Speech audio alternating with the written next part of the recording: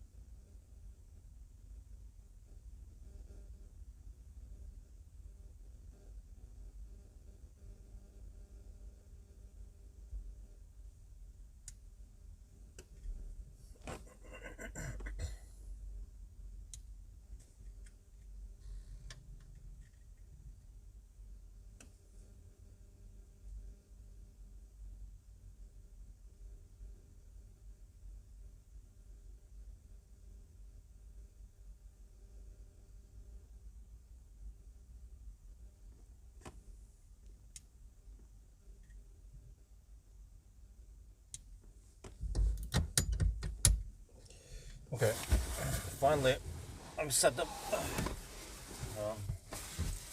They put this one. Put it here. It stays tidy. Okay, two microphones. Microphone check. That one is sticky. Okay, let's put it there. Okay, finally ready to go. That took a while.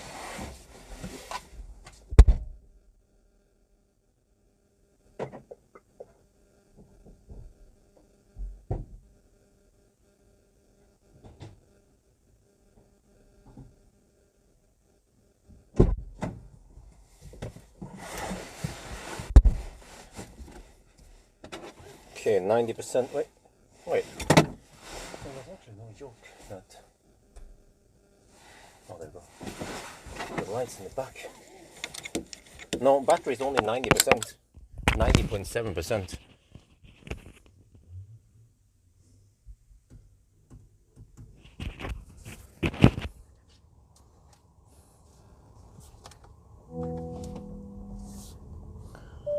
Man, it's so nice to be in a car with stalks again. And also it's nice to be in a German car again. Oh, Jesus. Man, those Chinese cars. At least next week I'm going to pick up, middle of next week I'm picking up Polestar 2 dual motor. Oh yeah. Let me see, I need to set something, I don't know. Okay, wow, this infotainment is so slow, come on, man. Okay, I need to check status. Odometer, there you go. Okay, 8,084. Okay. All right, let's see.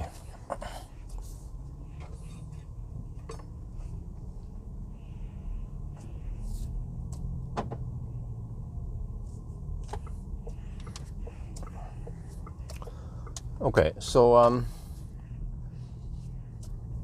the picture, the thumbnail is a bit misleading, but that's the only thumbnail I had, so I had to use that one. Wait, what the heck? Okay, there. But we will rent a Circle K trailer, because when I think about this, there are not that many cars I will do it. I have ID Bus, I have the Polestar 2 that I think many people want to see, and then I have maybe Lotus Eletre, and I think that's it. It's not going to be a 1,000 kilometer challenge I do on every car anyway. But the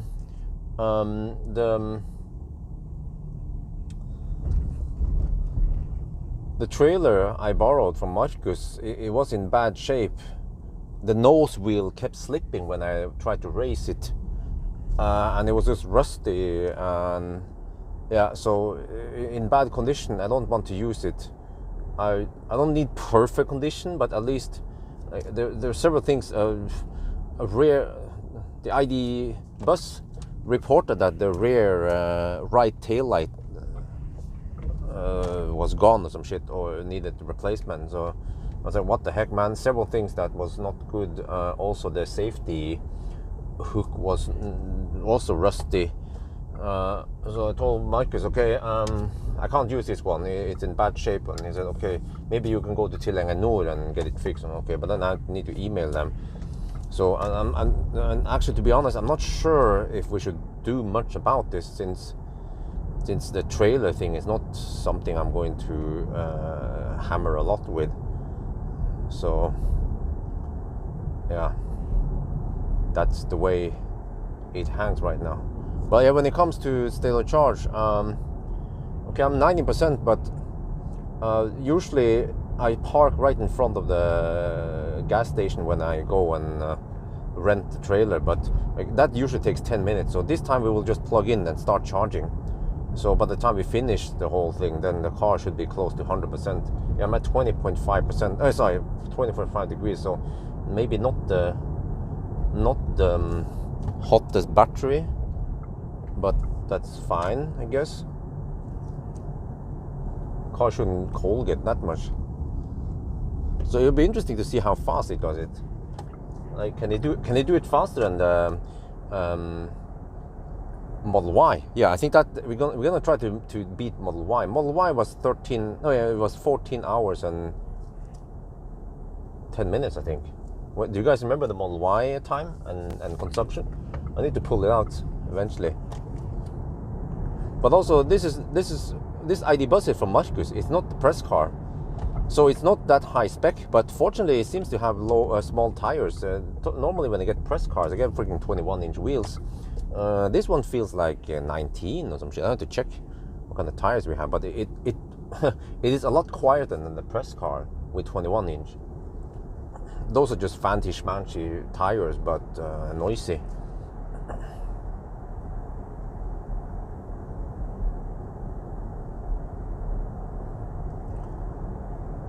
So let's see, man. But I'm like, I can't wait to move over to the new house. There's supposedly a solution now with the whole the financial part of the new house. Is that what's gonna happen? I have signed a contract with idéhus. They call it gjeldsbrev. It's like a debt document or something that they're going to lend me money, basically, but with insane high interest rates, and it's going to increase more and more and more the later I pay. So I'm like, oh shit, man, there is no other way to do it. I actually thought about, I didn't want to ask Marcus for that, but I could ask Marcus, like, hey, what do you think about this interest rate? Can you match it? I mean, then you get the money instead of idéhus. Like, I would love to give the interest to, I don't know how, I mean, yeah, if they, what kind of margin they get, but I would love to give Marcus the margin instead of idéhus, because Marcus is my good friend.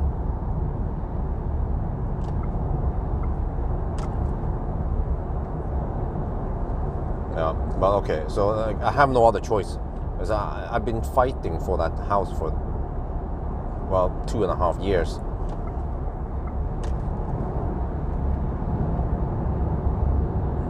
Okay, anyway, let me focus on the mission here.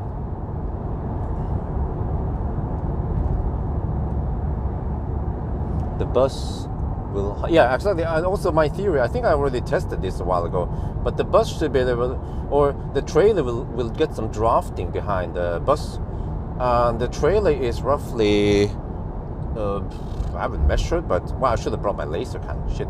But the trailer is roughly only 2 meters behind the bus. So it's like insane tailgating, right, in a way.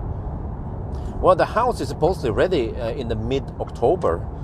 Today they started installing the kitchen, and then they will install the bathroom soon. So the plumbing stuff is up and running. The lights have been installed. I saw the lights. I tested the lights in the evening. It looks freaking amazing. The outside, the exterior, and the interior. I was like, holy shit, man! It looks nice. It looks so nice. Oh, yeah. It was worth the wait, and I also felt like I made the right choices in lights without going too bananas in cost. Also, the garage has 6 lights. The garage has freaking 130 watt of LED lights, and they can be. I can change the Kelvin also, and the light the brightness. So it was worth it with the garage. I can't wait to test, to start using it. But I need to paint it myself. I need to save money. But I'll just paint it white, 2 layers and shit like that. It's prepared everything now. There is sparkle and whatever. So yeah, eventually you guys will suddenly see interior view and banana box test from the garage. White, nice place. Okay, wait, can I use that one? Oh, P7337 is available. Okay, I'm gonna use that one. Wait, let me see. Charge port is on the right side, with the wrong side. Okay, I have to plug it in here. Wait, let me just go further out. Okay, this one. And I also shot the video of the V4 supercharger, garden one, up and running. 40 V4 stalls. Stuff is happening nowadays. So the new house, I have to pay around, I think it's going to be almost 7,000 euros per month. It's insane. But it is what it is, right? A big ass house for the whole family. Plus the expensive garage also. Insulated and heated floor in the garage is probably the most expensive garage in that area. It is so well equipped, insulated and heated, and lots of lights, and also inner walls and shit. Super nice garage. Unfortunately I couldn't get it. Oh yeah, let me start charging. Yeah, let's go. Okay.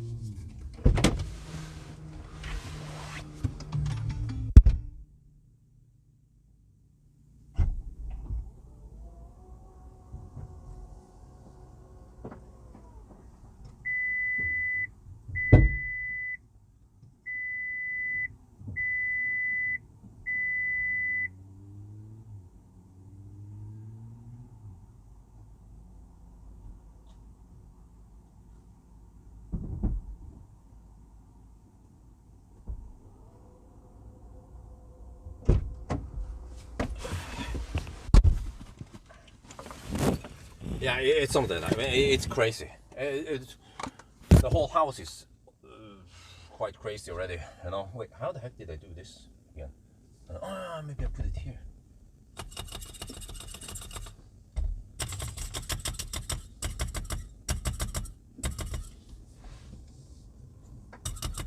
Wait, how the heck did I do this? I don't remember.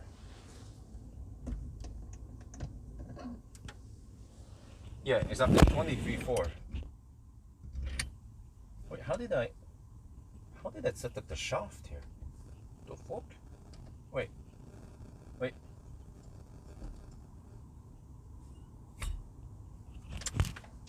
Or maybe I just put it like this. I don't remember how I set up the shaft, the ID bus. Maybe I just put it like this. Will it stay there though? No. Wait, this will work, kind of. Or, okay, hopefully it doesn't fall down.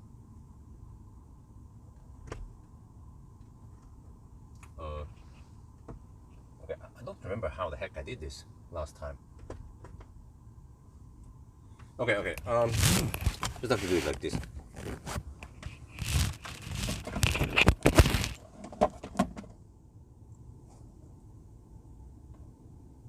Right. Put it in the seat. That should work.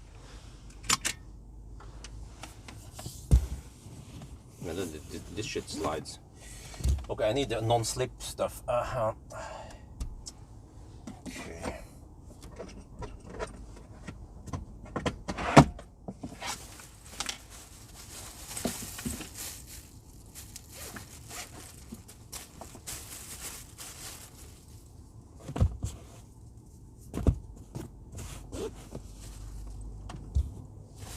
We're getting 42 kilowatts hour per hour. Okay, this should stay there, right? So yeah, this should work. Okay, all right. Let me turn off the lights and then adjust here a little bit, and then I'll be back. Maybe I could just pull the trailer. Oh shit.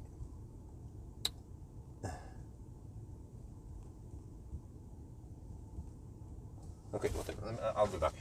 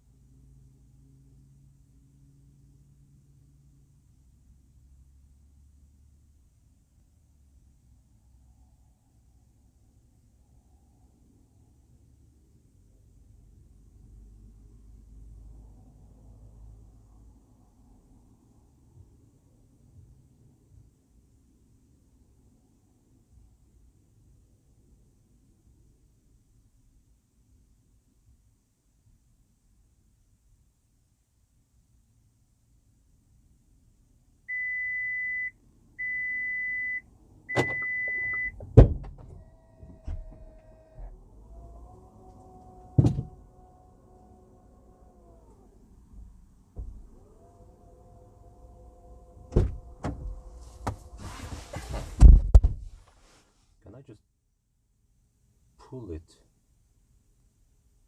myself.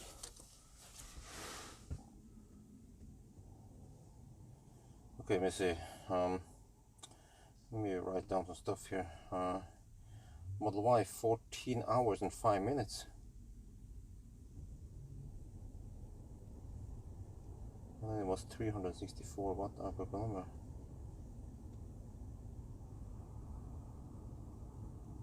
And then it was 10 to 20 degrees Celsius.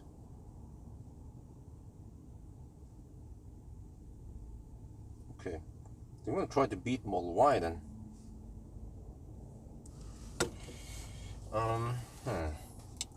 Let's see, when did we finish here supposedly?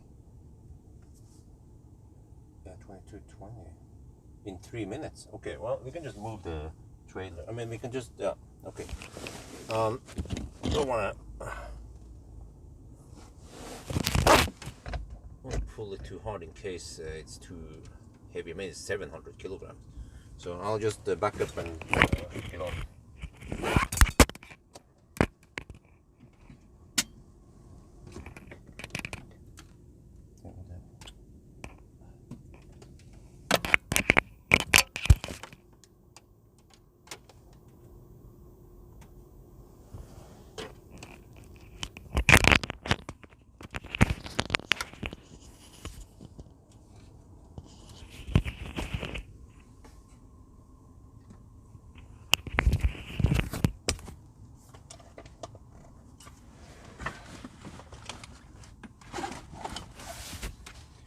Okay.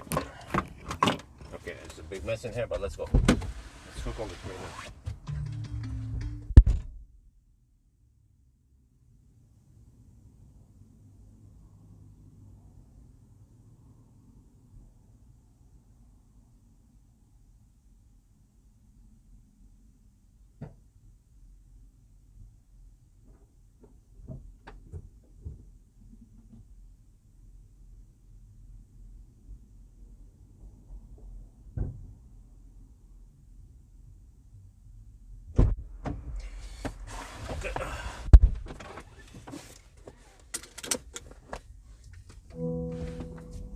Okay, so the regular the PW7337 is kaput supposedly, but I got another one that is identical. It doesn't seem to have broken spoiler, so it should be virtually the same. That's the big one. It's PW7340. So let me just hook it on right now.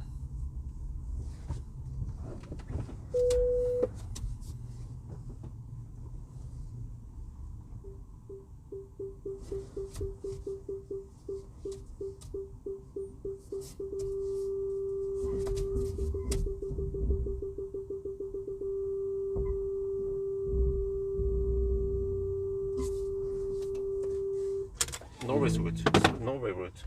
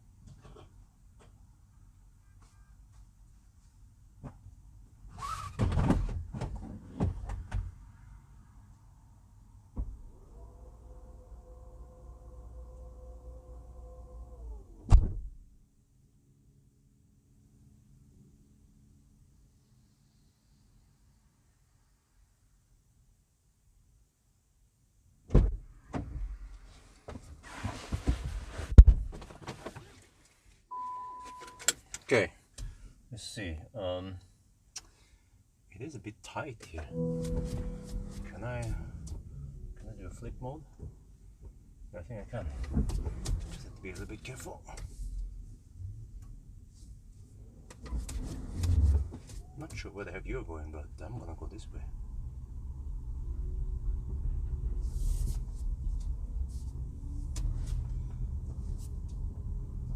Okay, big rig coming.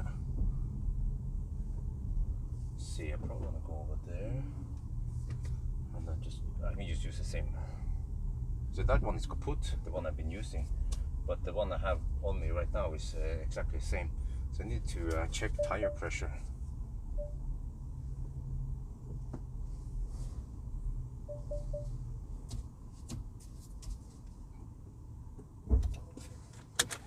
I have almost 98% now.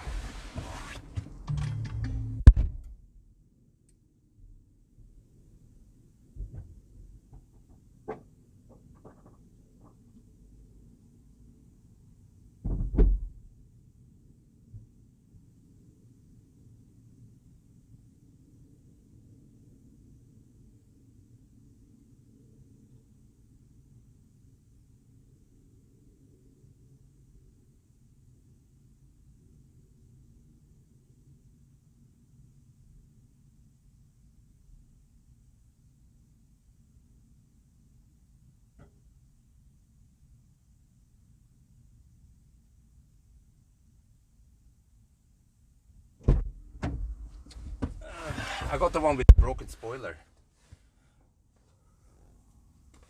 700 kilograms.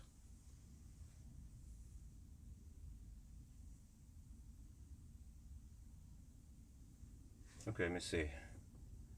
When is it expecting to finish? 22:30. Okay. Well, we can start at 22:30.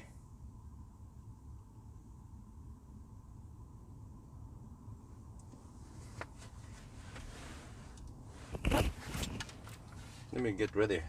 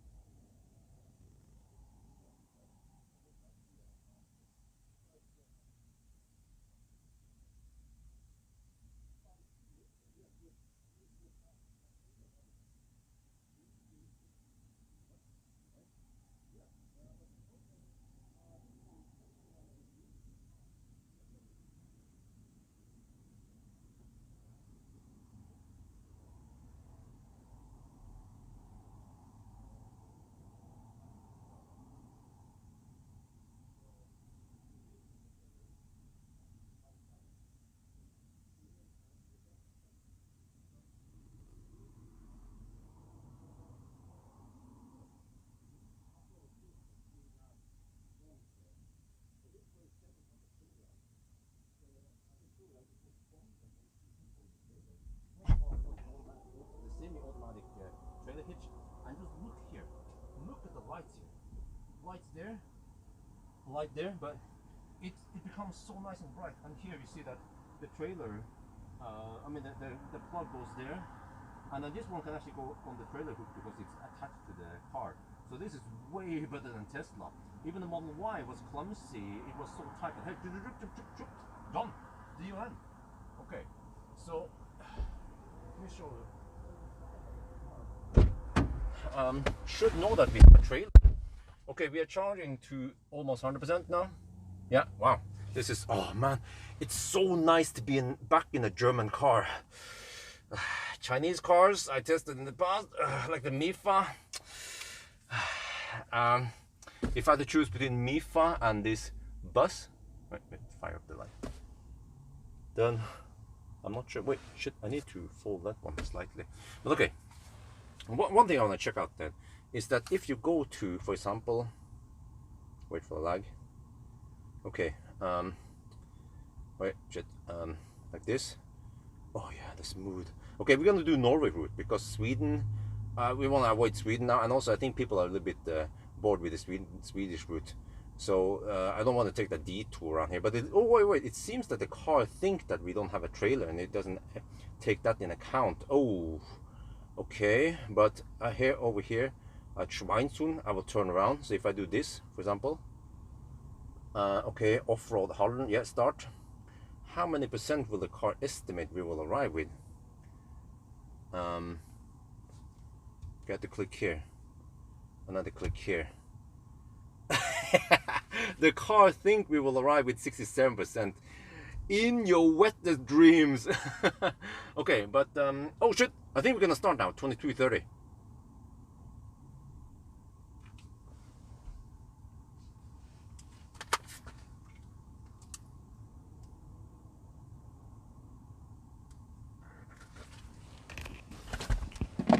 Or wait, it's not finished yet, but it says 100%. It finished. It finished charging. Let's go.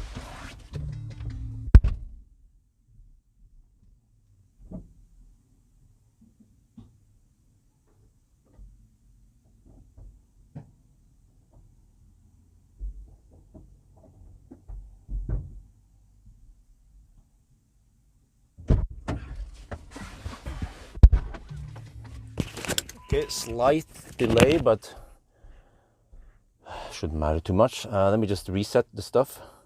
Super clumsy to reset this shit. Long-term reset. Okay. Status. This one, distance covered. Reset. Okay, we're good. Let's go. That was basically 22:30. Yeah. And off we go.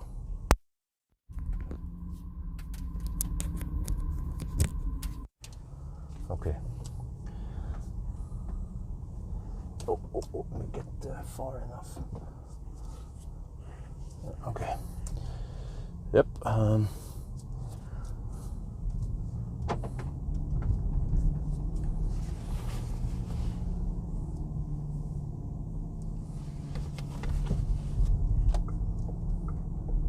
then unfortunately, this is not the press car, so I don't have a pilot assist, or whatever it's called, travel assist or something. So I only have adaptive cruise control. Yeah. Oh, I forgot to check the tires. Oh shit, I need to do that at one of the charging stops. Okay, so yeah, just wanted to check that the car I think I will arrive with 67% or whatever it was. That's not gonna happen. So the software doesn't seem to be sophisticated enough to take into account the trailer. Okay, we'll just drive the Schweinsund route. See, how quick is this? Not the fastest one, just 204 horsepower, not that much torque. This is probably the slowest I've tested so far. All the other ones, they are all-wheel drive, and freaking Plaid and Model Y Performance, and what was it again? Well, the EQE. Okay, that one wasn't that fast. But I mean, 200 horsepower still kicks a lot.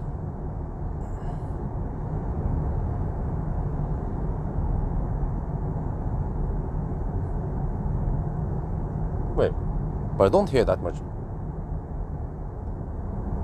wind. Wait, or is it the wind? Is that the wind noise from the broken the rear spoiler at the very end is broken? So this is supposedly the same one I used with the EQE SUV.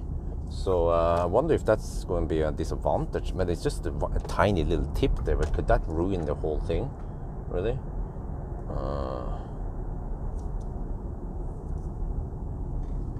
Okay, so now we go to Schweinsund, and then we see.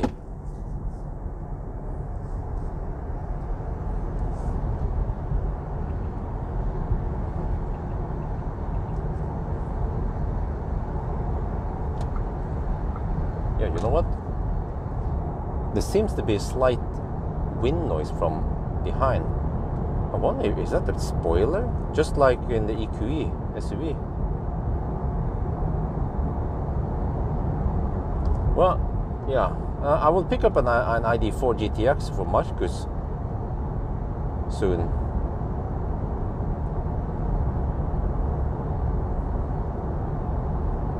Next week. There's stuff going on next week. I haven't booked any cars. This is I have roughly 1 week now that I don't have any cars booked, but I have some leftover I need to get done anyway. So, like this one here that popped up suddenly. Yeah, there's some wind noise from behind. Could it actually be that? Could it actually be the broken thing in the back?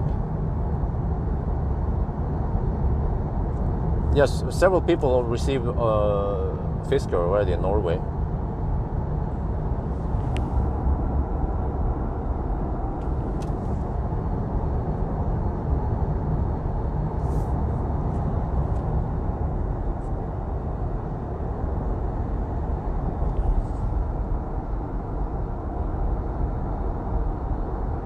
E2008, huh? What? I already tested it.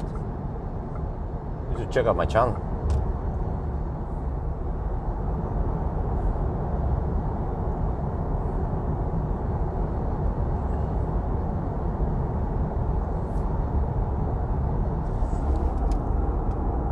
Tested it many times, many years ago.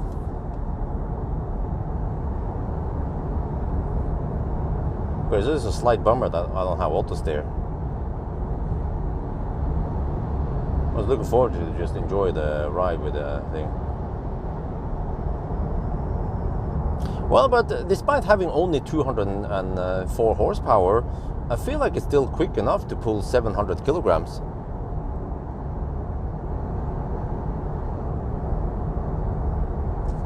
Okay, so you have to check out since charging.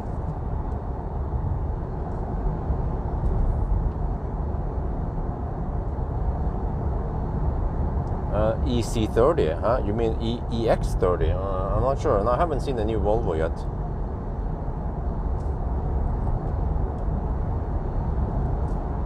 Okay, battery is only at 22 degrees Celsius. Let's hope it doesn't Colgate.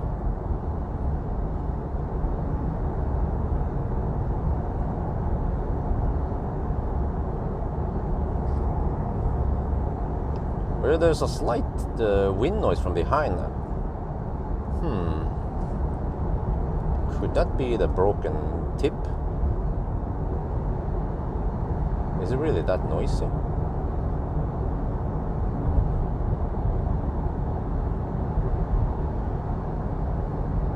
Whoa, whoa, whoa, whoa, whoa, whoa, why are you guys driving so slow?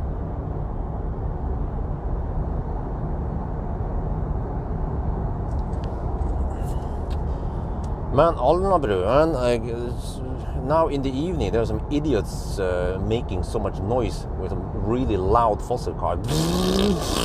You know, super annoying. Doing it at night, of course.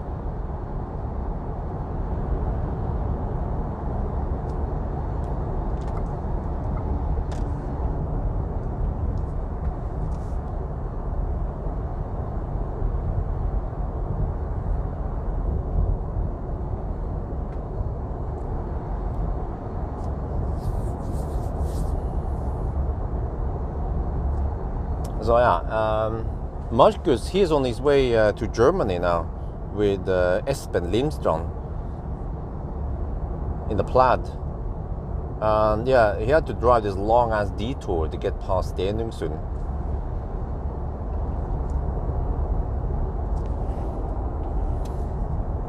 So yeah, I mean I could do it with the trailer, drive the detour back and forth. But I figured that I've been doing the Swedish route so many times. And also the good thing about Norway route is that you can actually B-roll. This time I'm actually B-rolling some stuff. I'm doing it slightly different now. So yeah, we'll see. Since this might get the view count, I'll just spend a little bit extra time with some music and shit. No, supposedly the landslide shit is, it takes a long time to fix it. They say something like 6 months to 1 year, because it was a big chunk of the road that was destroyed.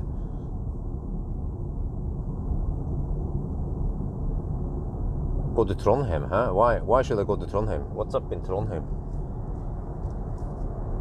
I don't know if you noticed, but I don't take any long trips lately because I have a 16-month-old baby plus a pregnant wife.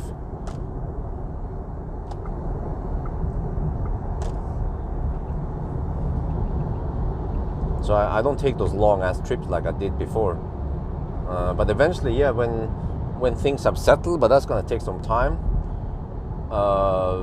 then I can maybe start going some long trips again. But until then I have to focus on the house and the family.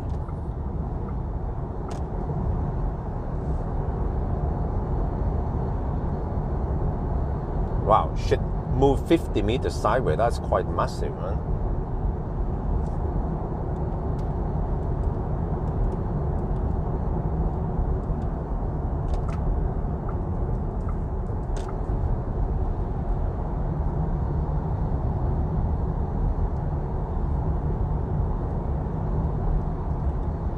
So yeah, lots of stuff going on now. I'm going to Valle in 1 week. Okay, what's gonna happen soon? On Monday, I think on Monday or Tuesday, I will pick up Millennium Falcon. I want to see the Marcus Beal sticker on Millennium Falcon, and then he needs to also pay for it eventually. I will do at least Sunday driving with Falcon. Maybe on Tuesday I should have time for it, because Wednesday I have to pick up the ID4 GTX, a brand spanking new one for Marcus at Ryen, Mølle Ryen. And then he wants me to promote it and promote that he has some. You don't have to borrow a Tesla. You don't have to rent Tesla for Marcus. He will also offer ID4 and some Skoda Enyaq for people, foreigners or whoever wants to borrow rent from him. So yeah, I can. What should I do with the ID4 GTX then? Or maybe I can try some off-roading. But last time I tried, I tried to go off-roading with a Fiat. No, what's it called again? Jeep Avenger. But it was just too wet. It was raining. Everything was just going to be soaking wet and slippery. So I was like, okay, no. So, but I should try to make it happen, and also on a Saturday maybe, or Sunday or something. Because I tried to do this on a weekday, and then I would have to push through traffic just to get soaking wet shit. And I was like, okay, no, fuck that shit, man.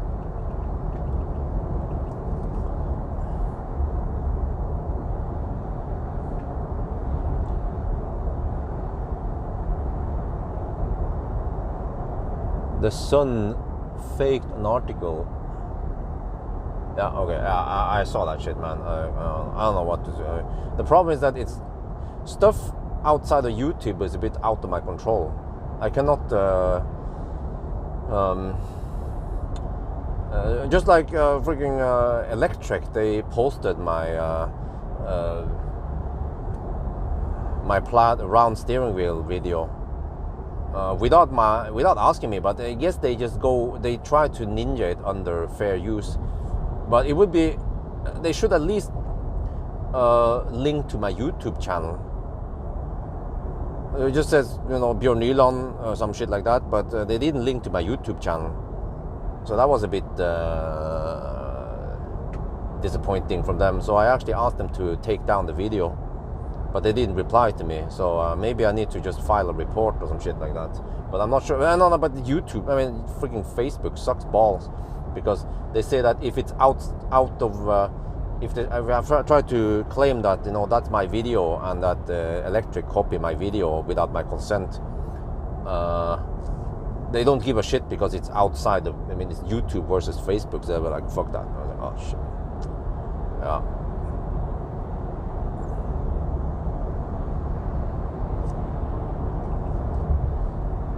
Freaking Zoe camper.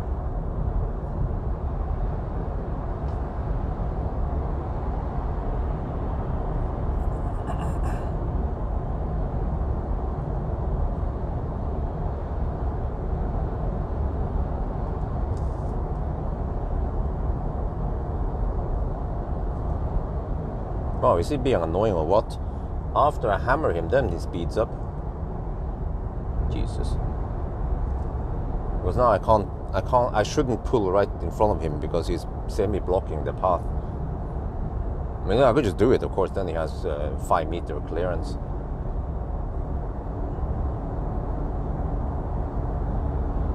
Part of my it's impossible to control it.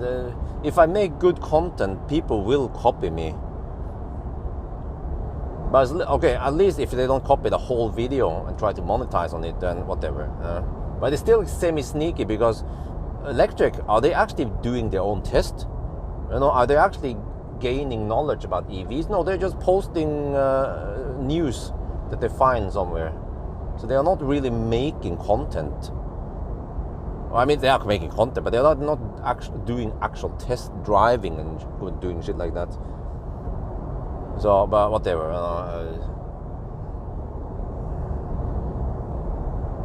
I have better things to do than to go bug electric. But I could try to find Fred Lambert and ask him, like, yo,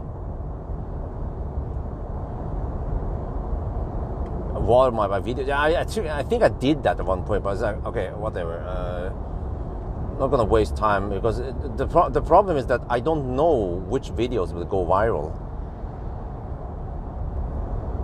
But even if I watermark my videos, I mean, what I actually wanted Electric to do is to link to my video, link to my YouTube channel, so people who watch that one, they could just, for the full video, go here, right? Then they take something from me, but they also give something to me, fair and square. This was okay. They just took a thing there just to get some exposure, and yeah. So I'm not sure. I mean, it was just 20 seconds or 40 seconds. I don't remember. So it would probably fall in the fair use. I'm like, okay, whatever.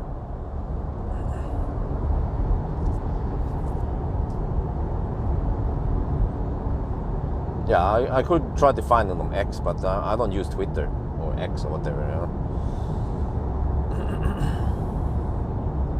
But the thing is that it's just borderland because it's probably under fair use. So, but it was just that he posted there. He didn't ask me beforehand or anything. He could have just asked me, right? And there were some trolls there that started talking shit about my wife, and I didn't like that. But then, how the heck do you shut down that shit? If they talk shit about my wife on my own channel, then I just ban them. Actually, some of those guys, they were already banned from my channel at least.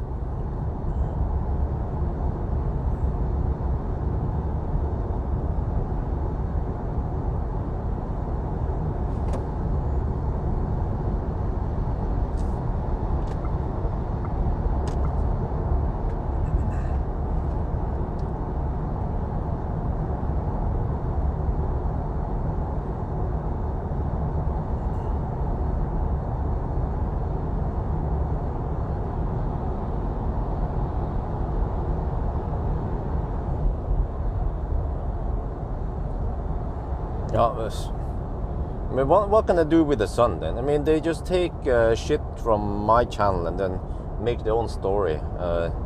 Yeah, okay, I know what to do. Okay. How about this? We're gonna make them taste their own medicine, right? I will make a video and I will link to it. I will show them. I will just shame them on my own channel. Type the sun, and so type the sun in the title so it's easy accessible, and then we just talk shit, and we will just dissect all the toxic shit they come up with, the false information. Yeah, and as long as I get views, no problem. Then I don't give a shit about the sun. They take my content, I spew shit at them.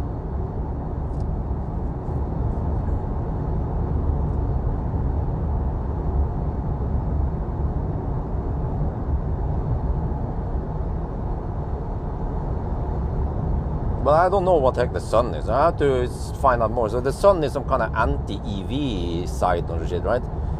I mean, what the heck? How stupid are they? I mean, and do they actually think that people are stupid to buy that shit? I mean, I tested it, the car. I on purpose, I said what I was gonna do, and I didn't run out of juice on accident. Well, it was the thing with the range test. Yeah, that one came a little bit sudden. True. Make a TED talk. No, I'm not gonna make a TED talk about this.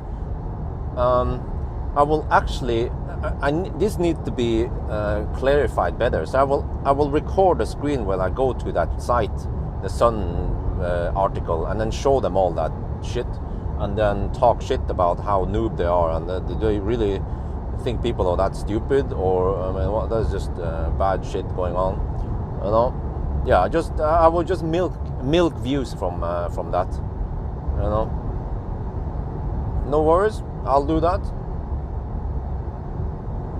But fortunately, lots of people are smart enough to know about EVs nowadays. Like, it's pointless what they're trying to do, because your neighbor is getting EV now, your boss is getting EV, your friend is getting EV, everyone is getting EV, and all those myths about EV, they have been shut down, or shot down rather.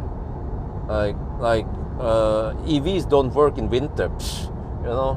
EVs don't work for long trips. You know, some people claim that EVs are bad for the environment. All that stuff has been debunked long time ago. You must be living under a rock if you think that EVs are that bad.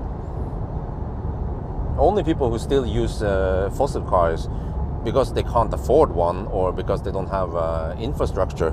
But everyone knows that EVs kick ass for the Lord, and that fossil cars are doomed to die eventually. But of course, everything needs to be phased out gradually, naturally, when people are ready for it.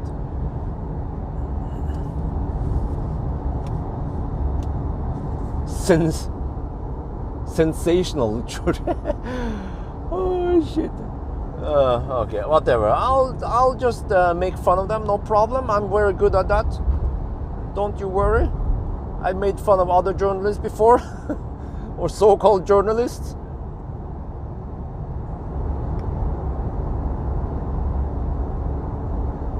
Yeah, the whole yoke problem, man. The problem with the yoke is that it doesn't have progressive steering. So it's actually poor implementation of Tesla. They just try to make some fuss about it, but unlike Falcon wing doors, they actually serve a purpose, and they actually have some good stuff going on. The yoke has more pros than cons. Sorry, the other way around. More disadvantages than advantages.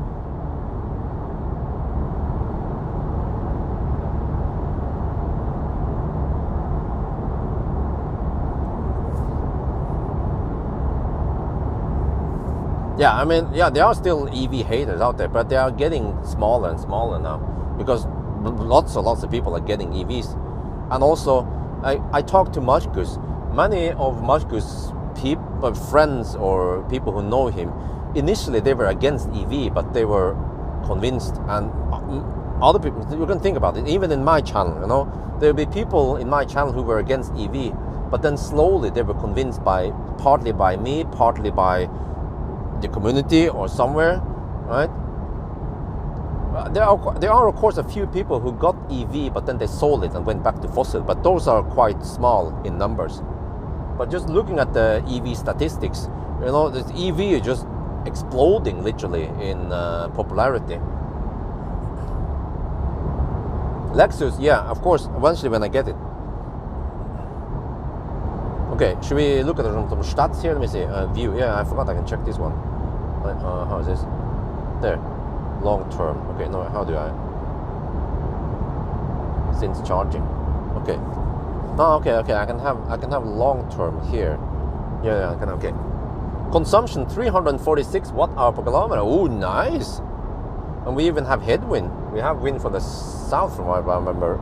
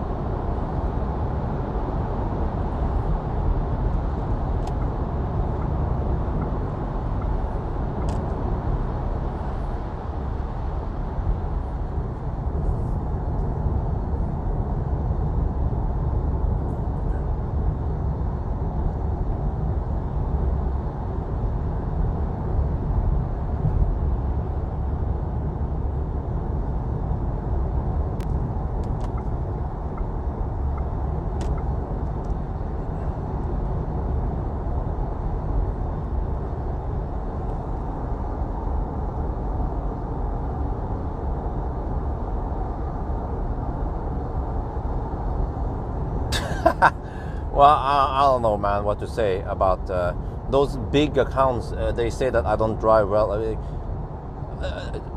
Have they ever tried the yoke before? I don't think so. Lots and lots of people are complaining about the yoke. I mean, why the heck did Tesla even make a round steering wheel, right? I mean, those guys are just living in a bubble, or they are just, I don't know, they're just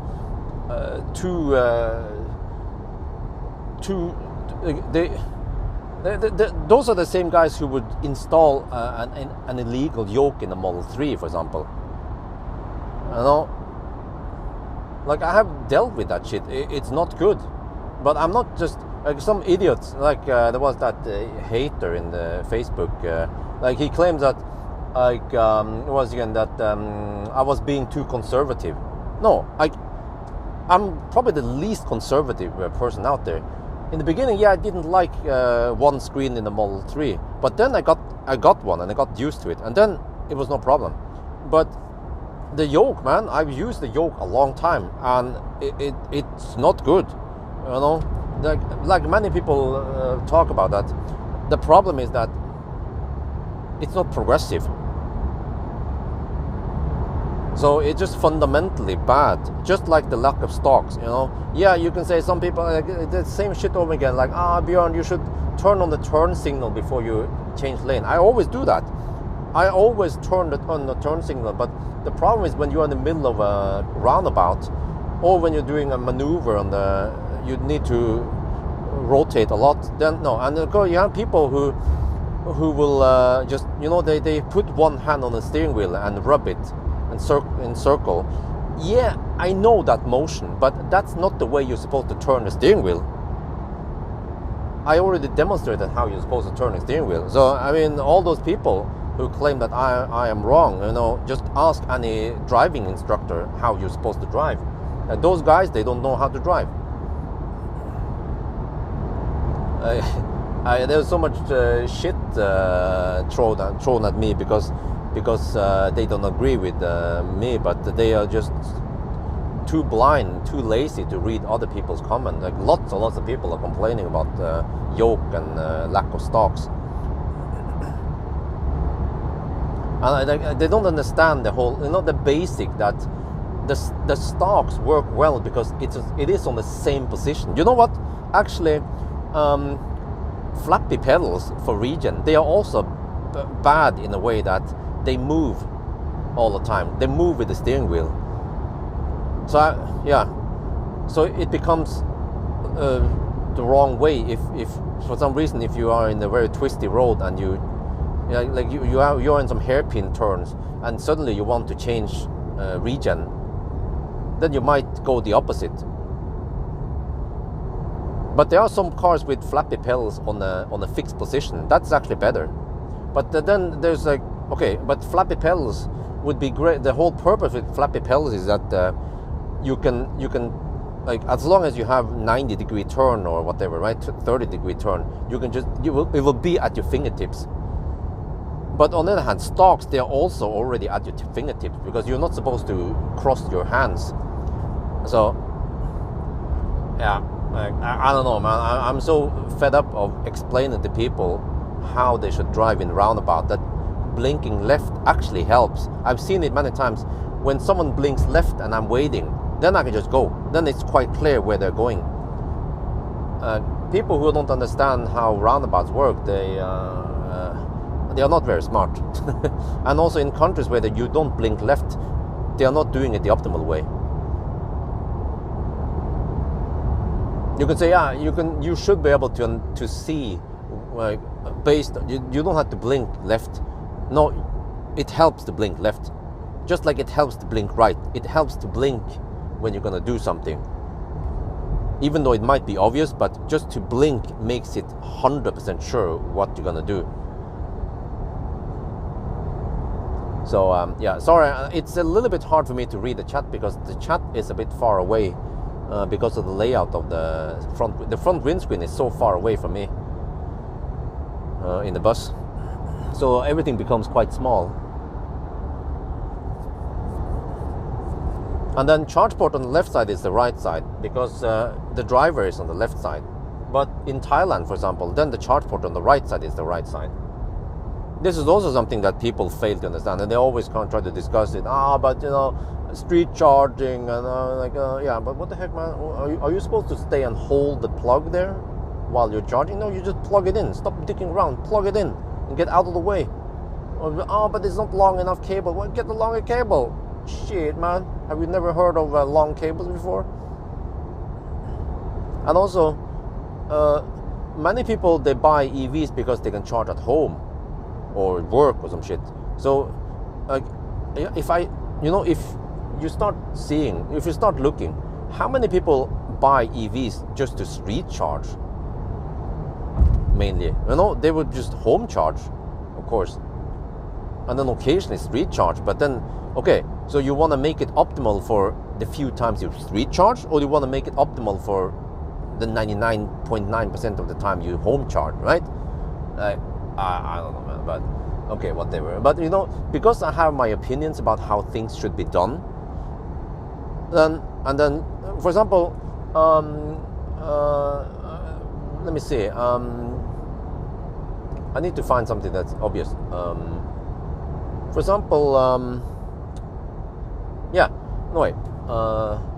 for example, Tesla's heat pump kicks ass, right? Heat scavenging is awesome. Yeah. Do people disagree? No. Heat scavenging is awesome because it makes the car more efficient and you can do a lot of cool stuff with it, right? Or good headlights is awesome, right?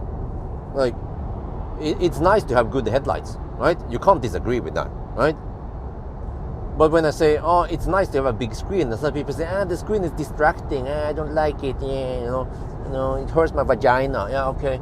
But when I say that lack of stock is bad, and then some people disagree with me, okay, fine, you are of course allowed to disagree with me, but then they start throwing shit at me like, Bjorn is old-fashioned, he's an old fart, he doesn't want to adapt. I'm like, what? I'm like the one who can adapt, man, like to one screen in a Tesla, to I don't know, like lots of new tech that comes out in the cars, apps and shit, and calculate shit. Whoa. Are you sure you want to do that shit, man? Freaking MC driver.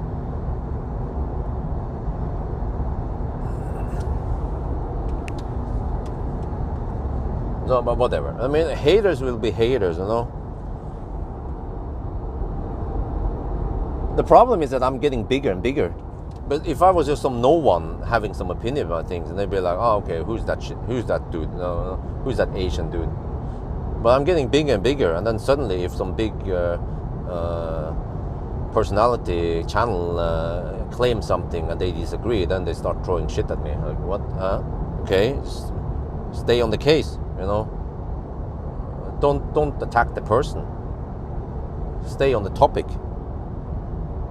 So yeah, but whatever. You can see who's mature and who's immature by reading comments.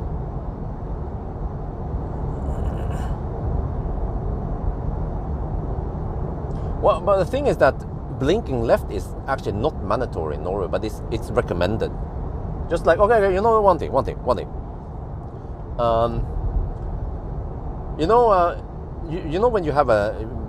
When you have a merging point, right?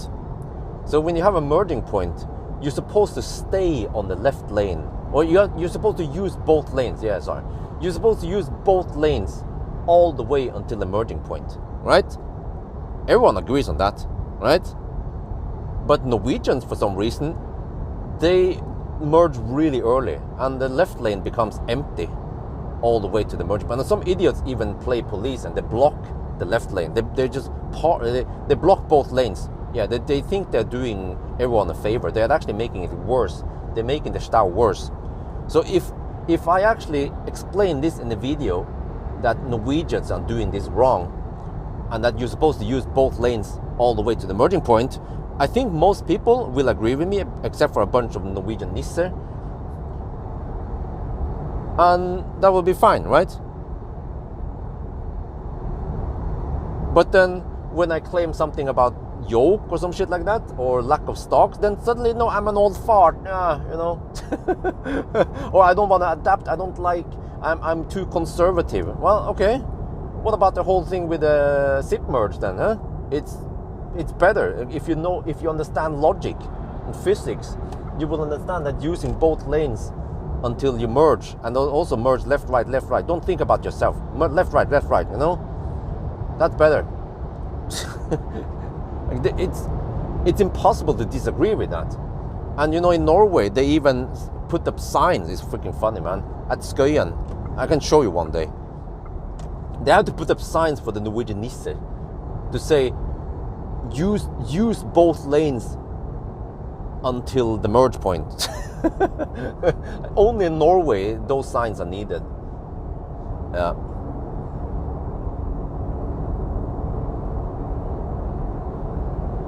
But I need to make a rant. Yeah, I think I need to make a rant about this. Because it's stupid. Like, it's fucking stupid, man. And also, I'm of course, I'm allowed to have my own opinions about things. And if you actually read the comments, like, lots of people agree with me. So I'm not just not just one dude against the stream or some shit like that. You know, if I was like, I don't know, if I was bitching about that hydrogen cars are useless and inefficient, and if it wasn't, then it would not make any sense, right? But yeah, a 4K run, yeah.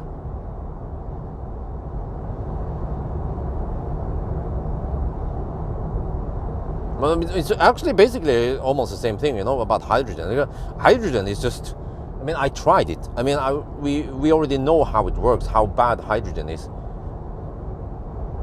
I've done 1,000 kilometer challenge. I've seen how insanely thirsty the Mirai becomes when you hammer it. And that was not even freaking hammering it, man. I cruised at 125 kilometers per hour, and the car became extremely thirsty, and the hydrogen price was very high.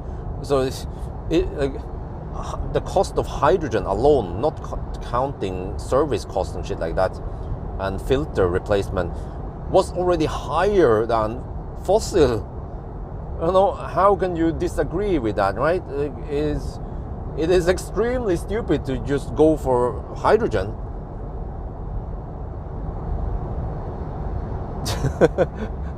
But there, yeah, for some reason, the people just, okay, they agree. Some people disagree, of course, but very few disagree. But the stocks, man, the stocks and the yoke, if the yoke was implemented properly, yeah, no problem. But it wasn't implemented properly. I mean, in a way, you could say that, okay, Falcon wing doors, they were actually implemented properly. Because if it was gull wings, if it had only one hinge, it would be quite bad. It would take up insane space when you try to open that shit. But because because Tesla managed to engineer it quite well, then it actually works remarkably well. It has, of course, some downsides, the Falcon wing doors, but for the most time, it works great. And the same thing can be said for yoke. It's that, yeah. And also, what were they thinking about the horn, right? Why did they take away the horn? The horn is very nice to have in the middle. They like freaking took away the horn, and you have a freaking button for it. No, that is not a good idea, man. Trying to mess with ergonomics just to save some money. There are plenty of other places you can save money, but some places you shouldn't mess with that.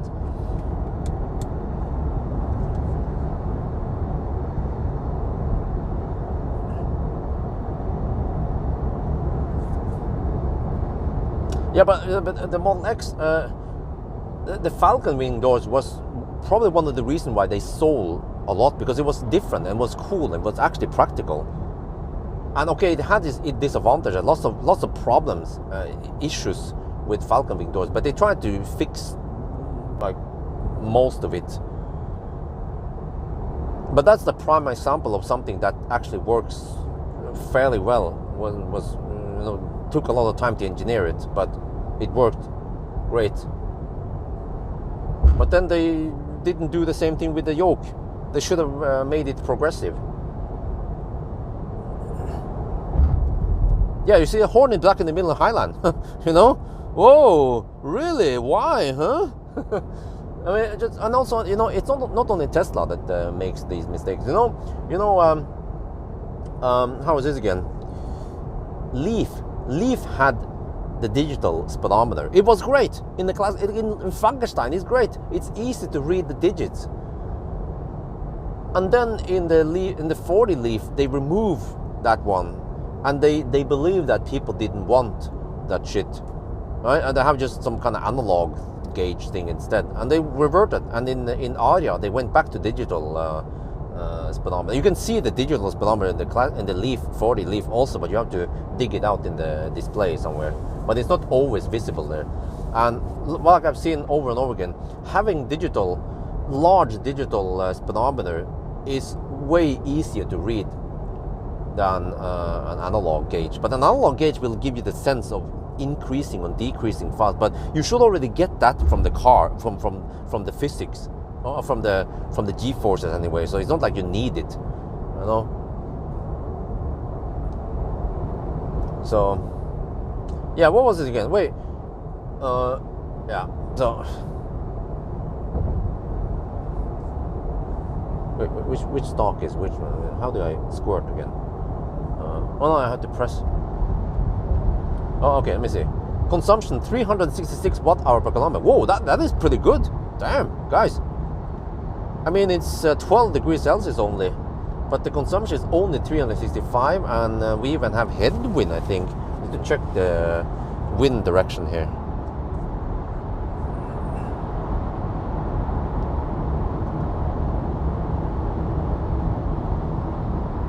Oh no, it's crosswind. Okay, we have some crosswinds. Okay, not too crazy winds today. That's good. Okay, we're down to 73% now.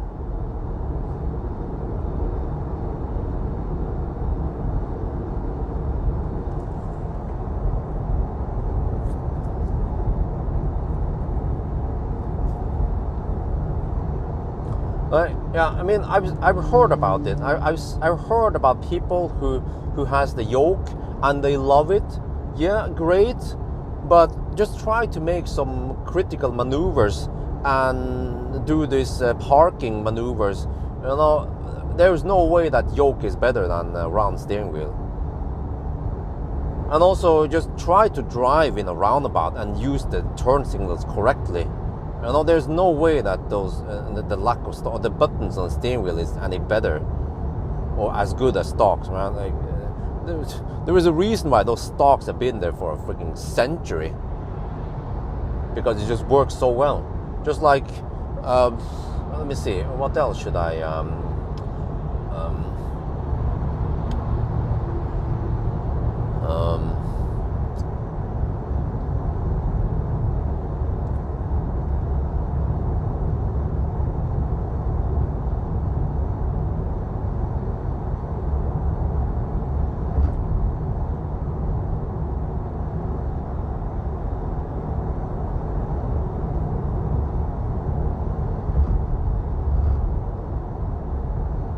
Stop. What the heck, man?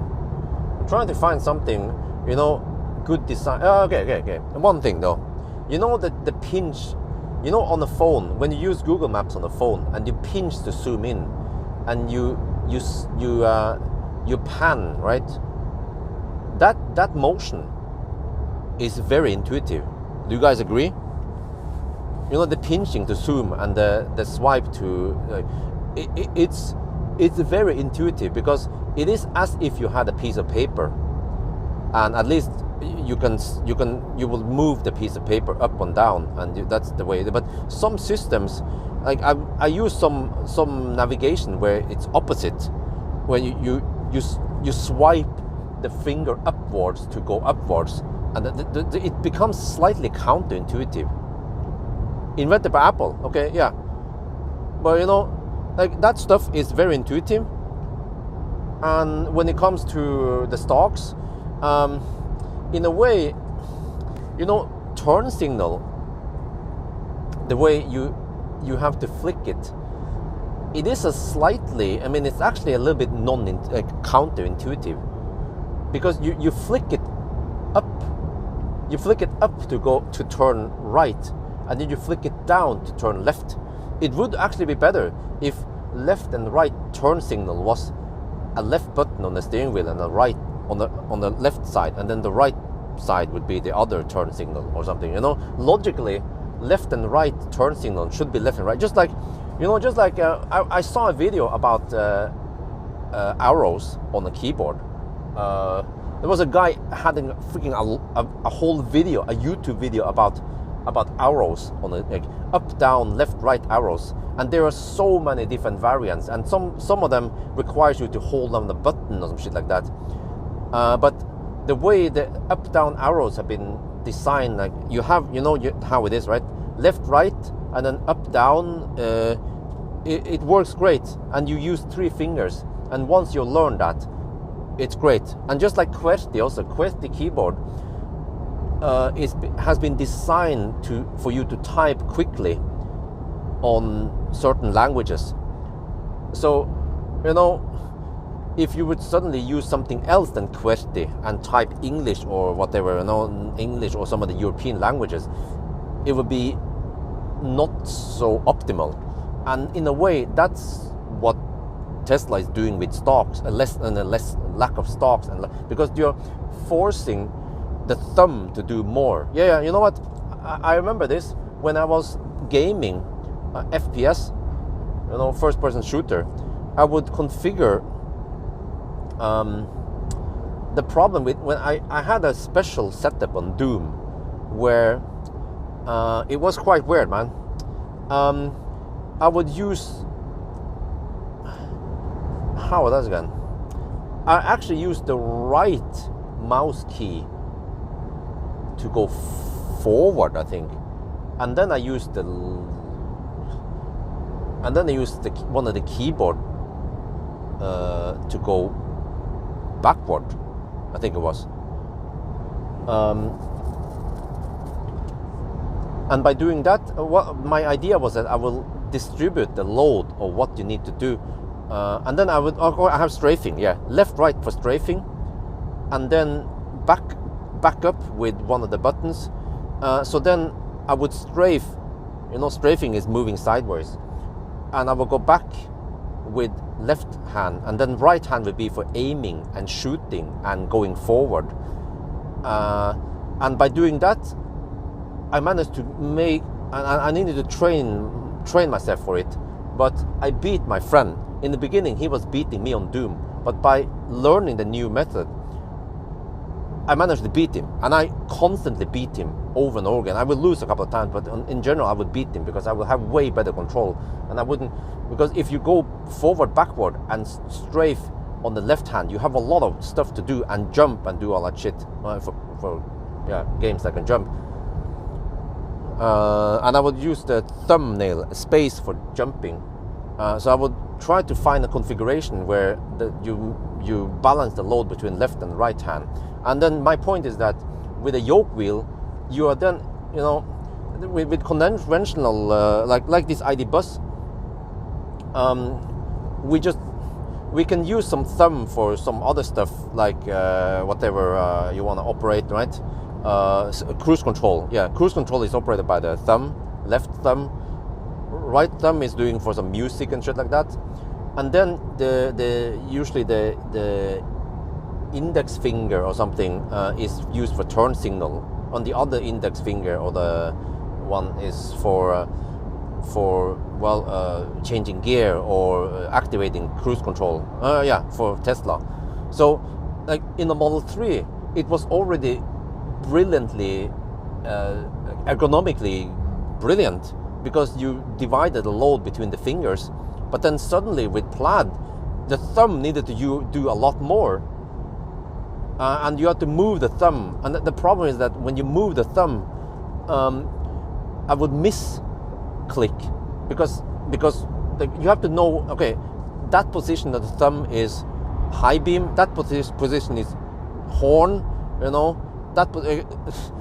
But when you have this on the stock, it's quite clear that the stock behind the steering wheel is the one for turn signal, or for high beam, or for autopilot, or whatever. So, you know,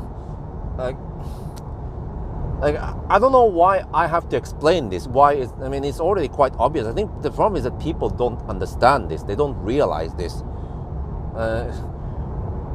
Like, I have decades of experience with this shit, and it is quite obvious for me. But people probably don't know this. You know, once I tell them, they might start thinking that, hey, you know, he's actually right. Don't put too much function on one thumb. And then when you have, yeah, whatever, man.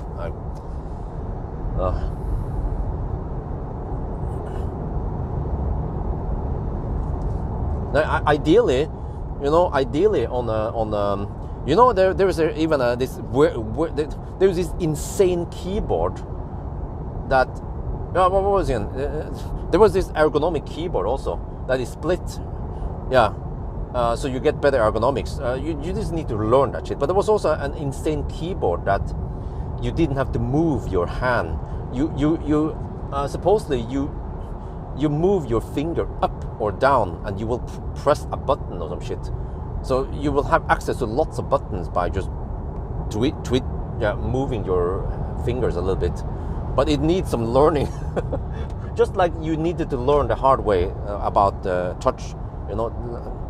Yeah, it can take actually several years to perfect touch, but once you perfected it, you can type really fast. And touch is not also, you can type almost anything. You don't have to base it on predictive stuff like on a phone.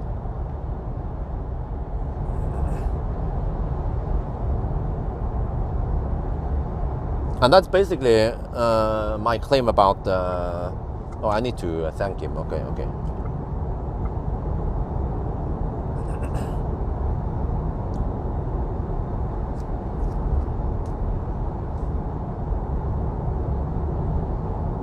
So you know that's basically what Tesla is doing with the lack of stocks and the yoke, is that they implemented some weird keyboard and mouse shit that's completely different from what people are used to.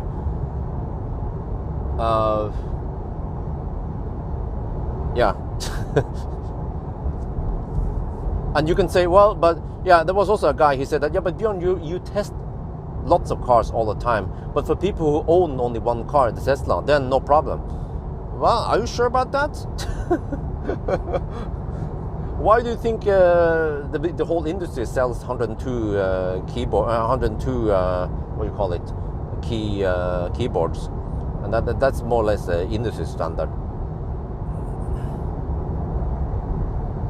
Yeah, well, I mean, Tesla won't come back to stock. That's okay, fine, but they're gonna lose customers. You know, just like just like when I, you know, it's funny when I bitch about beeping. Nobody disagrees with me, because most of my viewers, they are Europeans, right, or Western people. They all agree that beeping is freaking annoying, and also that zigzag and uneven auto steer and uneven cruise control is bad, right? Well, I bet if I had my channel in China, lots of people would disagree with me. Say, oh, we love beeping. We want to beep for every fucking thing.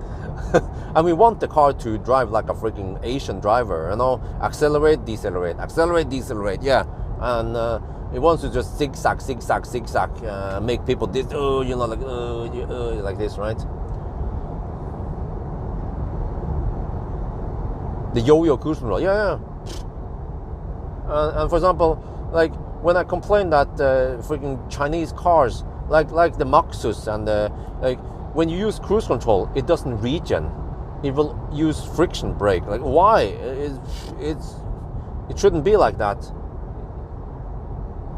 And nobody disagrees with me. Yeah, why? Why don't? Maybe some people say, Bjorn, you're being stubborn. Yeah, just because Tesla regens when you use cruise control doesn't mean that it's good. We should use the friction brake more. Yeah. Like, huh?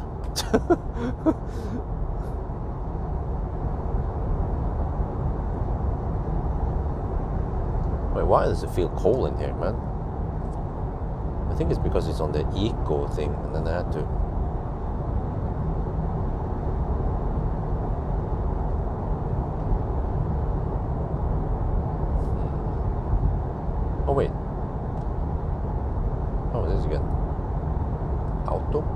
Oh, it's on low. Okay, it says the medium then. It feels a bit cold in here. Okay, consumption is 373. That's looking pretty good. Yeah, it's actually a waste of energy.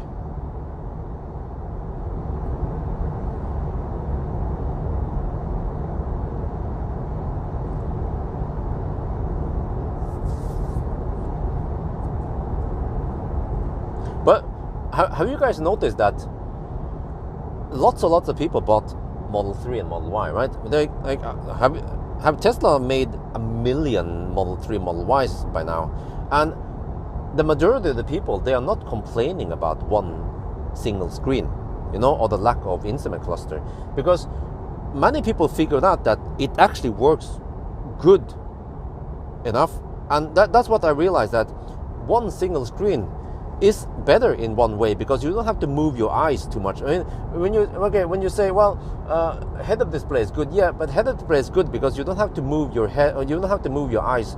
You can see stuff right in front of the windscreen. That's pretty good.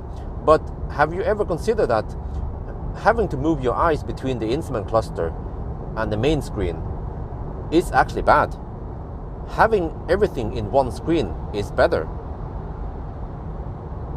And you can say, oh, but it's not right under your eyesight. Well, I mean, it's literally there anyway. And just the fact that you have everything gathered in one screen and you don't have to move your eyes too much is an advantage. So, that part, most people, they actually gotten used to, and they don't complain too much about single screen in Tesla. But the stocks, man, lots of people can't live with stocks, and they can't live with yoke. Yeah, I know. Lots of people went. I mean, not a lot, but some people went for head-up display. But I don't see that as a very common thing to go for. For example, okay, take this one. You guys remember Millennium Falcon? The earlier Model S, they had a wide open center console. You guys remember that? That's what Tesla did in the beginning, but they found out that it's not that practical. Things would just move around over there, and so that's why they made a center console with some nice lid and shit and whatever. So yeah, having just one open space there is useful if you have to put a freaking, I don't know, a melon in there, some shit like that, a watermelon. But if you want to have some keys, some other items, some phone and shit, then it becomes impractical to have just one open space. So that's why they went for they slowly evolve into what they have today, and today it works great. Like those two wireless charging pad that they have in the Tesla, it's fucking brilliant. That design, it's so brilliant that I still wonder why other car manufacturers haven't copied it. The way they utilize the space there is just insanely good. In a way, first I didn't like it. I was like, I like the old design with the open space, but once I started using that, I gotten used to it. No problem. It's brilliant. And I still wonder, other car manufacturers, they have some charging pad, like freaking e-tron, man. You have a charging pad on the side. You slide your phone in there to wirelessly charge it. It's super clumsy.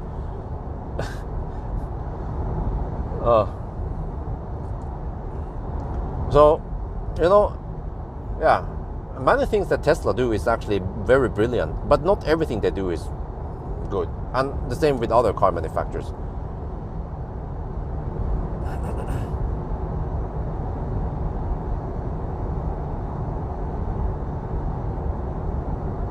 For example, also MEB platform.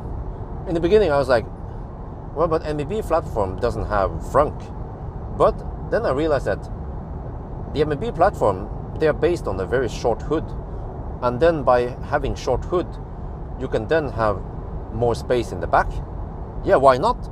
It's actually, in a way, better sometimes, because then you can have more space if you have to put something really large in there, like a fridge or some shit, or a furniture, or a big bike, or a surfboard. But you can't do that. You can't chop your surfboard in half. and then put some parts in the front and some parts in the back here, right? So actually, that's actually a very good thing with the MEB platform, or just having a short hood. Because many people, especially Tesla fanboys, they'll be, oh, if it's no front, no good. Yeah, well, I also thought that in the beginning, until I started testing MEB cars.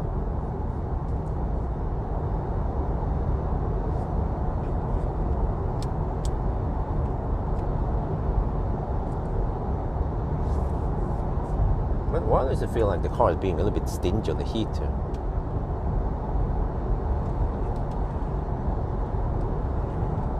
Why do I feel cold in here? I need to have it on 23 degrees Celsius, man. BYD Dolphin. I haven't tried it yet. But I mean, the thing is that it's BYD. It's, people are going Thai people are going crazy about Dolphin nowadays, because the price has been released and it's actually a very good price. But it's BYD. I don't want to be a hater, but I tried some BYDs in the past and they disappointed me. So I don't expect the BYD Dolphin to be a game changer, you know. The Chinese car manufacturer, sometimes I wish they would listen to me for once and just try to implement the suggestions I had. They could always revert it, yeah, git reverse, but just give it a try, you know, see if Europeans will like it or not. Because that's like one of the things that turns me off every time I try a Chinese car, because they are just too Chinese in many ways, and it turns me off buying it. The only reason I would buy a Chinese car would be in Thailand, because they are more affordable there, because it's closer proximity to China there. And then European cars or Western cars are in general more expensive in Thailand.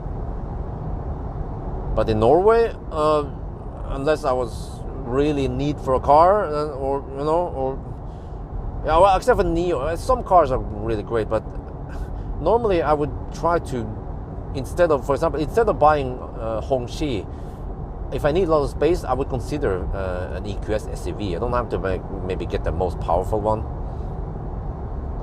Or instead of buying Fat e-tron, or instead of buying Neo ES7 or EL7, I would probably try to find something German, or maybe go for a Model X even, right? Or Model Y or some shit. But if they could just fix that, if they could just make the Chinese cars less Chinese, just copy Europeans or copy Western cars, get rid of the bing bong, make smooth auto steer, have a trip meter, you know, make the infotainment better. Just use Google, for example. You know, just use Google. Will we ever see a Chinese car manufacturer use Google Maps? Probably not, because they are Chinese. They don't want to use Google. Maybe they are not allowed to use Google. But Google is great. Just look at Polestar and Megane, and Tesla is also using Google-based map. Yeah. Anyway.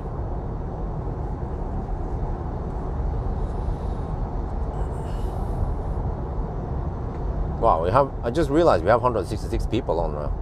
Just having a very long rant about stuff.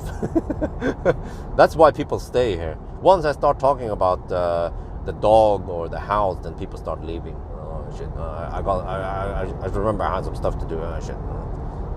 You just have to keep ranting.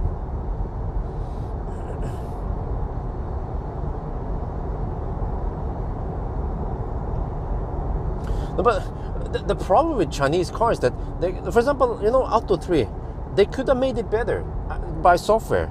Oh, even the Toyota BZ was rapid gating a bit, but they could fix the rapid gate. But just look at Tesla. You know, Model 3 performance a couple of years ago, they scavenged the heat too much to the point where it started limping.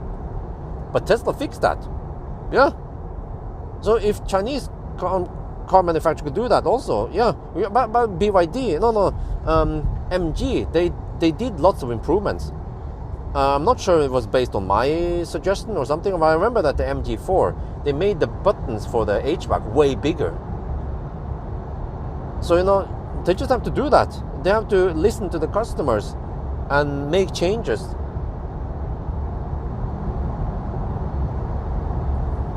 Okay, anyway, back to the challenge. Oh shit, 379 watt-hour per kilometer now. We have down to 53%. But we have done 92 kilometers. Damn! I can probably, well, maybe I should stop at the Rygge, right? I need to go for high power chargers here. I need to go for Ionity or V3 supercharger.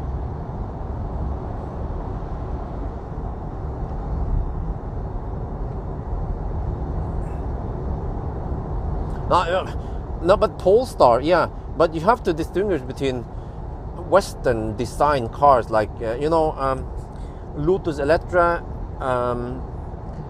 BMW iX3, Polestar, what is it again?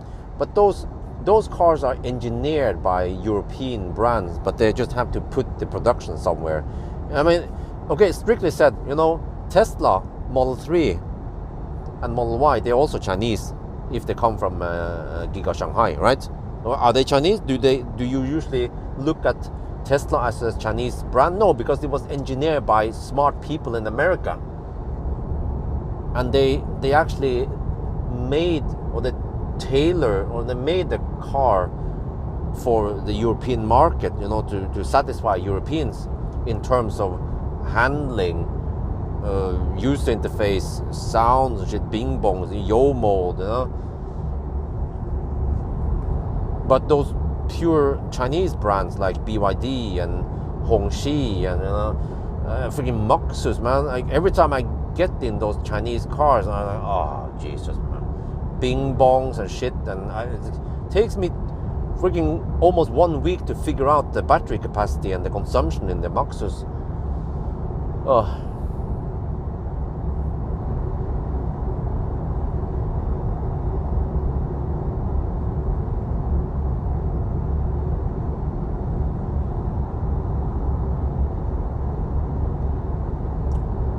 Right, anyway,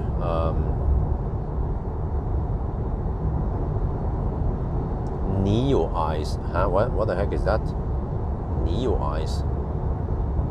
But actually, you know what?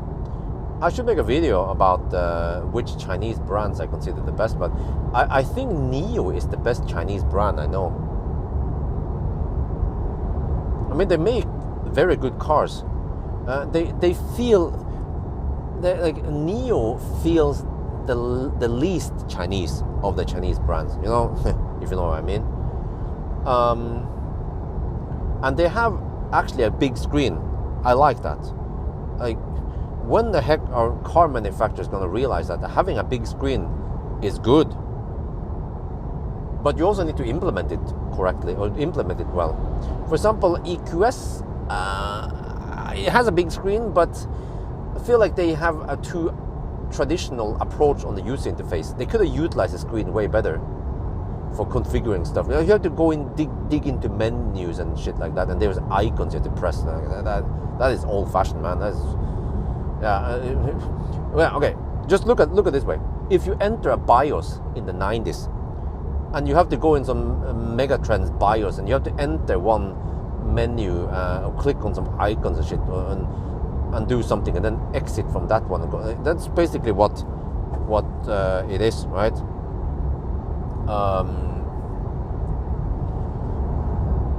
That's basically the old user interface. But then you have, let's say, a file explorer or a device manager in Windows, where you can open several menus. You have like a menu on the left, and then you can drill into other stuff.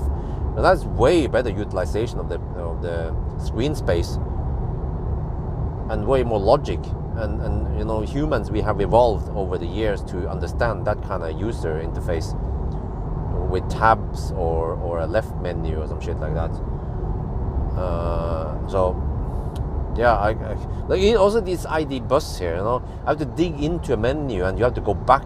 Like, it's so old-fashioned that you have something you're gonna do, and then you have there's a picture of a car there that takes up half the screen. What is the point? Okay, unless that car is showing something critical, let's say some like yeah, when you are maneuvering some shit like that, or if it's a 3D view, or if you see turn signal and doors open, yeah, that makes sense. But if it's just a picture of a car that is not animated or doing anything, and especially if the car even has a wrong color, then just get rid of that picture, put something else there instead. You know, like, oh, how can car manufacturers keep making these wrong design thing? I don't know, man. Or am I just being stubborn? Yeah, I'm probably, it's just me. I'm stubborn. I'm old-fashioned. What did he say again? That hater. I don't want to adapt and stuff. Yeah. We just want to stick with 99. We want to stick with user interface from the 90s. Yeah, why not? With icons and back buttons.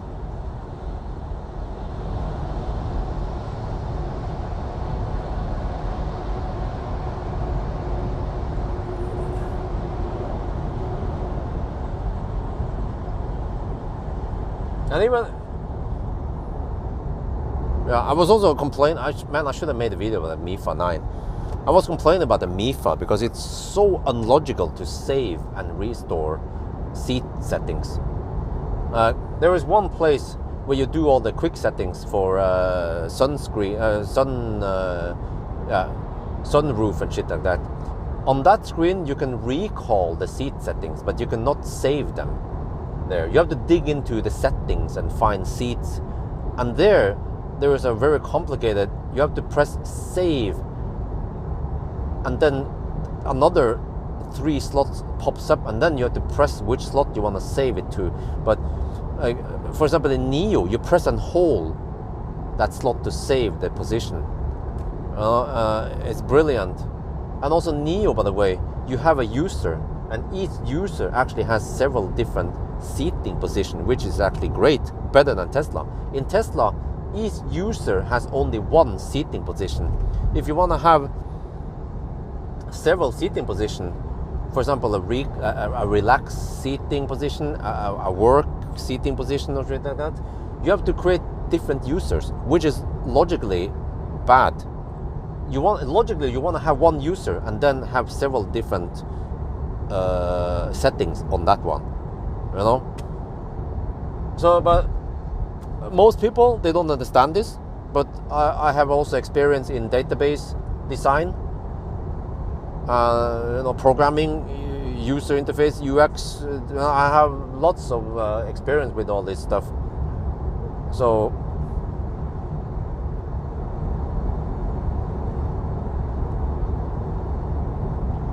do not link your phone with the car, have a different profile. Oh shit.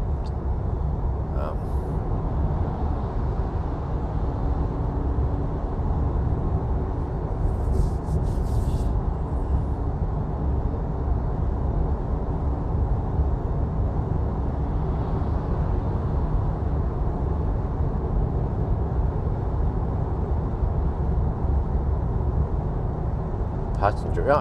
Even today, you can't adjust the passenger seat in a Tesla. Tesla has some of the most advanced software and hardware, but can you adjust the passenger seat from the main screen? 9. Shit, man. How long did it take to get waypoints even?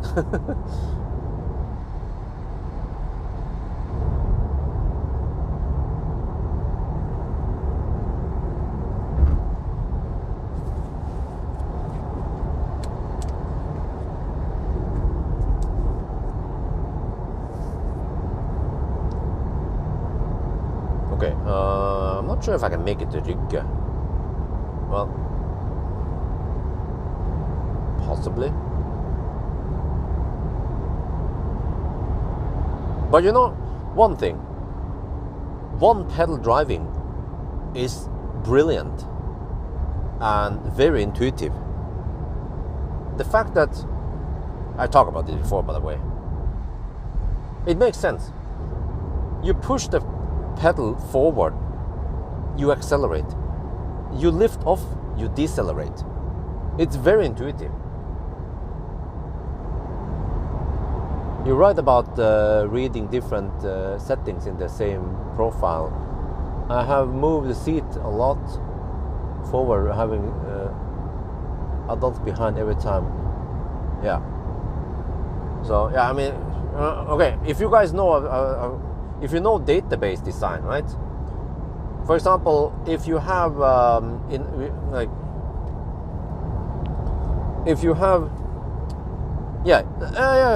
prime example, if you have a table with users, what you want to do is, okay, if you have a user and you have different seat settings, you don't want to make like a user like Björn Nyland driving, Björn Nyland relax, Björn Nyland shooting video, right?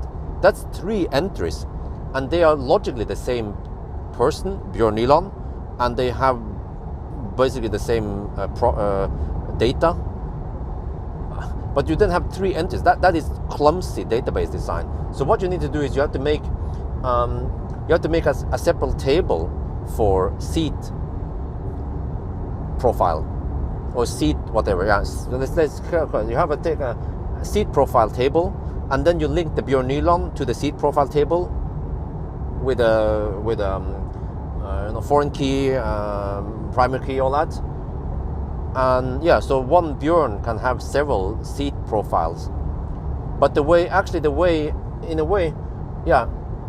that Neo has implemented it, it's also well, actually for a user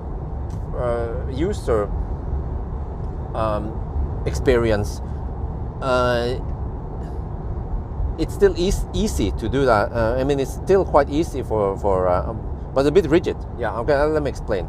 In Neo, you have presets. So one user can have, they even have preset name for it. There's like a driving preset and a relaxed preset, but it has a name, but you can adjust whatever you like. Yeah.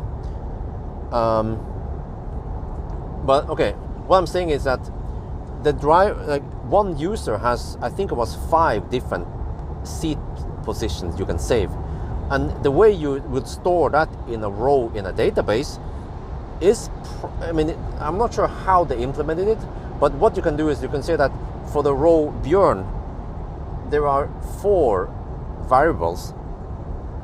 Yeah, that it could be implemented in a clumsy way, that you then have a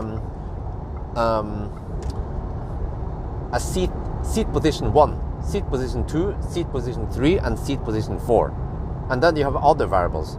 So you can have 4 variables holding those positions, but then it's not just a seat position, it's not just an integer. It actually, that one needs to be linked to another table which contains different, well, actually, maybe I forgot, they probably don't store this. Yeah, they don't store it in a database like that. I don't know, maybe they store it in a JSON or some shit. So yeah, you can of course just have an object and then or whatever it's called. So you cluster one data there, and but ideally what you could do is that profile can make as many seat positions as possible, and even give it a name. Yeah. But then you have to design the data structure differently, and then it might become a bit confusing.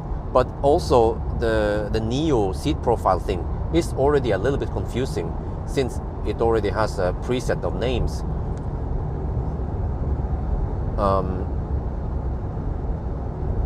But also, for example, a prime example of this, scare off on there. But also, conventional cars like a Mercedes, for example, even a Mercedes with a freaking hyper screen. The Mercedes, or most cars, most so-called premium cars, you save seat position on buttons, and that is quite bad. Why? Because seat position 1 or seat position 2, who the heck is that? Well, you can say you can link it to the key fob. Yeah, okay, fine. You link it. Your wife uses one key fob, you use another key fob. Yeah, until you guys mix them up. Okay, then you need to mark them. But why do you need to mark them? Why do you need to do some extra logic? The whole logic should be done by the car, right? So instead of having 1 or 2 or 3 slots for the seat position, you should do it like Tesla. Name a person, right? Way better. Then there's no doubt which seat position you restore when you click on it. And then so in Tesla you can make up to 10 profiles, I think. So I think that's way better. But then the Neo approach is even better. Except for maybe Neo, it's not that easy to make a new profile. Yeah, it should also be quite easy to make a new profile, just like in the Tesla. If you buy for one car for family, one baby, which one you should? Model Y.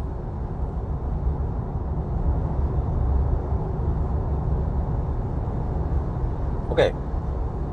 Wow, maybe I should have waited until tomorrow, but I was hoping for some dry roads, but it seems like nowadays it's hard to find dry roads. Okay, consumption 382.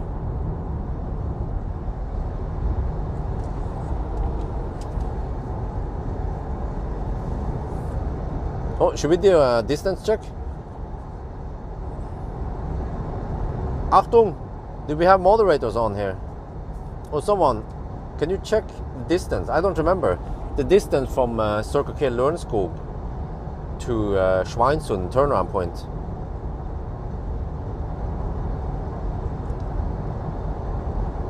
State of chart prediction. Let me see. Don't ask so hard questions. Well, we're gonna turn around here. Okay, I need to plot in Ionity or something.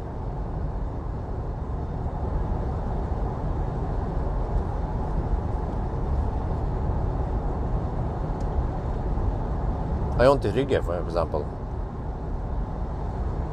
You need to go for the good juice. That's 46 kilometers away. Okay.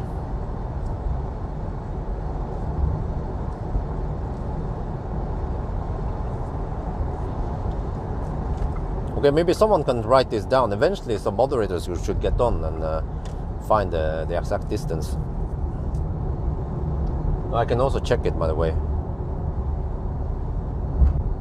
Okay, turnaround point.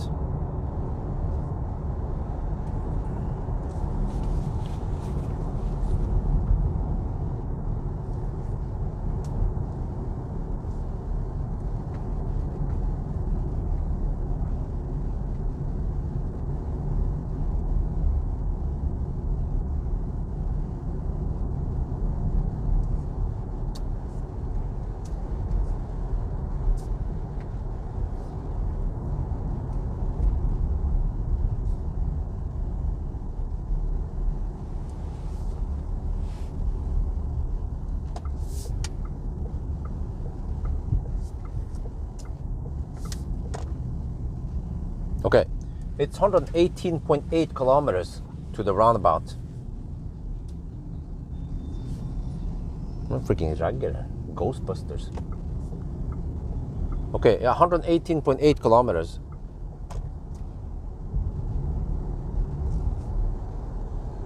Huh? 128? No, 120? Okay, so this car is underreporting like 1%, right? Or something.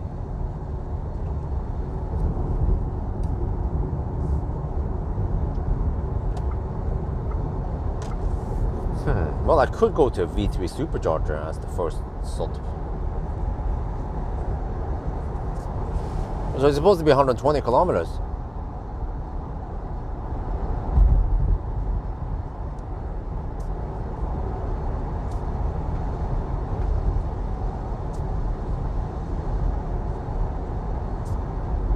Yeah, that's 1% underreporting.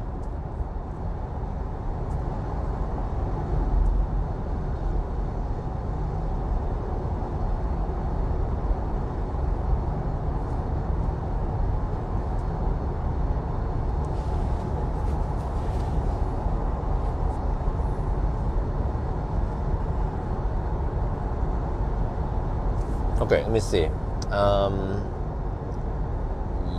Yeah. Oh, okay. Well, the battery is just cold, nice and cold now. It's not. Yeah. The battery is hovering at 23 to 25 degrees. I think we want 25, right? For no Colgate. Okay, 120. Okay, we have 1% underreporting. You have to count to 990.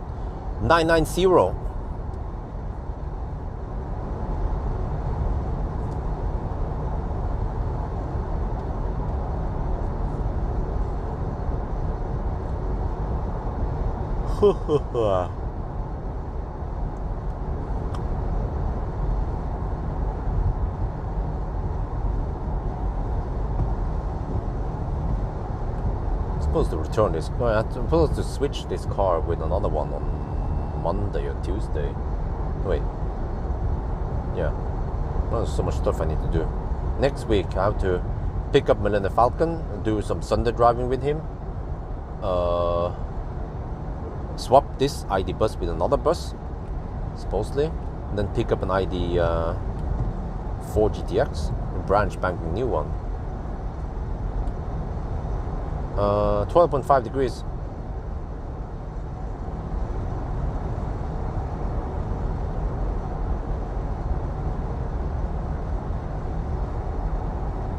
Yeah, it seems like it's that broken tip seems to make some wind noise, and if it makes wind noise, it might also mess up the aerodynamics a bit. So it's a bit unfortunate that I end up with this trailer. But on the other hand, I'm not going to do many of these 1,000 kilometer trailer challenges anyway. It's not like I want to invest too much on this. Also, it's not like they're getting massive view counts. And they are quite time consuming compared to, for example, a 0 mile test.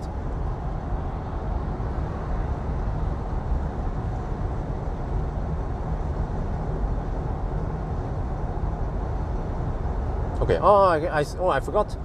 The car scanner shows me how many kilowatt hour I left. So I have supposedly around 25 kilowatt hour left.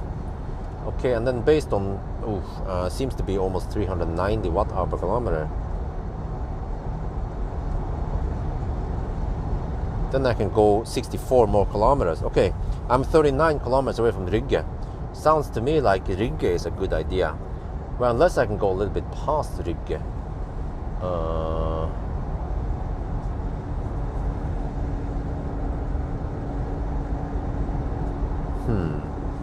Okay, I want 999 before Nebbenes or maybe Dal.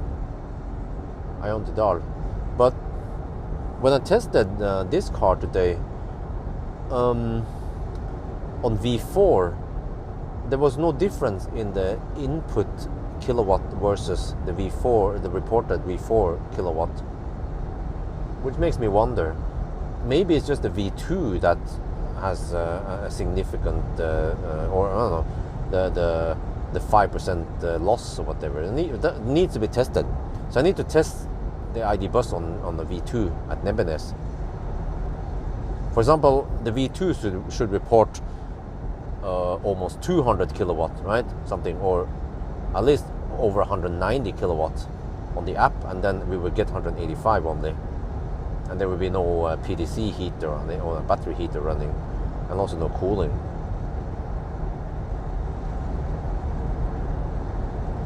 So I can use the ID bus to try to figure out the whole charging loss with the Tesla thing, Tesla supercharger charging loss that you have to pay for. That video is still not done, needs more investigation. So in a way, I feel like my channel should have been a lot bigger. I should have 1 million subscribers by now, because some of the work I do seems to be quite unique, that nobody else is doing it, and they probably don't care, or because I also find out a lot of stuff about Chinese cars or Tesla, or like when the Model 3 Performance was getting in limp mode, I dug deep into the data to find out what the problem was, And then supposedly maybe Tesla saw my video and they fixed it. And also when I was complaining about the winter mode, or what they would call it, right, the snow mode, or whatever they call it, I was complaining that the Model 3 was a bit too rear motor happy. It should have tried to kick in both motors when it was slippery. It caused some problems, and I remember I was bitching about that it gave me a little bit bad feeling. But then there were also people like, but you know, Björn, you're not a skilled driver. We want oversteer. You know, like, dude, are you sure you want it? Are you sure the majority, once the masses start driving Tesla, I'm not sure if a mother with 2 children wants the car to oversteer when it can not oversteer by applying 50-50 bias, right? So it took a while, and then Tesla supposedly implemented some feature that fixed this. Yeah.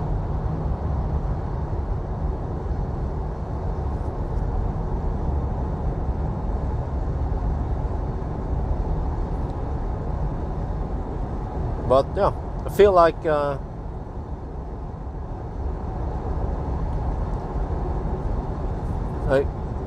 some of my hard work is not being recognized and being paid off.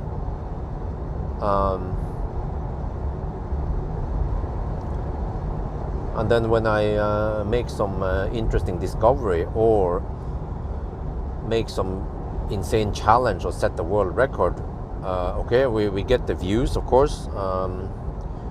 But then some news website, they just post my story and they get lots of views without actually doing any actual work other than posting about this.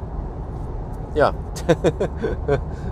Like when I set the 24-hour Model 3 challenge, whatever, the 24-hour run, I think it took me over a week of preparation, planning, and execution. Yeah.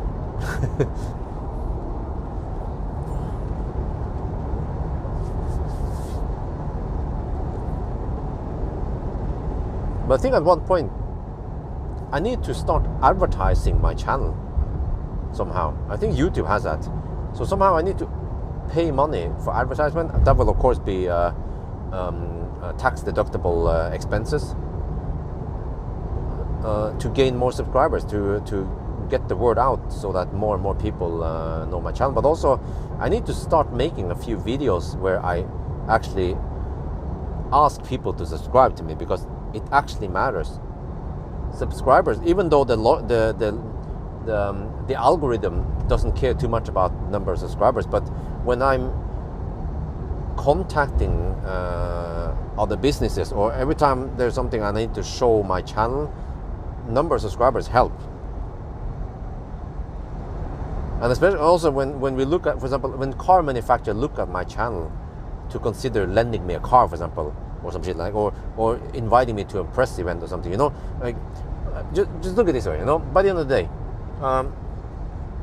so I don't want to, just using an example, I don't want to talk bad about something, but if you look at Chris, the number of subscribers Chris has versus me, I mean, I've been in the game for a long time, and if a car manufacturer has one slot left and he has to choose between me and Chris, he might choose me because I have more subscribers than him, right?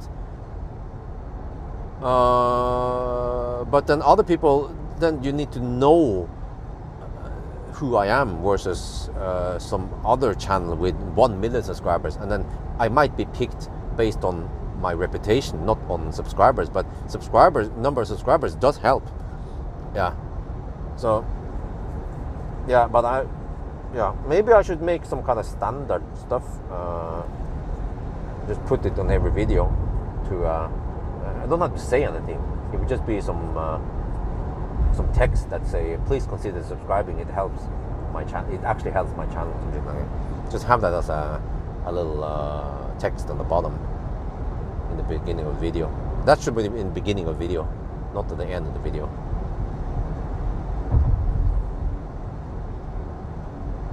Or maybe by the end of the video also, because maybe some people watch it till the end, and those are the guys who would consider subscribing.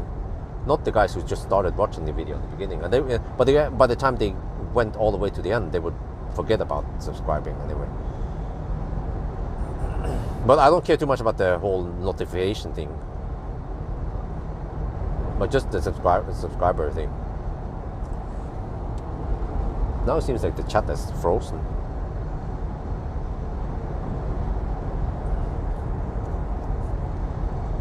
Okay, consumption is 387. We have done 136 kilometers. And maybe I want to play some music soon, but not now.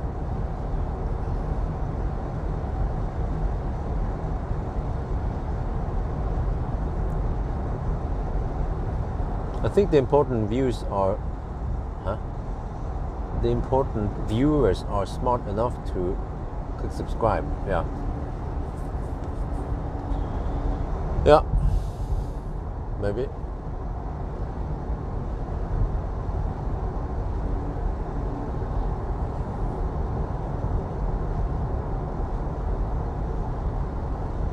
Yeah, I should have like a ping option. Okay, let me see now. Okay, let me check here. Riga. Okay, now, okay. The car estimates I will arrive at the Riga with 15%. Wait, that's 26 kilometers away. Let me estimate myself. Okay, so 26 kilometers times consumption is 387. Let's say 390. I will need 10 kilowatt hour. So I will have 10 left then, roughly.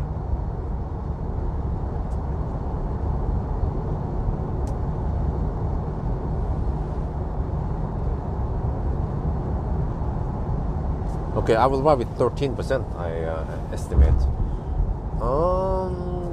Yeah, that's... Will the manager help? Well, what is the manager supposed to do then? Except for that, the manager will take my money because I need to pay him or her.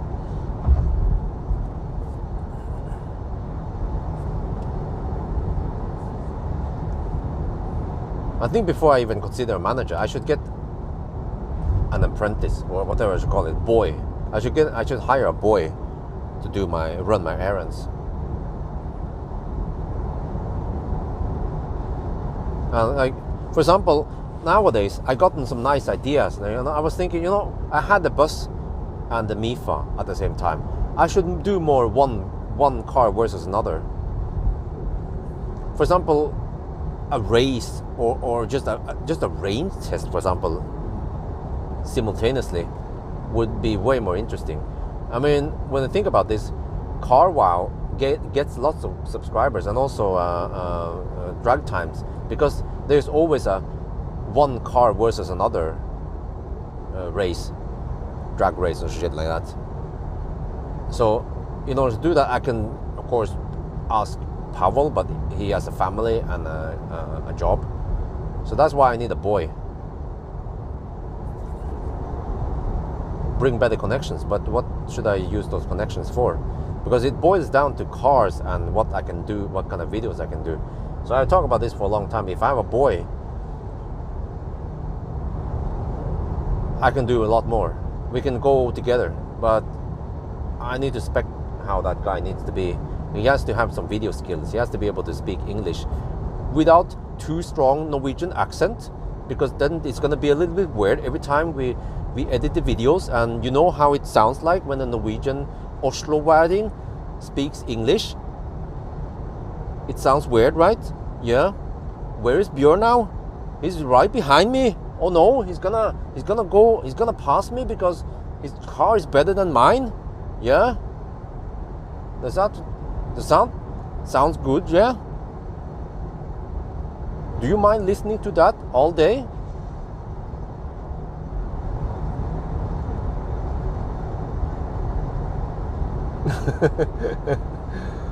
Fortunately, my accent is based on Nordlanding accent.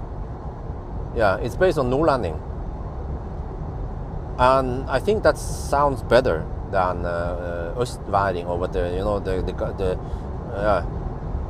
I can do it. Okay, so if I I mean, I've lived here for the longest time. I should know how they speak over here.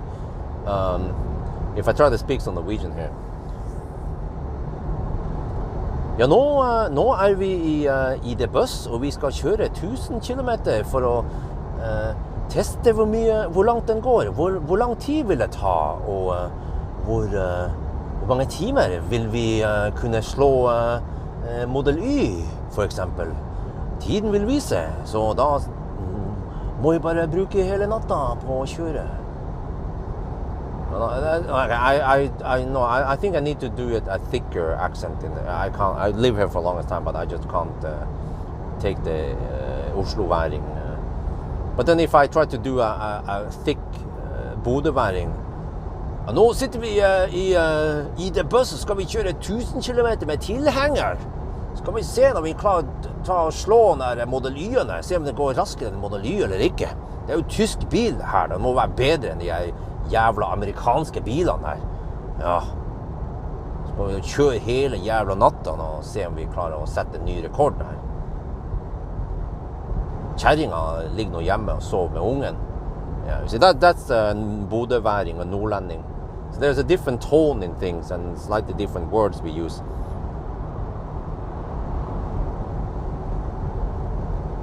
But there was a few people who noticed on the guy with the Pascal video, but he had a typical Norwegian, I mean Oslo dialect when he talked.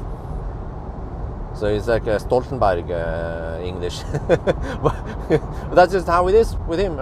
Unless he's gone. Some people, of course, Norwegians. If you studied abroad, studied in UK or in America, then you probably get a little bit more American-ish or a better accent. But you have to actively try to learn it.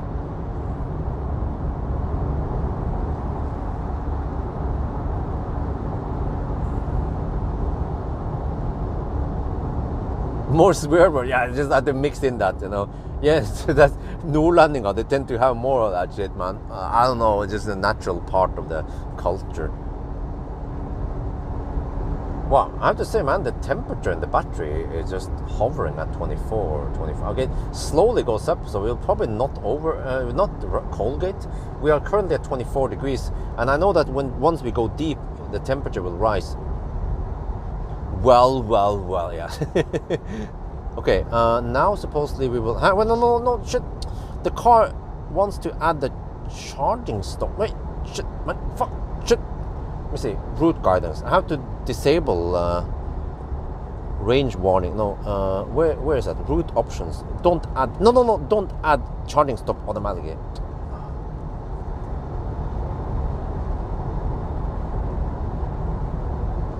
Okay, what did you do now? Shit.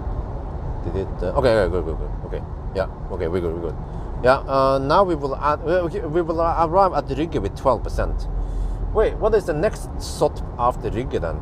I can probably only drive around 10 kilometers past Rygge. Or let me see, let me do the ninja calculation here. I have 15 kilowatt hour left. I'm not sure how deep I should go with the trailer. But let's say if we're gonna go to zero, right? We have 300. We have roughly about 390 consumption. We can go 38 kilometers. Okay, 15. Okay, 38 kilometers. Oh, I could go around 20 kilometers past Rygge. Okay. If I go past Rygge, where do I end up then? I can go with Storabø, but I need to have fast enough charging here. It needs to be 500 amp. Yeah, God Norwegian. Yeah, why not? God Norwegians. For the love of God.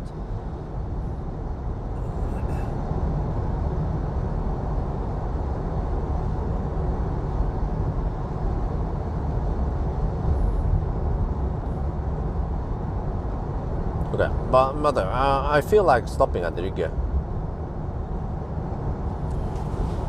Well, unless... Okay, it needs... I think it should either be a V3 or Ionity.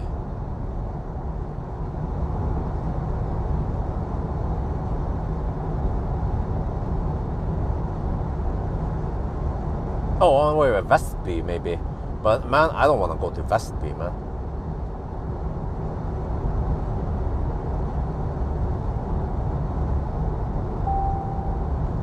Oh, low range now. Oh yeah, 19%. Okay, now you're down to 20%. Okay.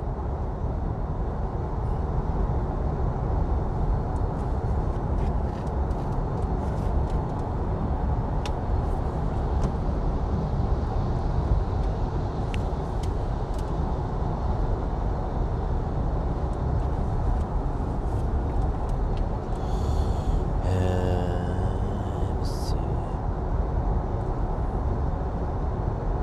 24.5 degrees. Yeah, okay. So we shouldn't Colgate.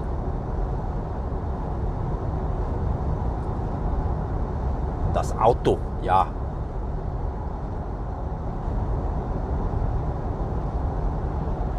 Oh man. Okay, Vestby is a possibility. But how far away are we?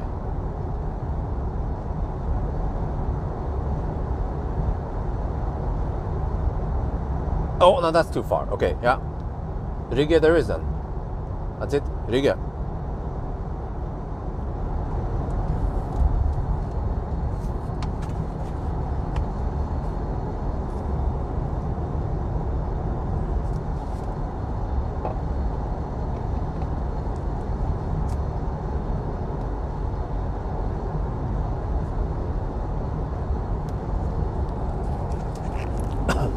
Okay, let me shoot a little video here. We are just 11 kilometers away. Okay.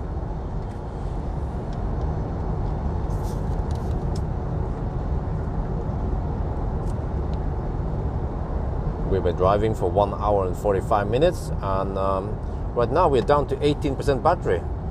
And by the way, this car, because it's Marcus Biel's car, well, it's not the press car. It's not top spec, so I don't even have. What's it called again? Travel assist. Yeah, I don't have auto steer. But if I had auto steer would actually work with trailer. That's the awesome part with MEB cars. But yeah, so yeah, we can see here consumption is 391. You can see here that according to car scanner now, we have almost 25 degrees Celsius, so that's nice in the battery. And then we have 12.5 kilowatt hour left. It's 12 degrees outside. So yeah, we will go to Rygge, Ionity Rygge. We need 500 amp because this car can charge like a boss. So this is nice that the car estimates will arrive with 12% at Rygge.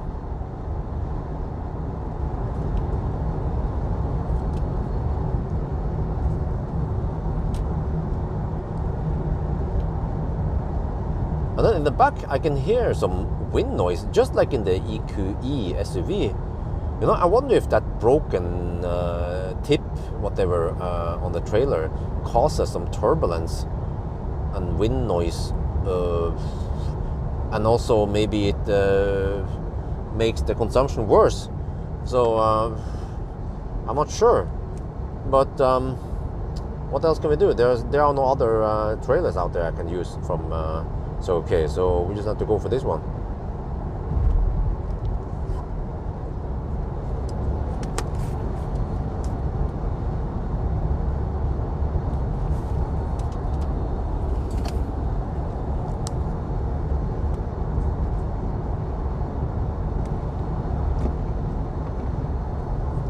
Someone's been charging at Rygge for 3 hours and what? Well, good thing Ionity doesn't have an idle fee.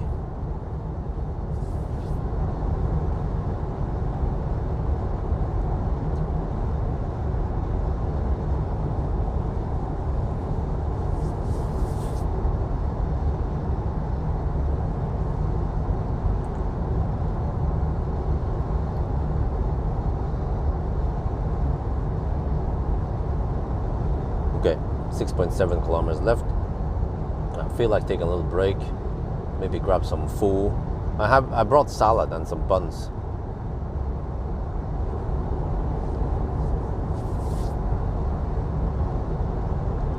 And then we'll just take it from there.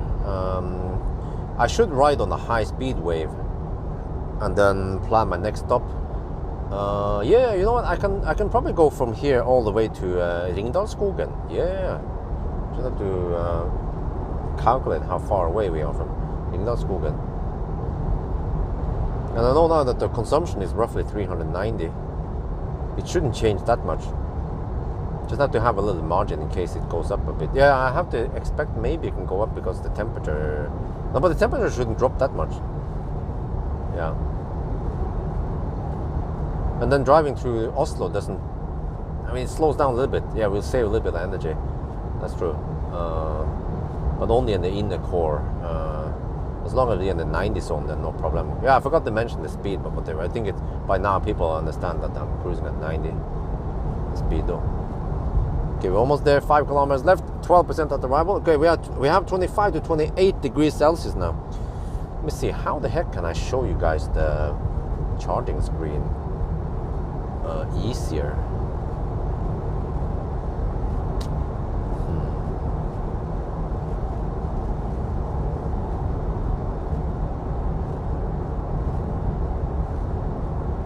Maybe the way to put the shaft there somewhere.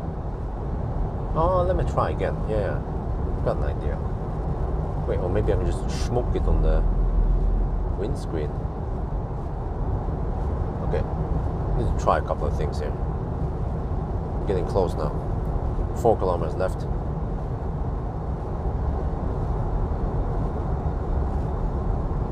Back with a... Yeah, it's nice to be back in the bus. It's nice to be back in a German car again. Oh, man, those Chinese cars, man, sometimes they drive me crazy.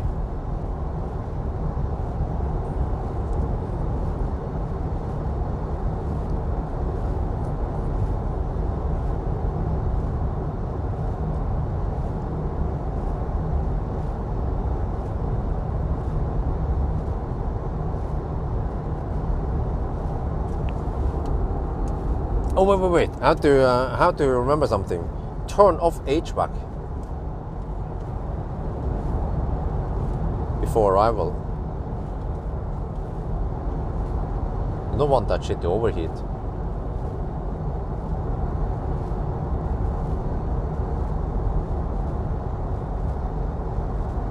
I'll make fun of the UK sun. I'll make fun of them in the video. Don't worry.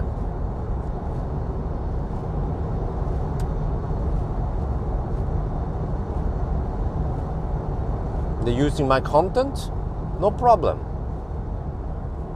I'll just make money on their foolishness. I'll make money on their expense. Don't worry.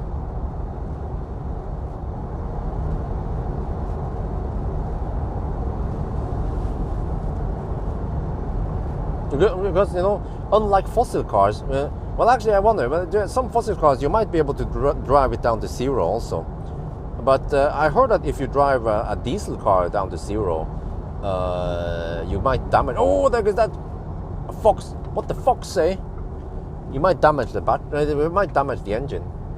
Or you might get some trouble, but at least electric cars, they will shut down and they will protect the battery before it goes haywire. But electric cars, they behave differently. So that's why I'm testing it. But actually, I'm starting to wonder now. The range test. It seems like less people are watching range test. Maybe because, yeah. Maybe I should name it differently. Because I still want to test the battery. And the range. Right, there's a freaking... Dude. Leave. You can't charge it, brother. You can't charge it. That's CCS. Bro. It doesn't work, bro. Okay, whatever. Okay, I'll probably just block one stall.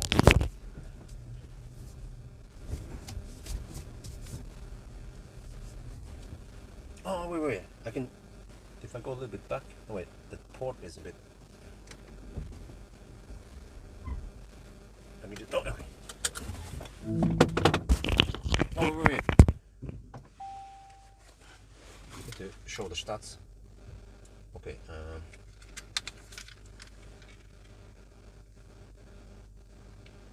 Rygge. Okay, stats. 163 kilometers done. 391 watt-hour per kilometer.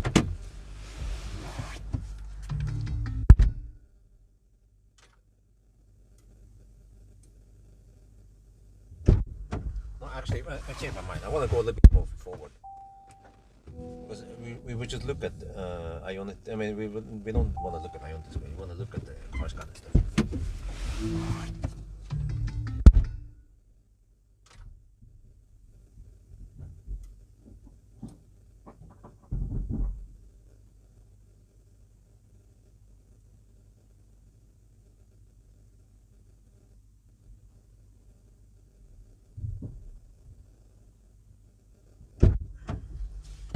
Now, if there was be a way for me to, if there be a way for me to quickly do a flip mode.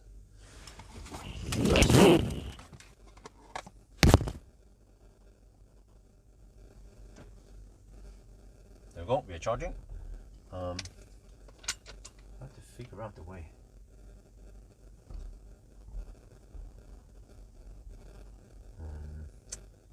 How do I do this?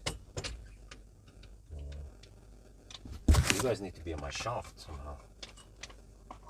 Maybe if I use this slip mat and then put you guys on it, that should work.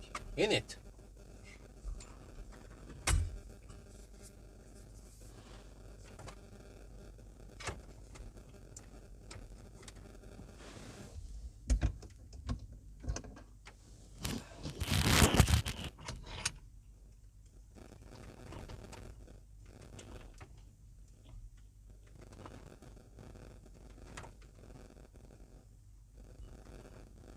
You can see some of that stuff, right?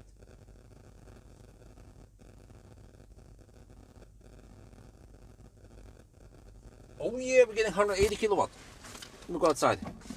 Pump it up. Wait, hold on. Let me. Okay, I turn off HVAC. Let me see. I need to find Ionity. Okay, destination, search, Ionity. Ringdalsskogen.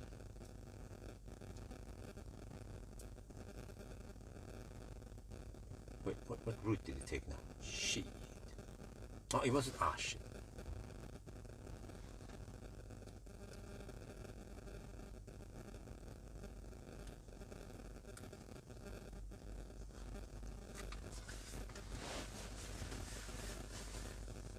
Yeah, I see that. Okay. Yeah, I'm gonna make fun of the sun on their own expense. Okay, I think I'm gonna aim for Ringdalsskogen. Okay, let me see. Search here.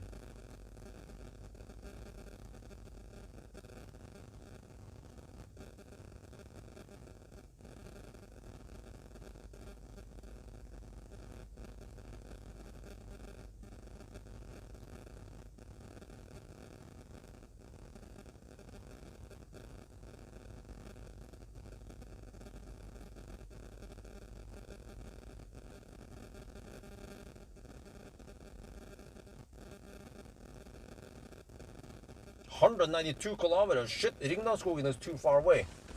We have to stop somewhere else. Okay, let's go outside and shoot some video.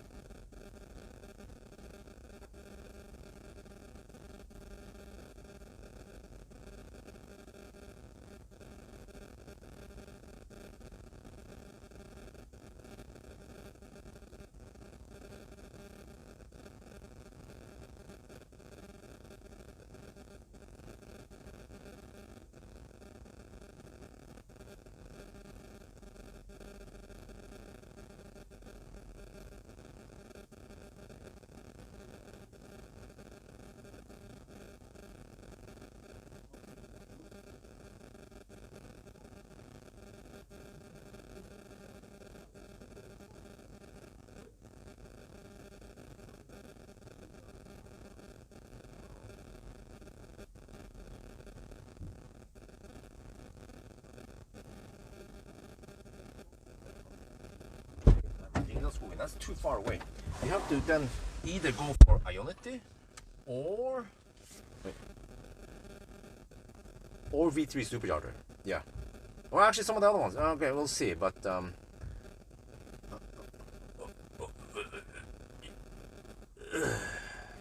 okay. Yeah, I'll figure out something. We have to go over here first. You know, the guys know the Norway route. We are avoiding Sweden because of the landslide. So we have to go over here, and then I'll figure out something. V3. Wait. Yeah, V2 is not gonna cut it. Okay, we'll see. But man, I have to hurry. I have to go to the restroom. It's already at 30%. Huh? Wait, how many minutes? 5 minutes.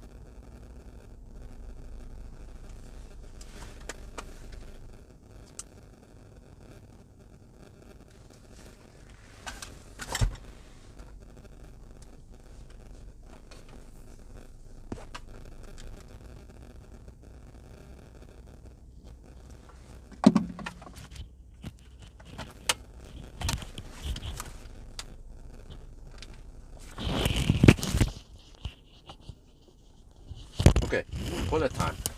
I need to find my next stop soon. I'll be back.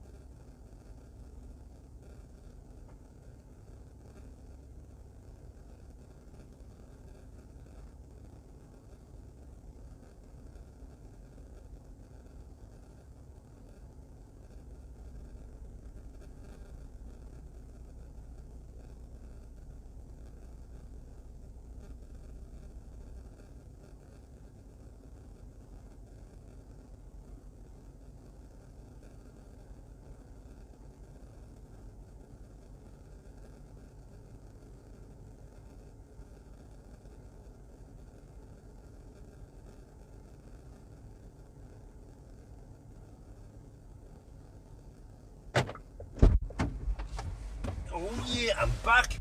Wait, we're at 119 kilowatt on me. Where the heck do we charge then? That's only V2.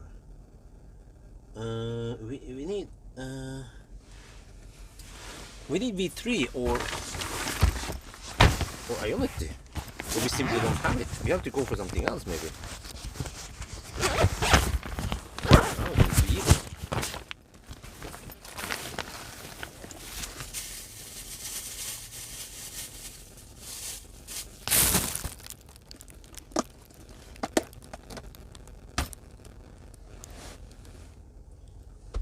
Come on, we're not going that way. Come on.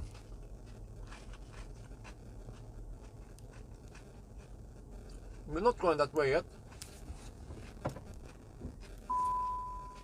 Oh shit, that stopped the cooling. Uh-oh. Wait, come on, start the cooling. I forgot to, I can't press the brake pedal. It's gonna freaking replicate now. Come on, start the cooling.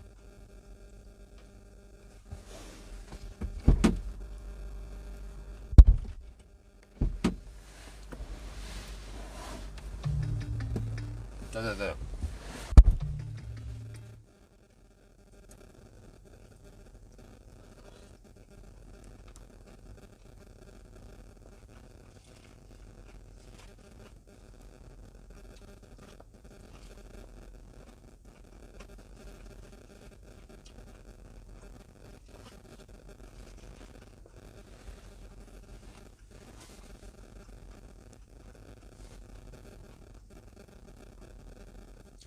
Okay.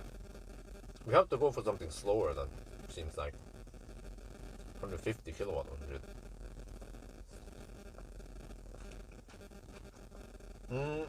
Still help? I'm not sure.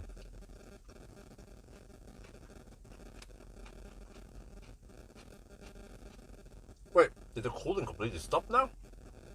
Shit, man. Come on. How we turn on that shit, man? This is a design flaw, man. There. Are we in a BYD or are we in a Volkswagen?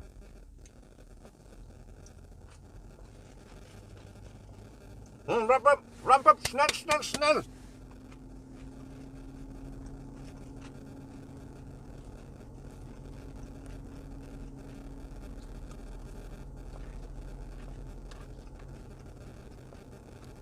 I don't remember how many degrees it overheats at.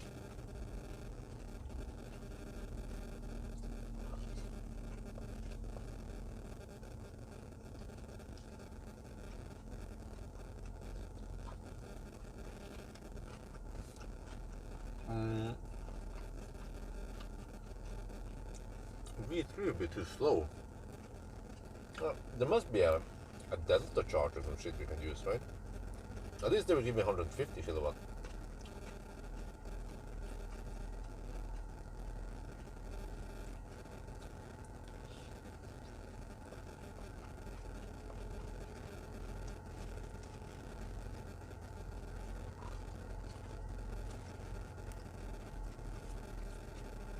You mean smuggling?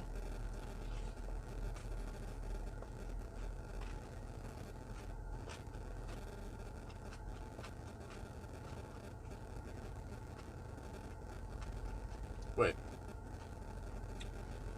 That Tesla went the wrong way. Yeah, what the heck, man? Tesla went the wrong driving in the direction. Just take a shortcut over to the supercharger. That's sneaky.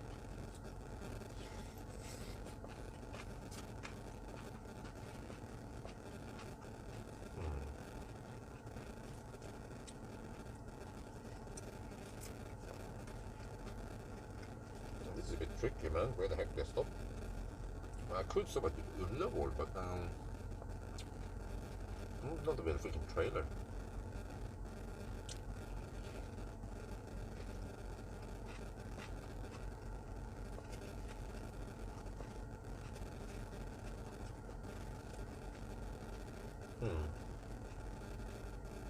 Oh shit, and Lear is also not trailer friendly. I forgot that I need to find trailer friendly stalls.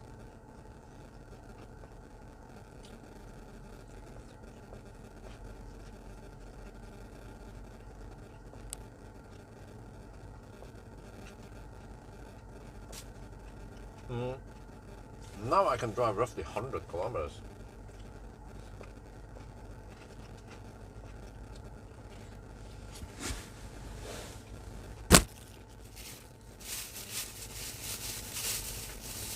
I think I should leave soon.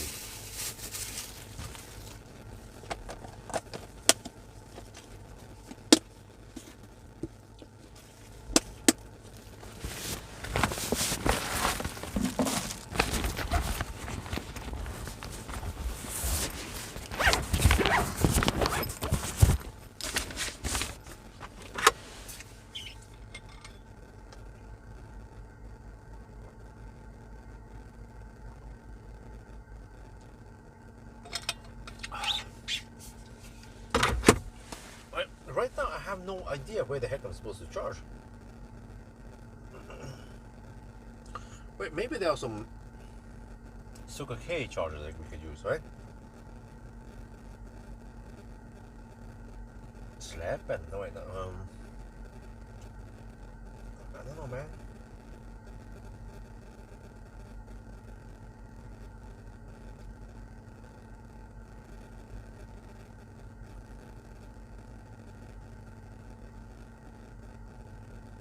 Wait, okay, I have an idea. How about... Yeah, okay. I want to go to Grelland. Shell Grelland. Okay. Done. Let's see. Oh shit, that's 136 kilometers. Wait, shit, man.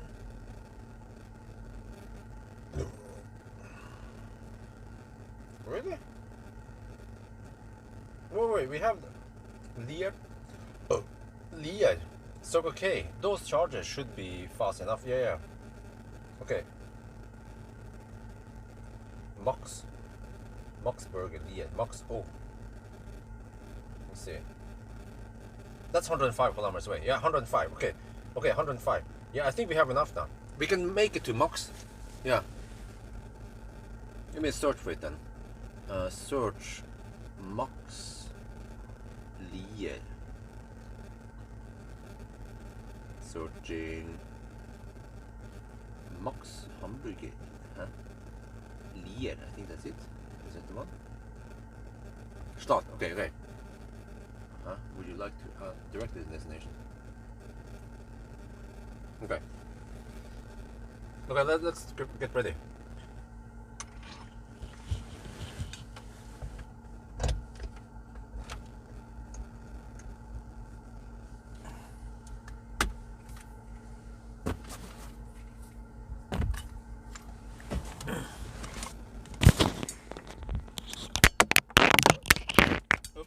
Let me just reconfigure something. Okay. 105 kilometers, James. 105 kilometers times 390. Worst case. Okay, I need 40. Okay, we will have a little bit of margin there. But oh shit, the creepy part is that we have to get past Leertoppen. Oh damn, we need some potential energy to clear Leertoppen. Okay, in that regard, I want to sit here a little bit extra just in case. Yeah, for that elevation. Yeah, that's true. That can be freaking scary, man. But let me calculate something here. Okay, ID bus is 2,600 kilograms plus 7. Okay. Oh shit, we have 3,300 kilograms times 9.81 times. Let's say Leertoppen is on 400 meter. No, let's say 300 meter. Okay, 300 meters. Okay.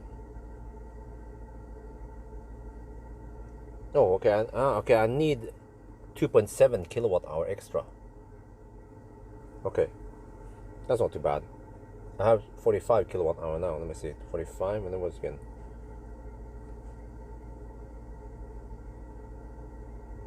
Okay. Yeah, we should have enough now.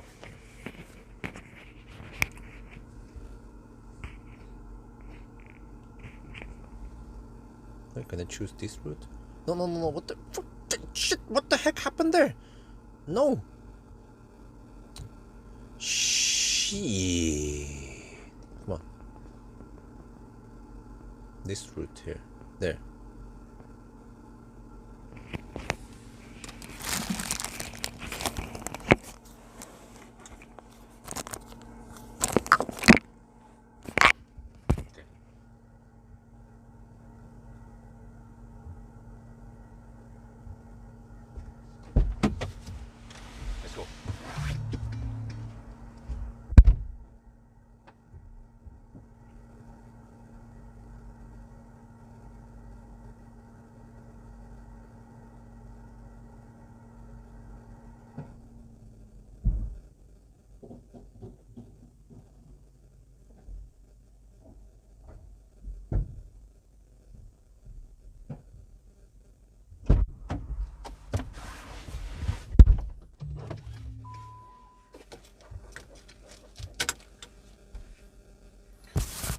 That was a 19-minute stop. We charged to 64%. And off we go again. I barely had time to eat there. A little bit. Only.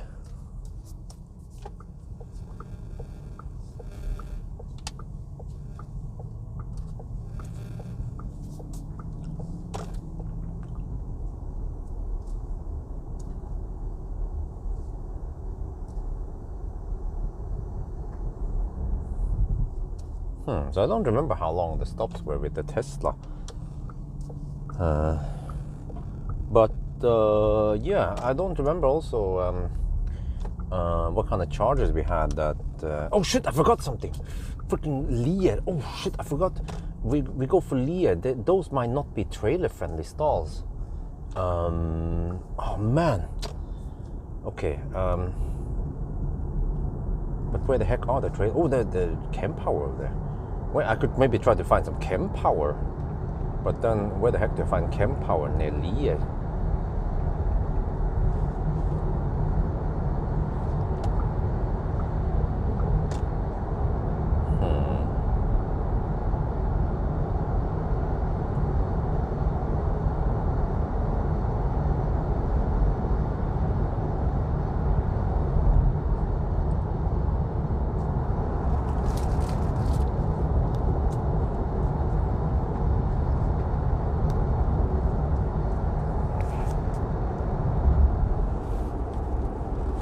Okay, maybe I could just ninja. I mean, I could just hog a bunch of stalls. It's gonna be freaking late by the time we get there.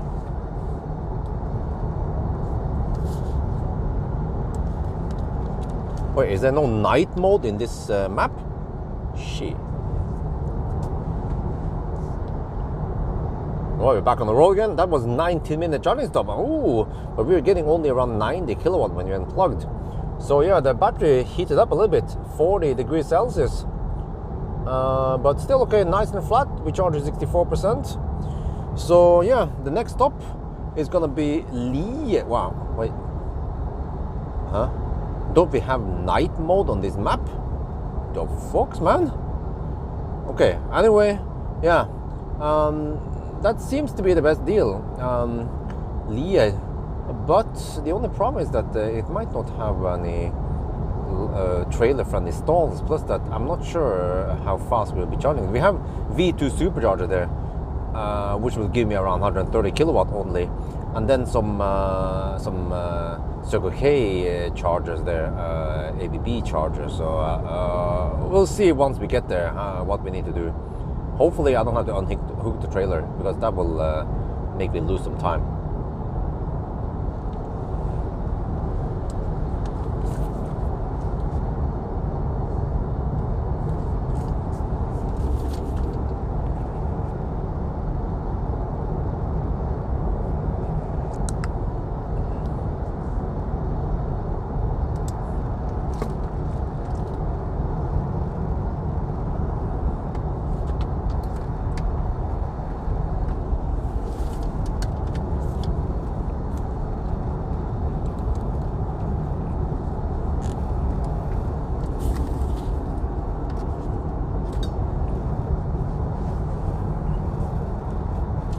Whoa. Just want to plug in USB stick here.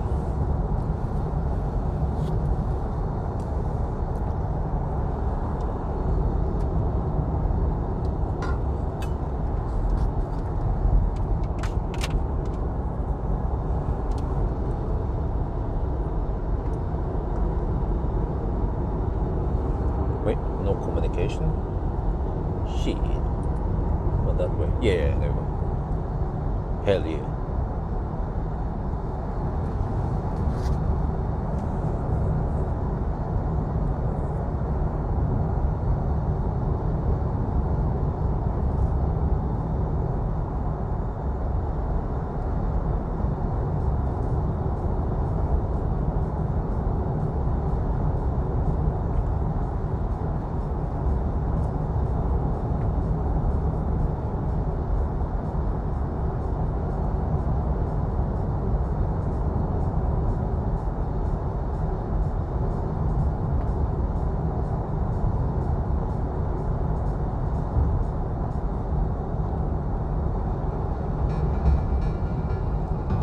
Okay. Well, I have to say the sound here is pretty good for a van. This might be the best sound system in a van.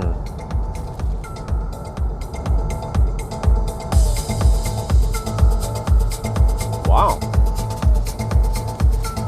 Impressive indeed. Like a bus.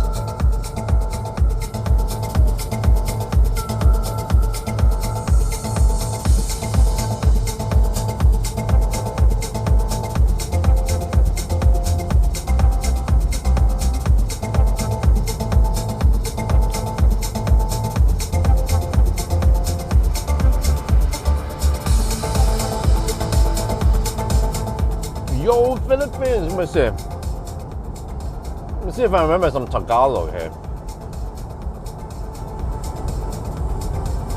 What was it called again? Actually, I don't remember any Tagalog.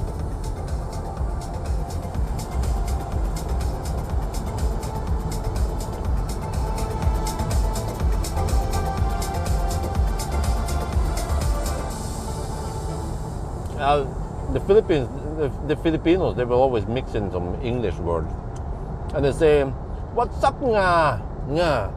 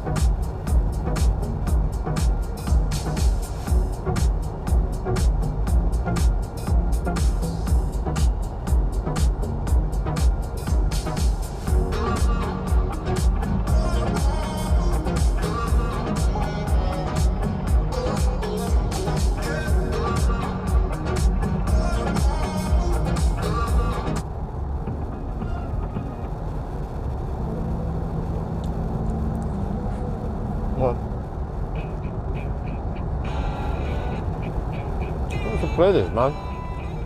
Hold on.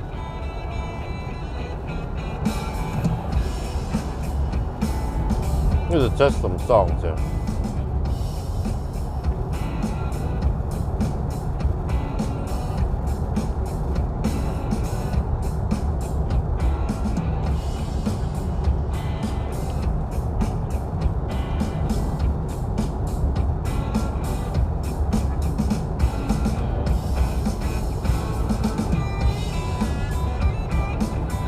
No,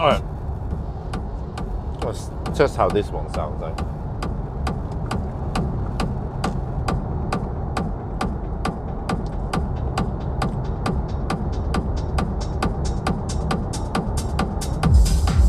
Oh, it has some nice bass. Nice.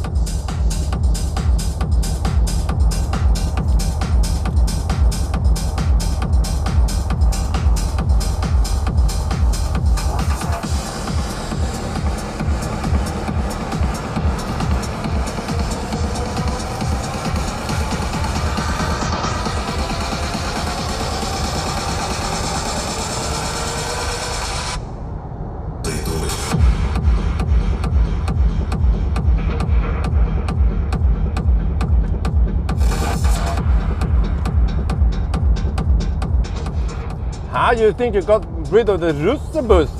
Ah, the rooster bus is back. What happened to the sound? What happened to the music? My freaking touch screen. What the heck is this? What happened to the music? Jesus, man. This touch screen, this haptic shit. Let me try to find the music I was listening to. Man. Wait, no, shit. I accidentally pressed some buttons here and then where did the music go? Oh, Jesus, man. Haptic shit on the steering wheel. Wait, how do I, and this user interface is super clumsy. Come on. My media.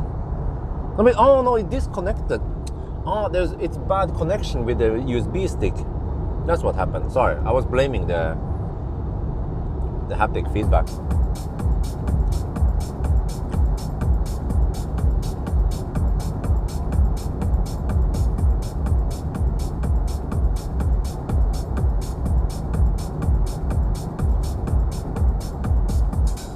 Okay, try again. Come on. Shit. Take two.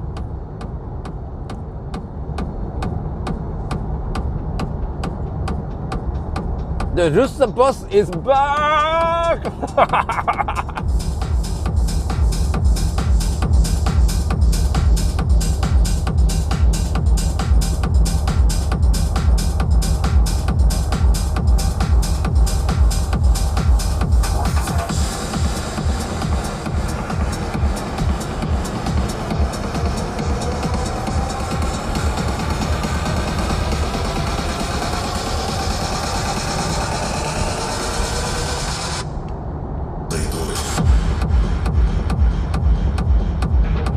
Man, guys, the stereo here sounds way better than the Maxus Mifa.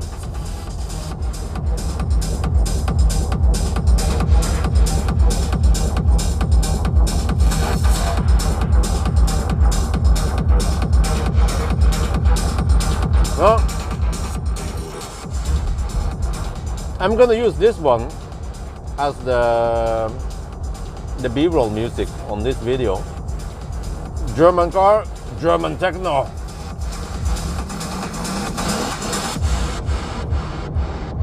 But holy shit, man, the consumption right now is 431. You might have to bail out before Leah, we'll see.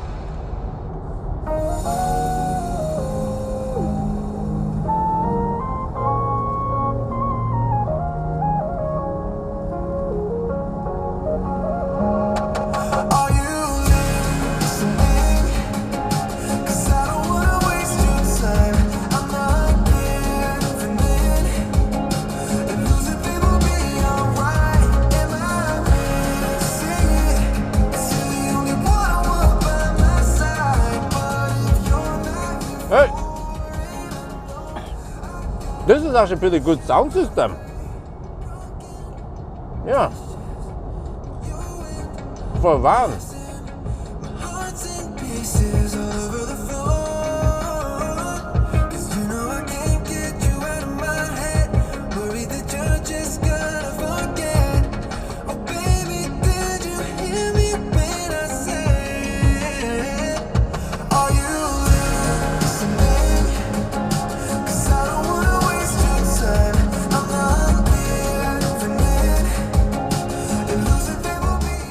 Hi guys, I just remembered something.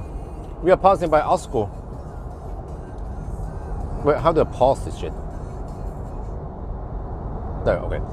But I remember Asko, you know, they have some electric trucks, but I heard now a press release today that Litra, which is, what the heck is Litra again? But it's a Norwegian company. Litra, they obtained 2 Volvo electric trucks with 1,000 kilowatt hour or 1 megawatt hour of batteries each. So they have some insane range. Despite probably, you know, Volvo truck is probably freaking thirsty compared to the Cybertruck. I mean, not compared to Tesla Semi. But yeah, they claim that they have around I don't remember, over 600 kilometers of range. Right? They don't have to worry about charging in between. They could just charge on the depot, which is pretty awesome. But I feel like that's the next step for Norway, man. Norway needs to make truck-only charging spots. Like they have to, right? Maybe you have to have special access. You can't start the charging there with a passenger car. You have to be a truck or shit something. Use an app or some shit like that. Circle K maybe or something, you know? Is Tesla not selling in Europe? Huh? No, they're selling lots in Europe. What are we talking about?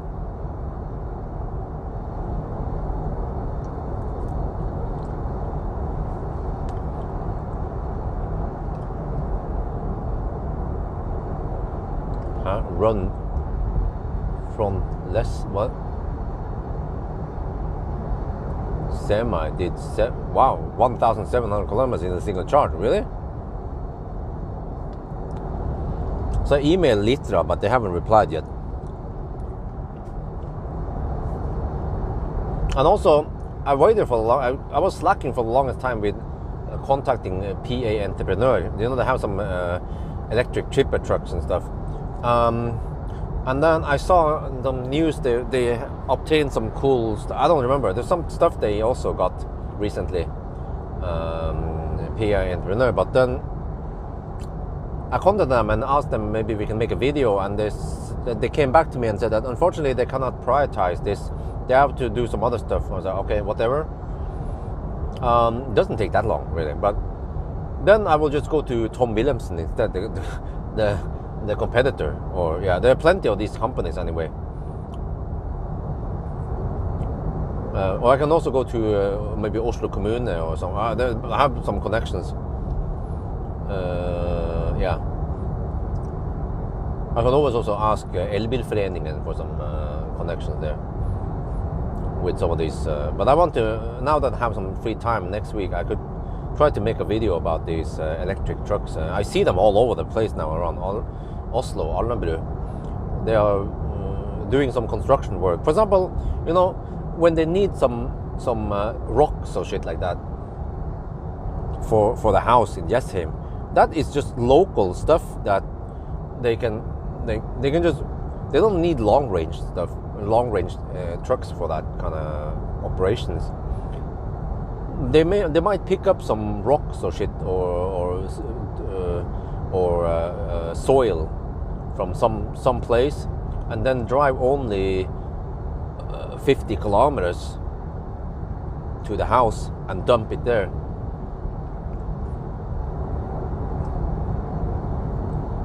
So it's like a myth that you need to have 1,000 kilometer range on semis. Yeah, for long haul stuff, yeah, but for local stuff, you can already solve it with today's technology. Also, same with buses. You know that there's in Oslo reached a milestone.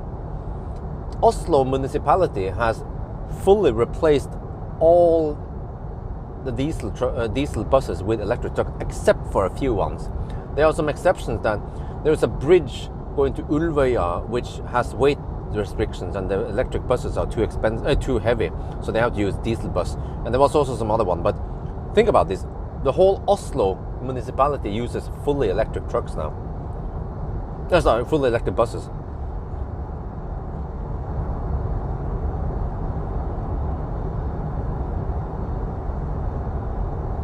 Oh, okay. Within 24 hours, okay.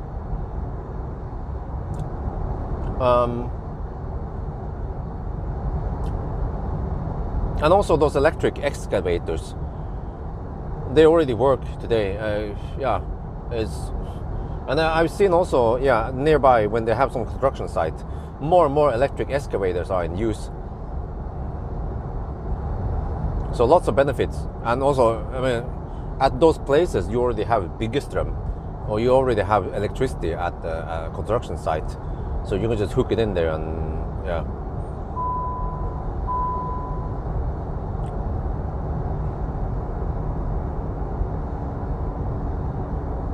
Not the heck, man. The navigation is freaking drunk. He wants me to take the bridge. No, sorry, the underwater bridge. Okay, now he wants me to take the land route. Okay, good. Oh wait, can you guys confirm? Is there no night mode in the map in the ID bus or in the ID software? I haven't found a night mode for the map. Wait, did I was just blind? No, I found it. Auto. There. Man, I was complaining about this in the video. Shit. Maybe I'll just cut it out. It was forced to day mode. Yeah.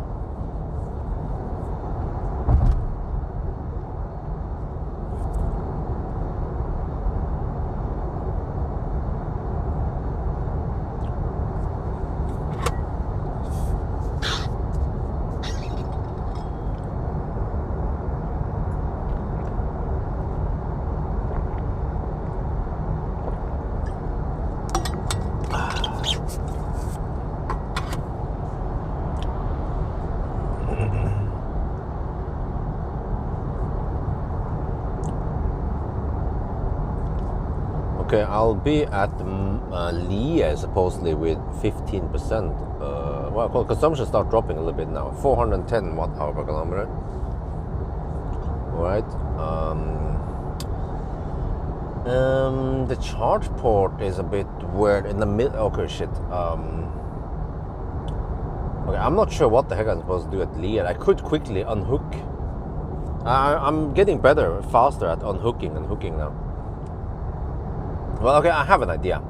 I just, if it's available, I would just ninja a bunch of stalls, right? And then go in, run inside and pee, and then charge just enough to reach Ringdalsskogen. So it's just a quick pit stop, just to top up there. That's probably the best deal. No, Liertoppen is you have to look at the layout, man. Liertoppen is well, actually, it's not that bad of a detour when I think about it. You just have to exit and then you have to drive a little bit of smaller roads to get to Liertoppen. So, but I forgot that since I'm driving with a trailer, then I can't drive too fast anyway. And I'm already driving a distance. Yeah.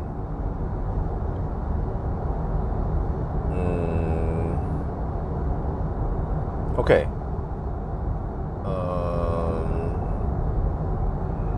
Maybe I'll consider Liertoppen.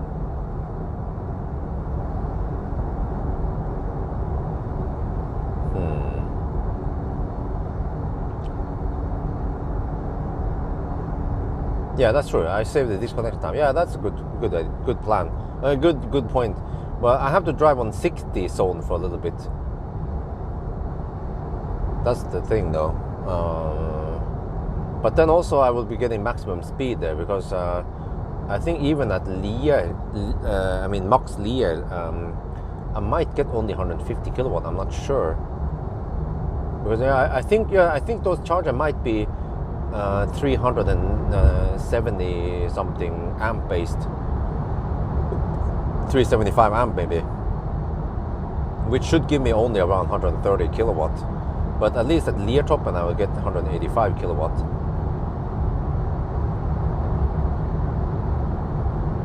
Yeah, actually for a trailer, it might actually pay off to go to.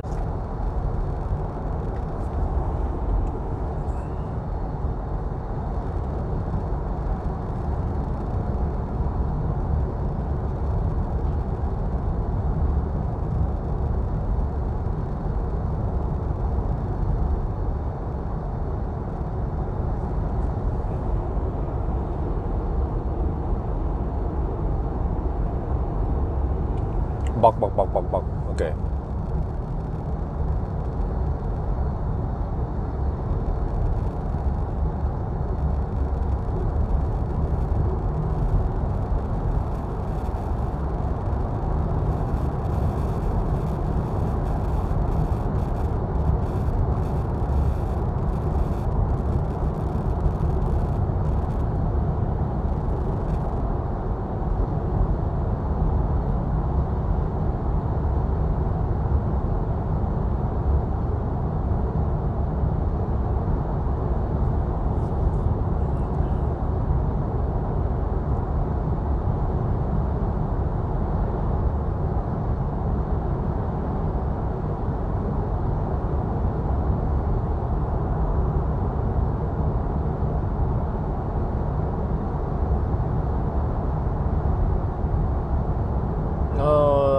Anywhere at least 300 kilowatt hour.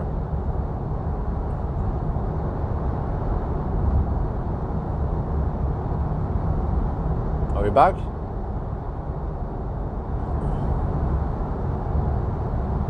We should be online now because this is usually the place at 999 and I never had dropouts right around the 9 point.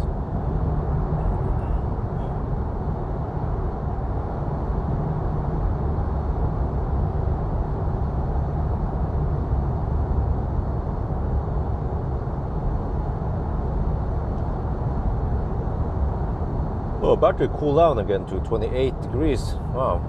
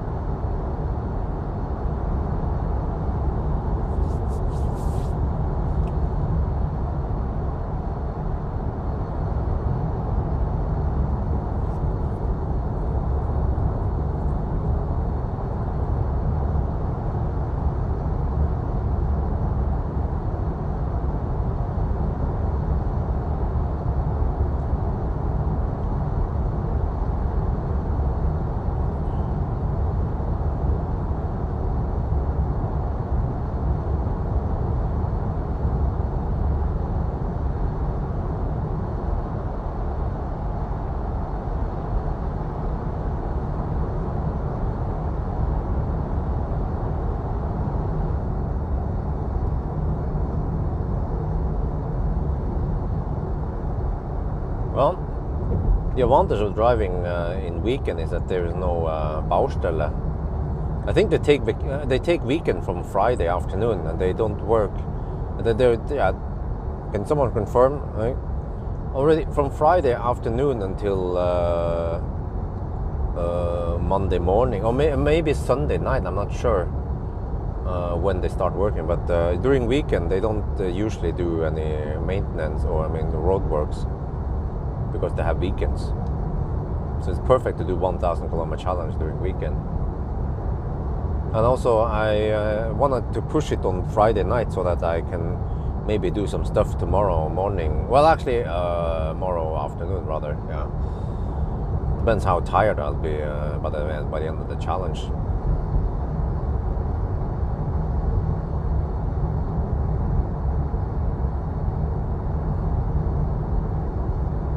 Wow, okay.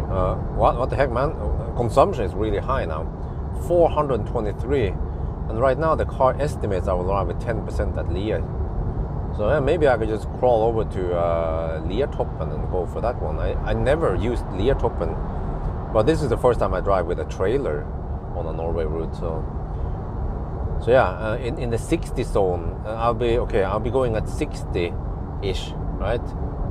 65 or some shit in the 60 zone versus going at 90. So I'm not losing that much. time. But of course, going in a 60 tone rather than hammering in 120 or 110, and that's a big difference.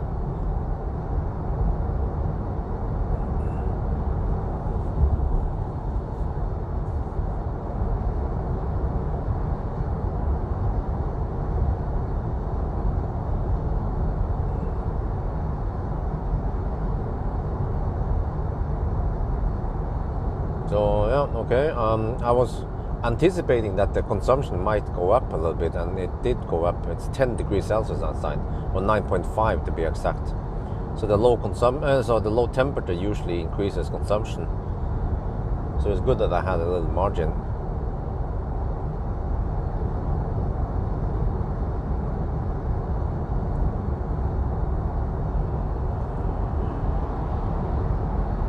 I just wonder how tired I will be and if I need to take a nap or not.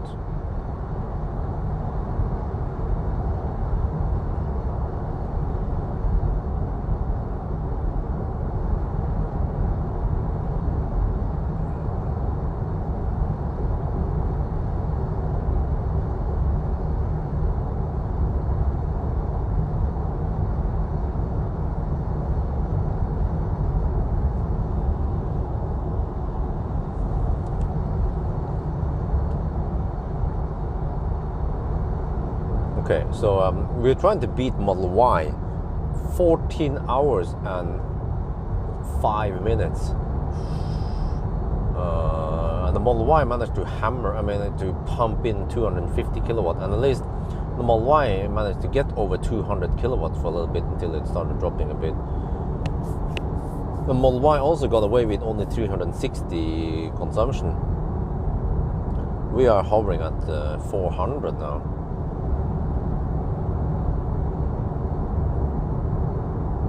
So I'm not sure if you'll be able to beat it. Maybe you can blame trailer, but I mean, how much can a slightly damaged corner make for consumption, right? It can't be night and day because of that one. We're talking about maybe 10 centimeter on the trailer has been damaged. Still haven't fixed it yet. I'm not sure if they're gonna fix it. 10% more, what? 10% what? Kilowatt? Kilowatt hour per hour? Consumption? Or what are you talking about?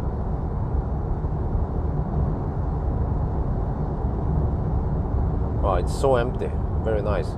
But, okay, I have to clear Oslo quickly before morning comes. But normally, Saturday morning, they don't start too early. Like, there's no traffic 6 in the morning on a Saturday. Usually starts maybe around 8 and so on. So then hopefully I need to clear Oslo before 8. And then just finish all the stuff north of Gardermoen or north of Dal.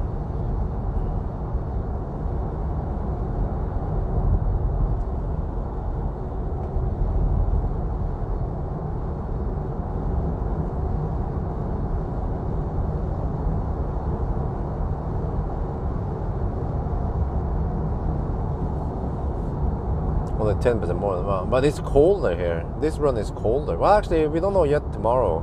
Yeah, actually, tomorrow morning it's gonna be a little bit warmer, but then I'm close to 999 around. Yeah, I should 999 around noon, 1 in the afternoon, maybe. But then I'm planning on doing some tests near Dembene, some charging test. Yeah, before I return the trailer. But I have a little bit of time left. So I'm just going to do some charging test. Because it could seem like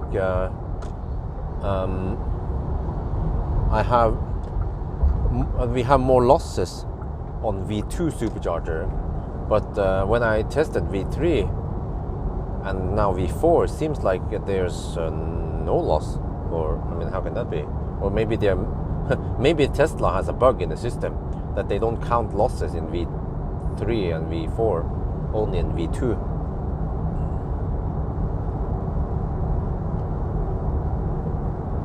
I have tailwind right now.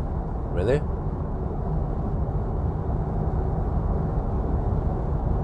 Okay, but the consumption is 412 watt-hour per kilometer. Must be because of the lower temperature. I've seen this over and over again with trailer, that trailer is way more affected by low temperature. And it's basically mainly because of drag, not because of, you know, have cabin heat or yeah.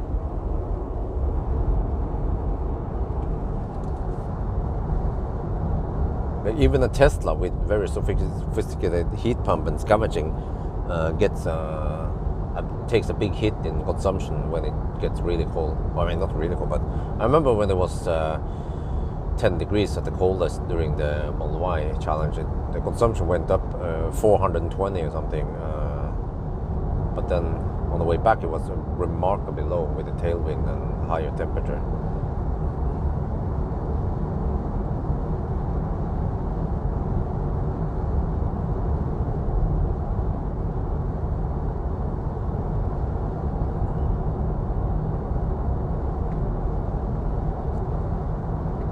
Okay, yeah, right now we are aiming for Lier somewhere, Liertoppen or possibly Liertoppen. And then I think I will just charge enough to go to Ringdalsskogen. That's around 100 kilometers, or 90 or 100 kilometers. No, about 90, I think, from Liertoppen to Ringdalsskogen. So if I charge around 55% maybe, then I can hammer for Ringdalsskogen. But then I need to go to the turnaround point and then go north and then maybe try to grab something. Not sure. Maybe I can go for Grelland, but that's, yeah. Well, I think at Grelland, Circle K added more chargers there, or I could even go for Nykirke. Plenty of new chargers there supposedly. So I have to do a little mix. I can't only go for Ionity. They are too far away from each other, too far apart. But even Ionity / V3 might not be enough. Well, maybe I can go to Torp. Yeah, V3 at Torp.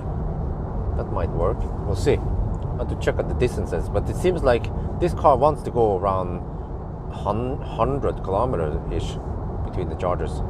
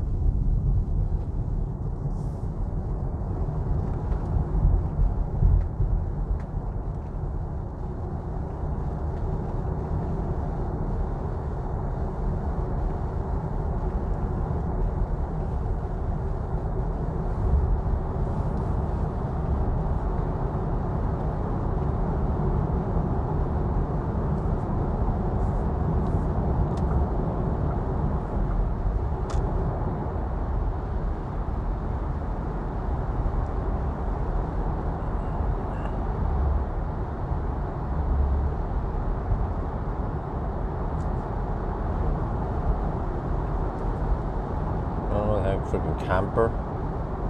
Man, taxi drivers. They're the worst campers ever. What is this?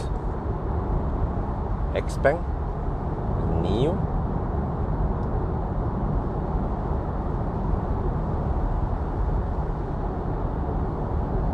Oh, it's Xpeng P7.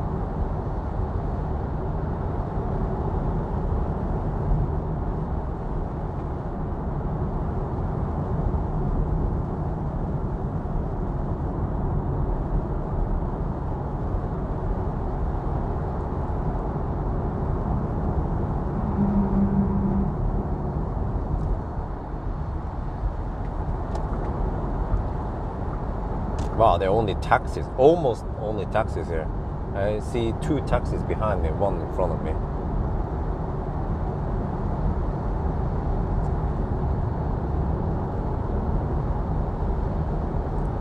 shuttling drunk people home.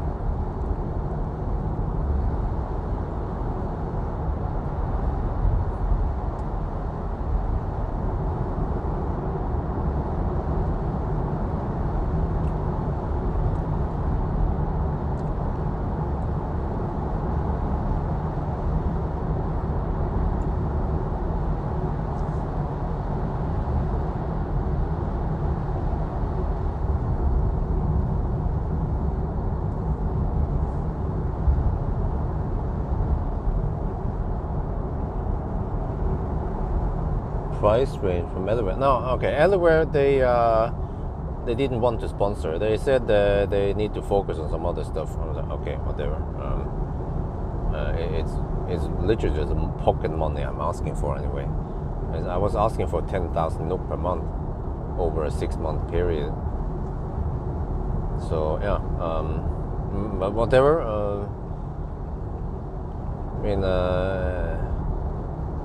I genuinely wanted to promote Eleware, but I can't just promote them for free. Same, if yeah. So, well, whatever, no problem. The 5 sponsors we have now, it's fine for now. Eventually, I might make it 6 as the maximum. So, if some other company gets a sponsorship, then Eleware unfortunately can't get in there, because I'm not gonna get 7 sponsors.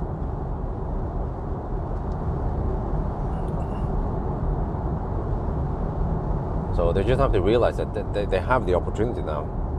Let's say, for example, if Circle K one day figures out, okay, we want to sponsor you. You always use Circle K, and then fine, okay, but they have to pay me 10,000 NOK per month.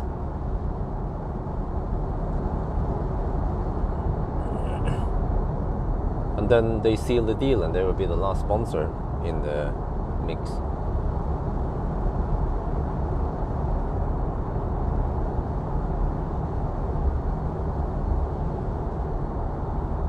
But I feel like Circle K, they don't need sponsors. They already have a big, strong brand.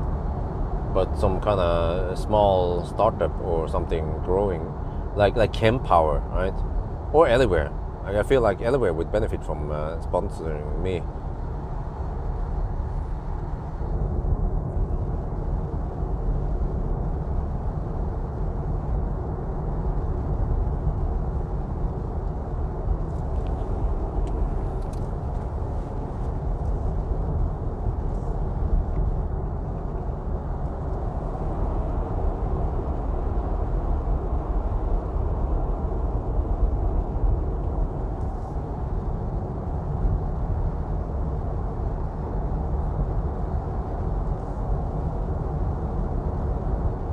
Man, speaking of electricity prices, the electricity has been dirt cheap nowadays.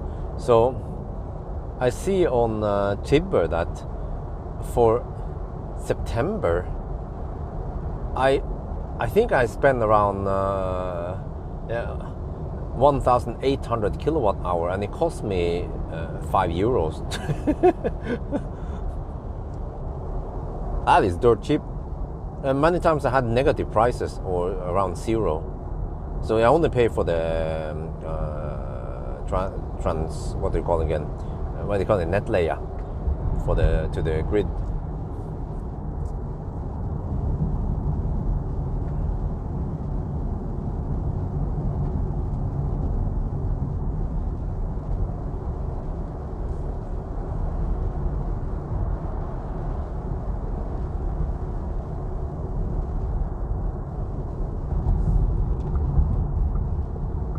Man, freaking taxis, man. They're the worst campers ever. They're supposed to be professional drivers, but they don't act like that. Truckers, on the other hand, they are really good drivers. Well, many of them, not all of them, but many of them.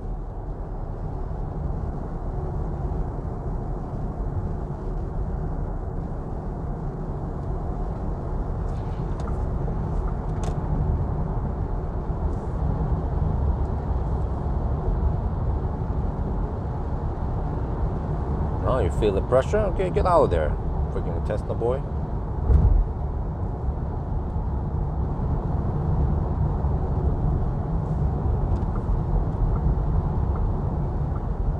Well, the problem is that he's too slow. Okay, whatever. Okay, that's good. Oh, I forgot about this one, 300 kilowatt YX, but it's a little bit too close. I still have 24% left. Well, actually, that would have been a good... Shit, man, what the heck is that guy doing? He's over the line. Dude.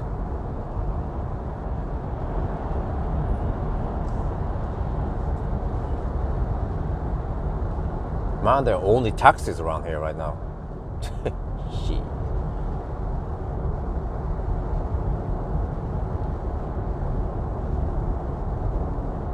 Well, except for that, there's one problem with that hypercharger we just passed. The charger is on the wrong side.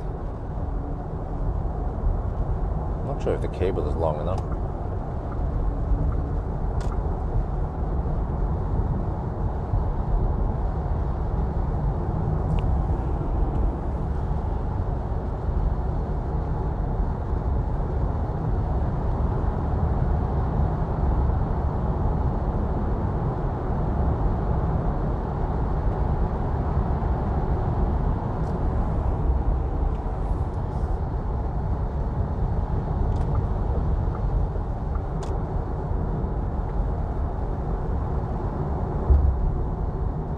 Oh, you understand, yeah. No, especially in summer, man. In summer, when we have lots of solar, yeah, but then the electricity is dirt cheap. This is more normal. Normally, we will have dirt cheap electricity in summer. And then in winter, then we have so poor sun. And some people say, yeah, but you have midnight sun. Well, not in Oslo. We don't have midnight sun in Oslo. And the angle of the sun becomes so poor that you don't generate much electricity at all. Even if you have sun, technically, if you have sun 10 in the evening or 8 in the evening, it's just really weak sun.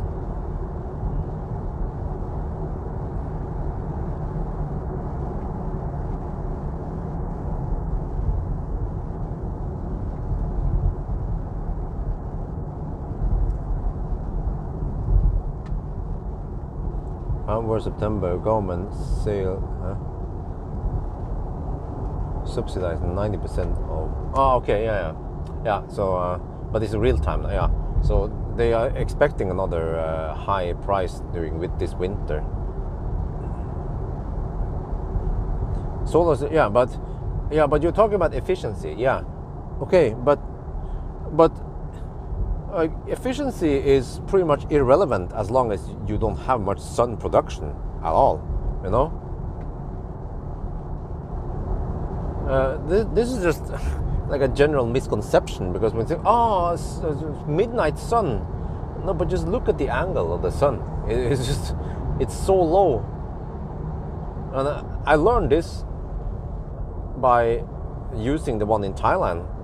And when it was 4 in the afternoon in Thailand, the sun was so low and I was getting almost no production.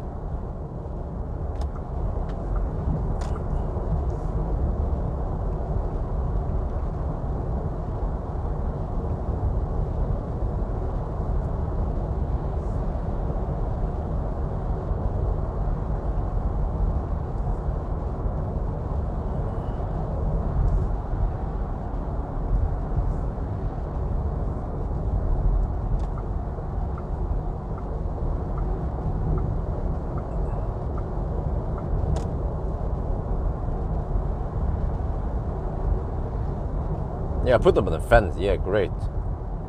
Let's not care about aesthetics or practical stuff at all. Yeah. Like, many people, they have so many weird ideas. I wonder if they would do that actually at their own home, or if they just want to suggest this to other people's homes. Yeah.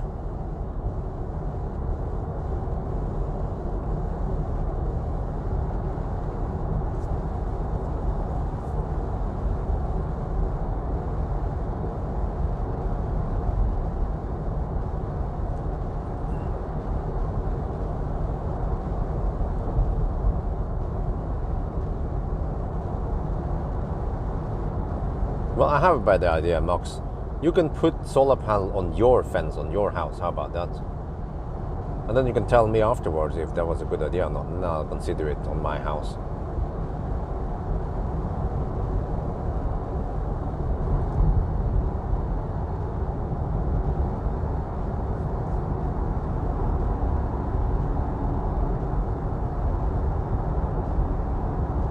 Oh, Kjetil Kvam.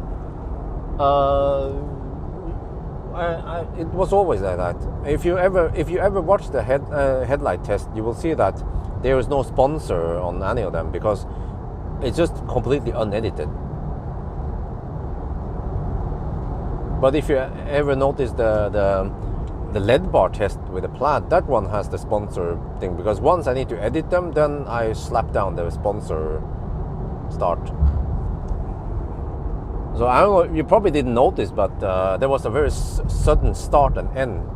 There was no fade in, fade out. I will always fade in and fade out the videos for a little bit smoother start, stop. And the same for the 4K shots. There are no sponsor start, stop there because they are not edited. They're just straight from the camera and then upload, dunk. So now you know, just for information. Yeah.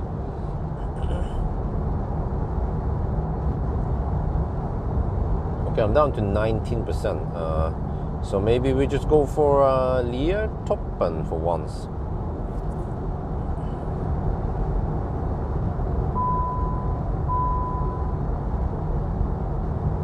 Oh, Max Knudsen, why don't you put solar panels on your hedge? I think that sounds like a great idea, man. Do it, and then you can tell me afterwards how it went.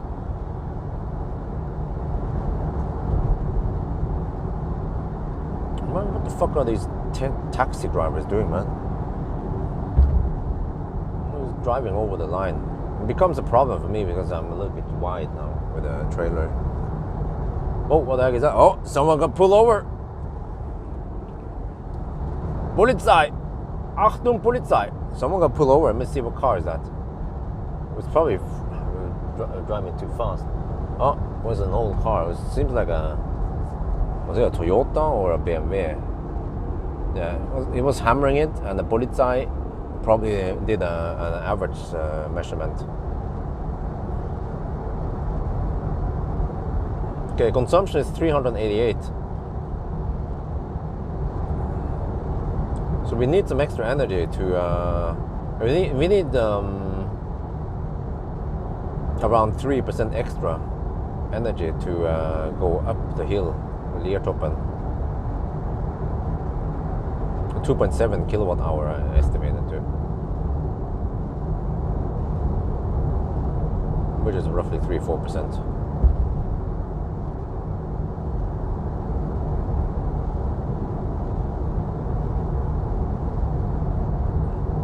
But I could also ninja, just go wide, just block a bunch of stalls. But I'm not sure how practical it is. Yeah, so what there? Let's just go for Liertoppen. This is the challenge of pulling a trailer, is that you have to find trailer-friendly stalls or unhitch. The only problem is that there's nothing to do at Liertoppen. You just have to pee in the bush there somewhere. But I brought some salad I can snack on and some drinks. But eventually I need to restock on stuff at Ringdalsskogen.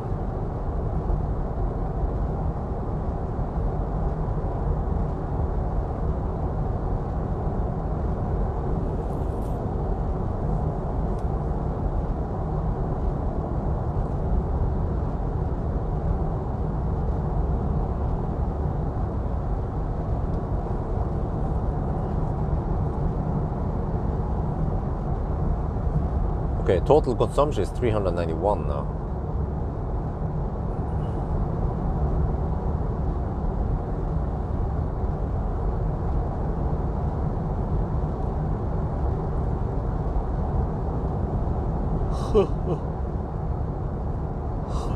Yeah, I wish police would pull over more people for driving too slow and for causing too much queues on the road without letting people pass, especially on areas where you cannot pass.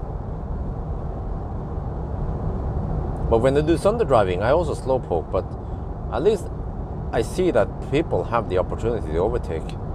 Plenty of places they can overtake, and then they just decide to stay behind. I think that I've seen the mentality on many Norwegians is that they hammer it until they reach someone, like even on a motorway, you know. Like they hammer and then they reach someone on the right lane and they just camp behind that slower car rather than just overtaking safely.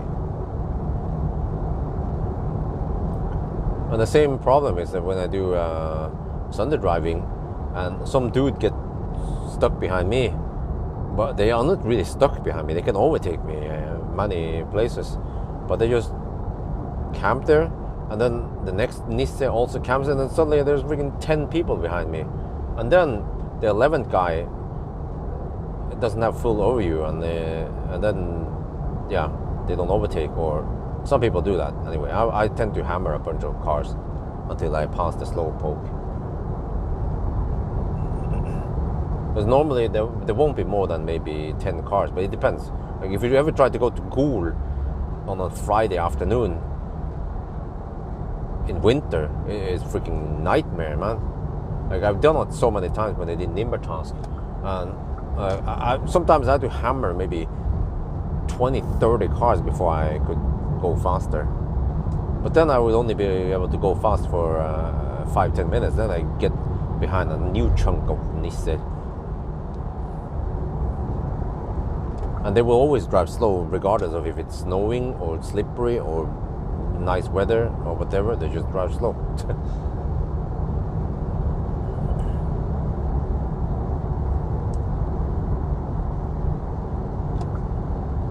Why do I have to overtake anyone here? I'm not sure.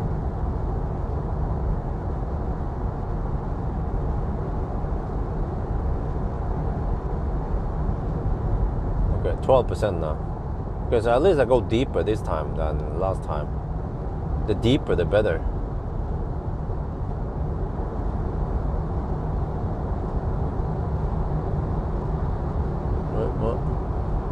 Why are we even hammering people in the 90 zone here?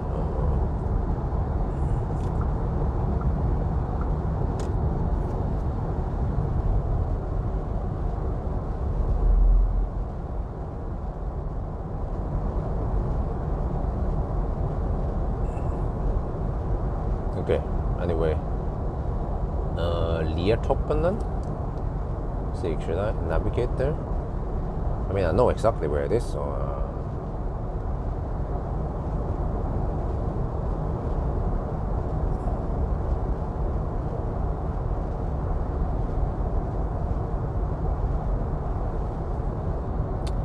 Man, freaking navigation, man.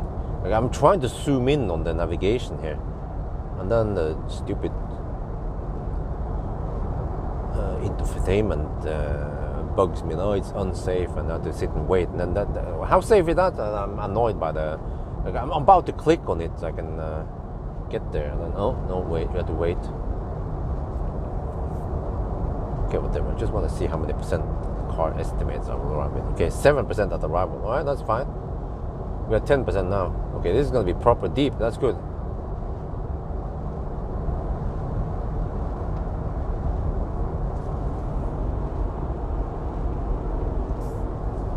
No, well, but Kjetil, if you ever watch the headlight test, you will see that all those headlight test videos start and stops quite sudden because they are not edited at all. I mean, why do I need to edit them? No, I just yo, what's up, and then blah blah blah, and then done. I don't have to cut anything. It's the same route, same stuff. Try not to dick around too long so the video doesn't become too long, and that's it. So no need to waste time on it, you know. Just try to make it as simple as possible without Yeah. And without losing much. Or gaining much. Interesting. The car wants me to exit here to go to Liertoppen. No, I don't think so. We're gonna stay on the motorway. Because it helps to get the distance down.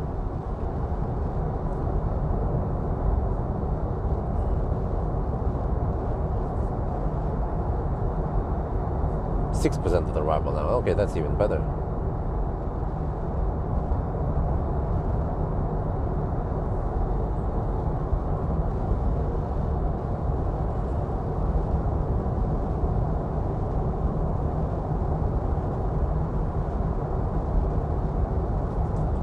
Yeah, so if I could ninja a bunch of stalls at Lier, at the Circle K charger, but as far as I remember last time also, they don't have any trailer-friendly stalls there. And this one, well, actually, when I look at it, maybe it's not that bad, Liertoppen. But it's still not literally right by the highway, so we can see how the time and the distance we drive now, the detour. See if it's worth it or not. I could consider it on the way back also.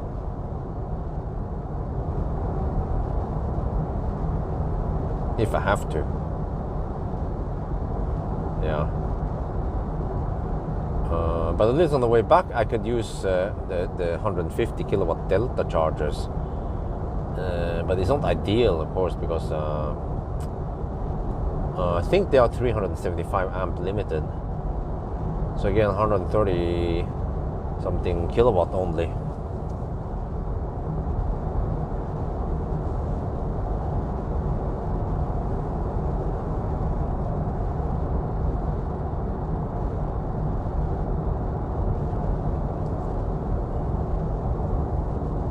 Maybe downhill. Okay, no, but I know where I'm going.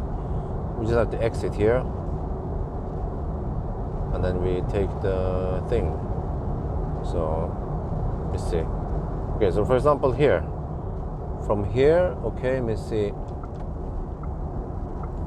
3740. Okay, 3740. Let me see. We can just count minutes or seconds or time. Don't have to worry about the distance. Let's see how long it takes to take this detour. Oh, just slow down. What are the chances that just when I get here, then there's no traffic here?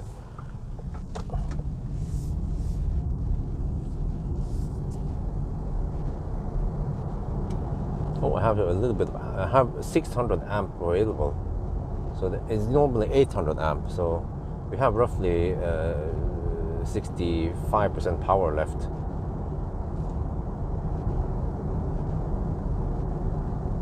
Yeah, it's a slight detour, but on the way in a way also similar to, for example, Varberg detour, right? Except for that, oh, this is longer than Varberg detour.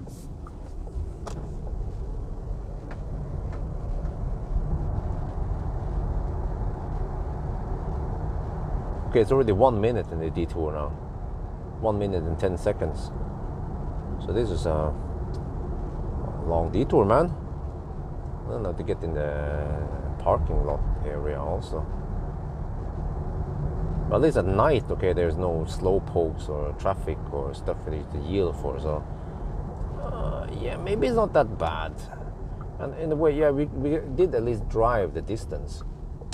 So it's actually similar to Halmstad. Also, to get to and from Halmstad, you also have to drive a long as detour.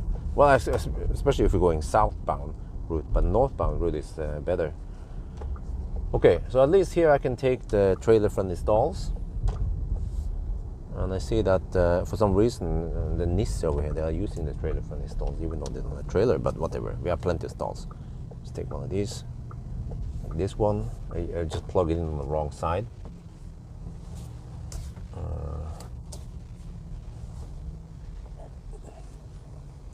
Yes, use this one. This one should be good. Okay, the cable is short, so I have to stay close to the Okay, so this was, let me see, since charging, this was Lier. Wait, so let me see. That was about, 30, well, it's over 2 minutes, 2.5 minutes, some shit. Lier, well, I have to include the temperature. Lier toppen.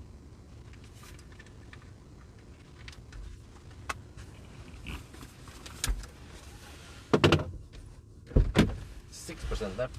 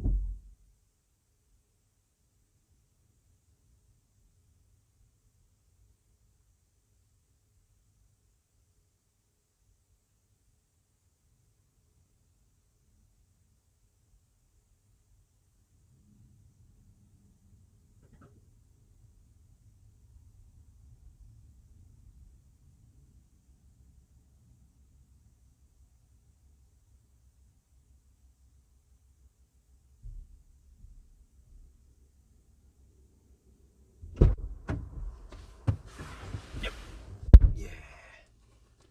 Okay, let me see. Oh, shit. Got to turn off HVAC.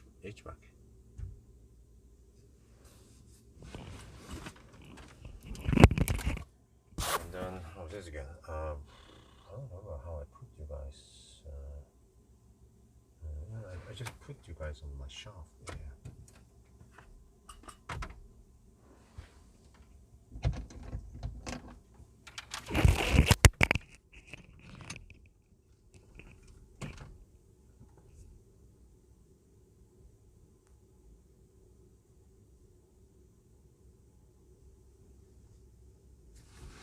Okay, so I just need to charge just enough.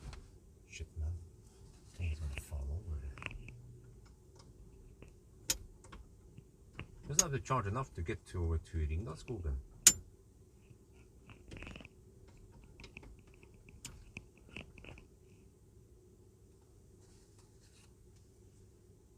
$700 kilograms. Okay, let me see. Let me just plot it in here. Ionity again. Destination. I navigated there before. There, Ringdalsskogen. So that is gonna be. Huh? What happened there? Shit, man. What? What happened to? Come on. Ionity, Ringdalsskogen. Start. 94 kilometers away. Okay. I have to expect the worst case here. 94 kilometers. Let's say 410 watt hour per kilometer. Okay, so I need 38. Well, I need around 40 kilowatt hour. Okay, let me quickly short before the speed drops.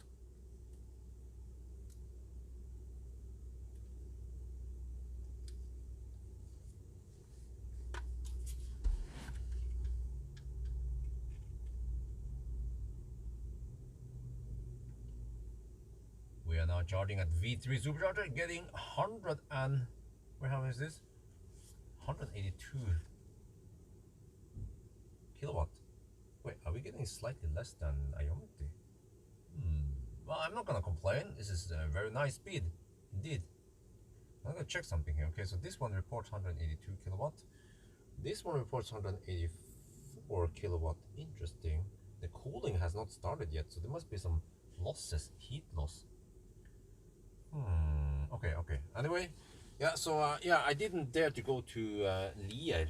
We are now at Liertoppen because the location here is trailer friendly. Next stop is going to be Ionity, Ringdalsskogen. That is not. What? That is 94 kilometers away. So wait, what happened to the? I set it to night mode. It's on auto. What? But why is it? Okay, oh, Jesus. First it was set to day mode. Okay, but we have to force it to night mode because I don't know if I set it to auto, it becomes day mode. But does it look like it's day now? ID software for the win. Okay. Anyway, yeah. So yeah. Now it dropped a little bit, but that's still pretty schnell. The only thing about the Lier is that just to get here, we have to drive 2 minutes to get, or 2.5 minutes to get here. But the main problem is that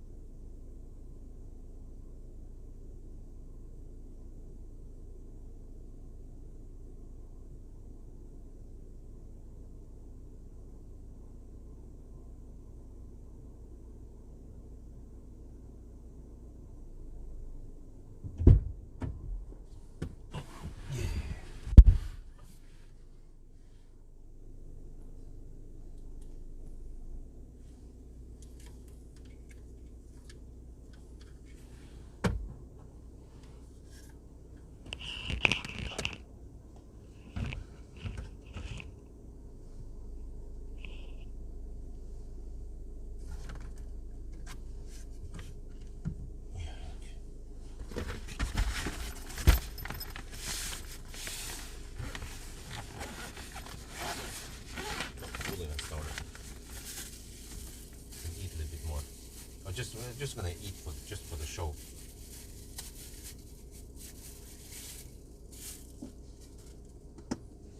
Yeah, it seems like this car prefers around 100 kilometers between charges. Oh, no, what happened? Then the light stops. Okay. Record here.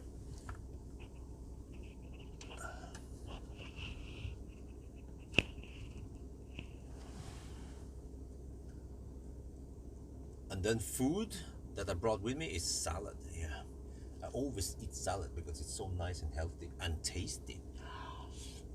Mmm. Mmm. Mmm.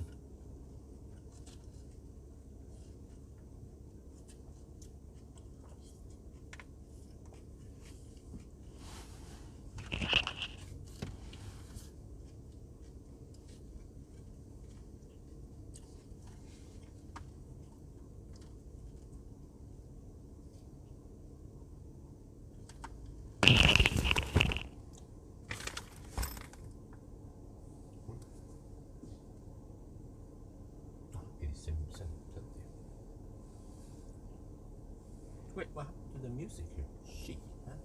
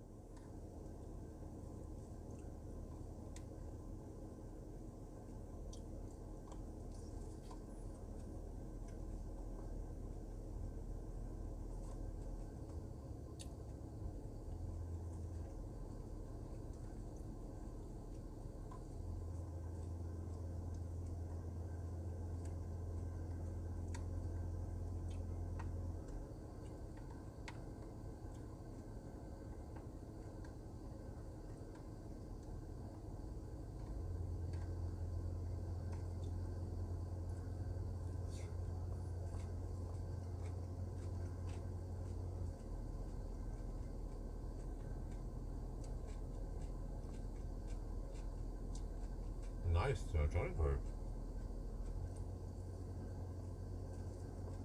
Wait, once again, we need around 40 kilowatt hour, right?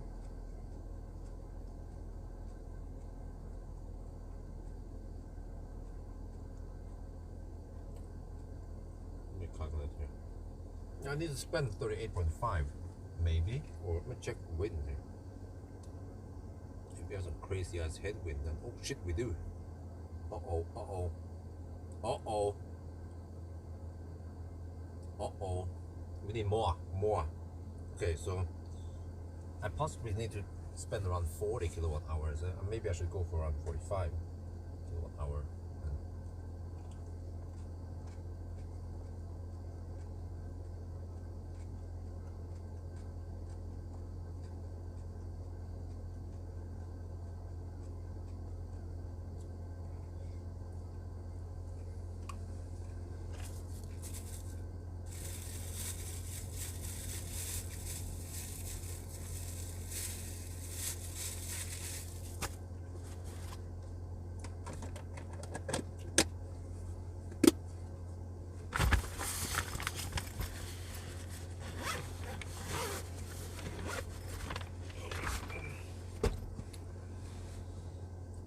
Now we sit and wait.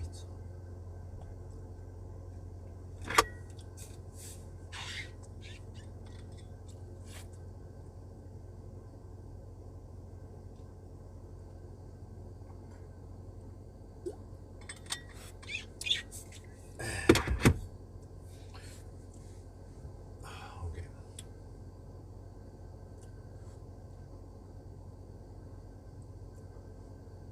Well, yeah. I wonder how good the iX is. The iX doesn't have that high peak power. It peaks at only around 190 kilowatt, but it has a fairly flat charging curve. Well, okay, maybe I should test iX also for towing shit. Wait. Can the i7 tow? I need to check, man. I still haven't tried the slim EQS yet.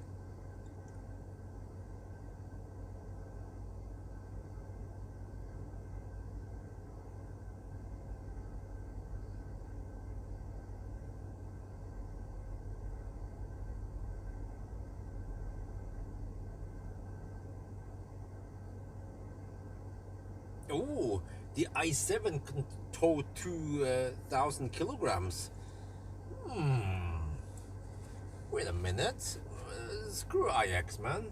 Who cares about iX? I want to pull with i7. We'll have to ask BMW if they actually have tow hitch on the i7 press cars or not. Guys. Wait, where's the microphone? Oh shit, it's way over there. Sorry. I mean, iX is probably more relevant since lots of people with iX will be pulling shit. Yeah, I've even seen some iX pulling some trailers, but i7 would be cooler, man. Freaking i7 pulling a big ass trailer, just like Plaid. But I already seen Plaid people pull some shit.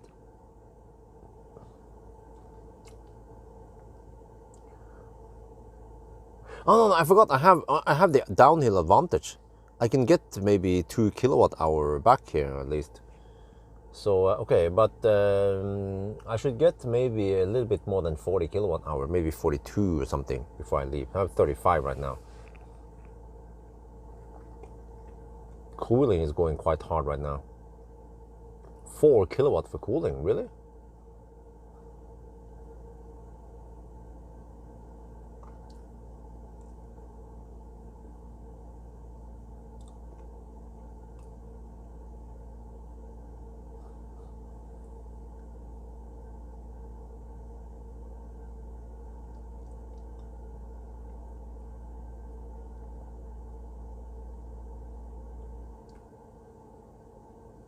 Yeah, was the guy I saw with a Plaid. I saw him at Vestby.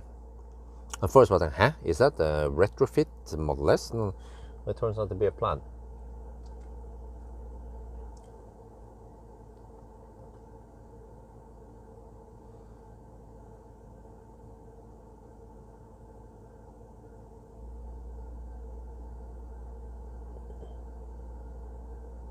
Well, still 100 kilowatt at 50%, huh? Not too bad.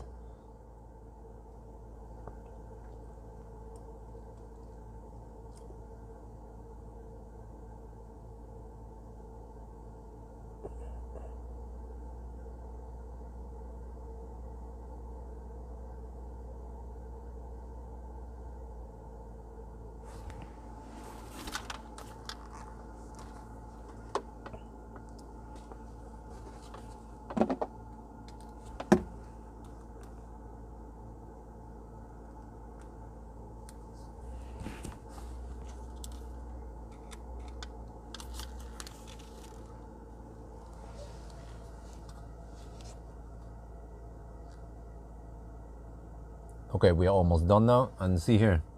I'm not sure if this is correct. We are supposedly pulling 4.2 kilowatt for cooling. Well, actually, maybe it's misreported. So if we are taking 100 kilowatts and we have almost 5 kilowatt for cooling, then we should pull around 104 kilowatt. We're pulling 103 kilowatt. That number might be misreported. But anyway, we're almost done charging now. But let's just see. We'll show you guys a pro tip in case you don't know this. When you're charging an MBB car, you want to turn off HVAC, because if you turn on HVAC, it might mess up things and it might mess up the cooling, and then the battery will overheat. See, the battery is already getting dangerously close to 45 degrees Celsius. Don't remember the break point for when it overheats and start throttling. But yeah, so at least now it's going very nice and fast. Just have to know all these ninja tricks.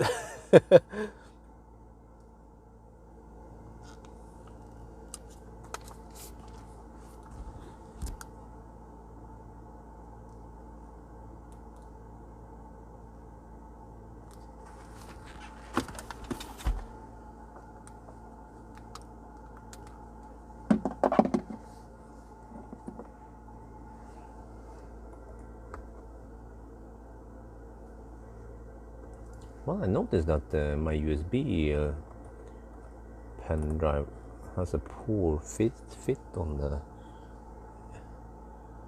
ID cars.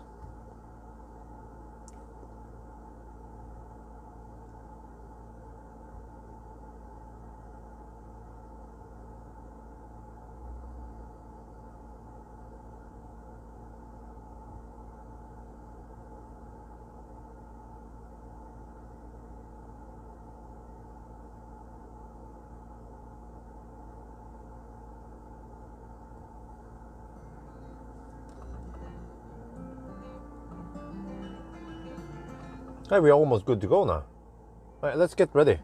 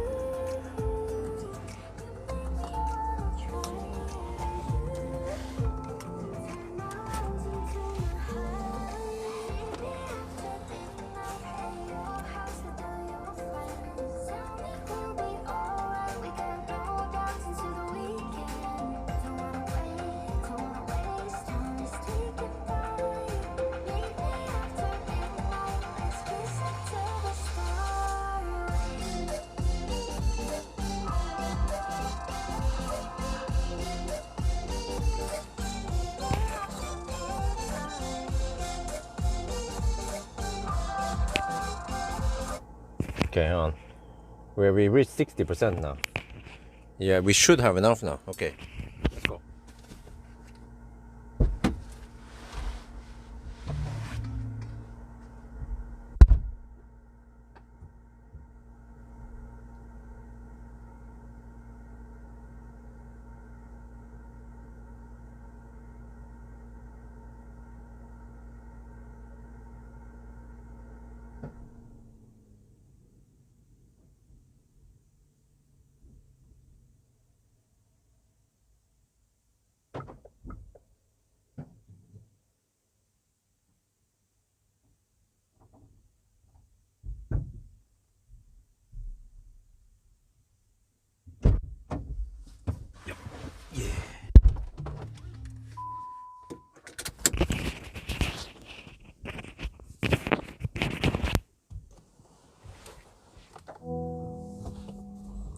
Zoop.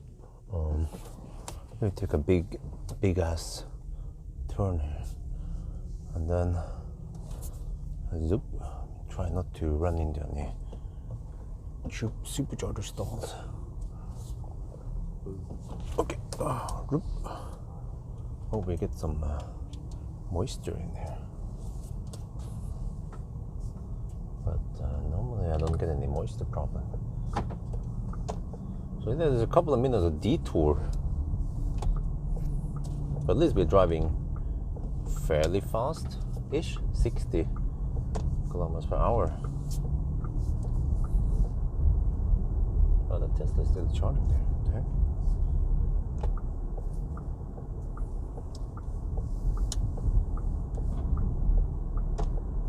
Hey, what happened to the music? No, okay.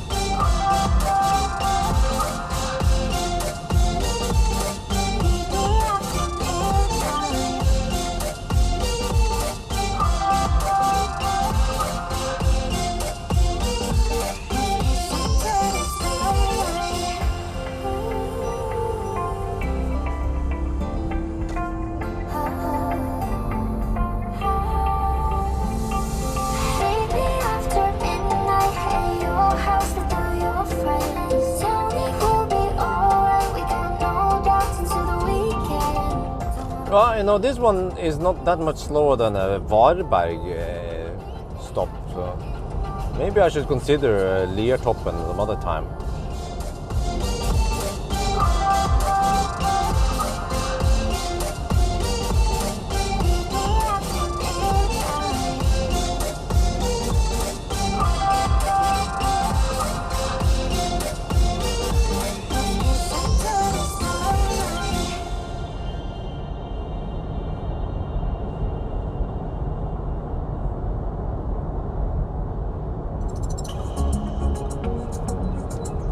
I can tell you guys about the house, by the way. So supposedly the house is going to be finished by what they claim around 15th of October, which is only in 2 weeks. So it's like, oh wow, it's getting close now. And as soon as it's finished, we will get the key to the house, and of course this final bill or shit like that will be normally paid, but then they make an exception for me.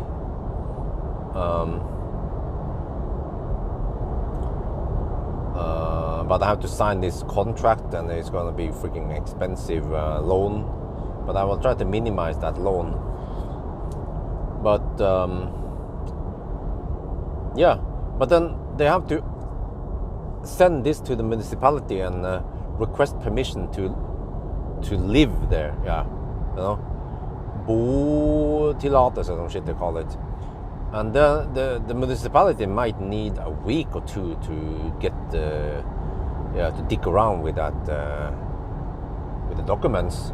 And meanwhile, we are not allowed to live there. We can start moving in there, so that's good. At first I thought that we had to wait until everything was finished and we had the permission to live there, but so we can start move some stuff there. I will probably empty out my storage, and I spend maybe a good day or two to move some shit over there. But then, yeah, until the final stuff that needs to, then we need to take the final load, and I'll hire some professional to help move and carry some heavy items. maybe pay them. Maybe I can get away with 500 euros only for some of the largest items. But most of the small, like banana box and shit like that, I can carry them, no problem. I need some exercise anyway. Lol. Oh, the consumption is only 131 watt-hour per kilometer. Ha! I only go home. Yeah, 2 more weeks, but wow, I mean, it's getting close, man. And I inspected the house in the evening a couple of days ago. Exterior light looks very good. Okay, there are some maybe weird shadows here and there, but I mean, if you want to avoid that, you have to then use spotlight from above or some shit like that. But this one seems still pretty okay. I've seen other houses where you have weird trapeze shape, or it's like weird triangles that the spotlights create. This one at least creates not so sharp shadows. Because I actually didn't use a 10-degree spot. I used a 35-degree flooding spot instead to diffuse the lights a bit or spread them a little bit more. And yeah, and also the spotlights inside, they also light up the room great. But okay, they have some sharp shadows, unfortunately, but that's the best we could do. But it still looks okay, because if you try to align the spotlights a little bit against some of the walls, so they will bounce off the walls and light up the room from that. But it was nice and bright there in such a big living room. And then today when I came there, I picked up the bathroom stuff from Quick and then transported it with this bus, by the way. It was plenty of room in the bus. Because for the longest time I was like, which car should I use? Millennium Falcon? But those are big furnitures. Unfortunately, Marcus had the bus that I could borrow. So I was like, okay, perfect. So I transported it, did that personally over there. So they should be almost done installing the kitchen during this weekend or some shit.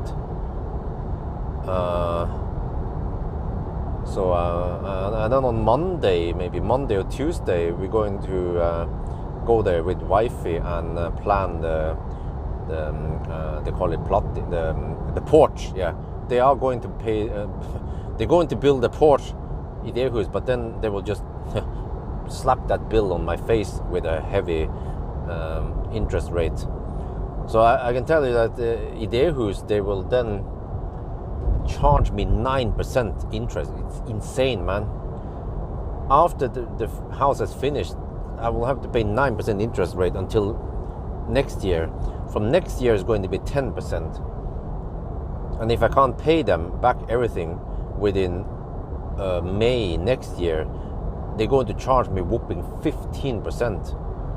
So it's like a motivation for me to pay them as fast as possible.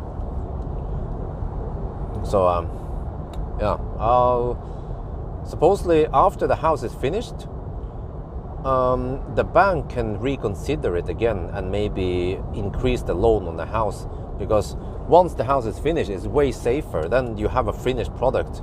Now that it's still under building, it's high risk. Something could go wrong or shit like that. So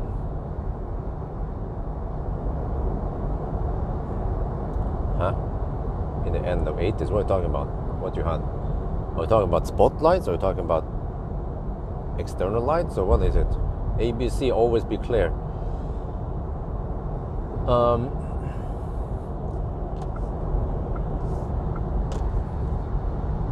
Yeah, so supposedly they're going to install the bathroom furnitures soon. And then we haven't decided which type of mirror we want yet.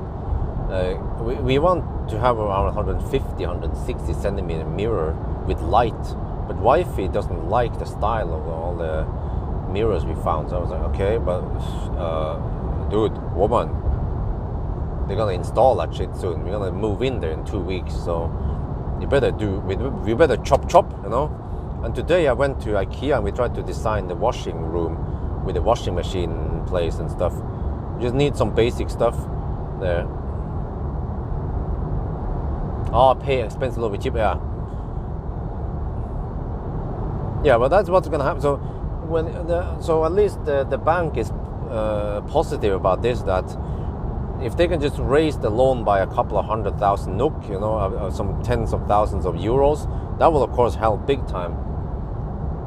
So after the house is done, I need to document the stuff we did with the house. For example, when we painted the house, that is a good investment. Suddenly, instead of the paint lasting 2 years, we have paint that lasts 15 years. But it cost 10,000 euros extra. But basically, it should mean that the house is worth 10,000 euros more. And we can then, that should be a point of negotiation to increase the loan. And then also other stuff that we went for on the house that makes the house better, you know. But the bank doesn't know all this stuff, what we actually paid for. So I need to document everything, and then it's up to the bank what they're going to give me in loan. But if I get the house loan, that will be way lower interest rate, or lower, like maybe I get away with 5% or 4.5% only.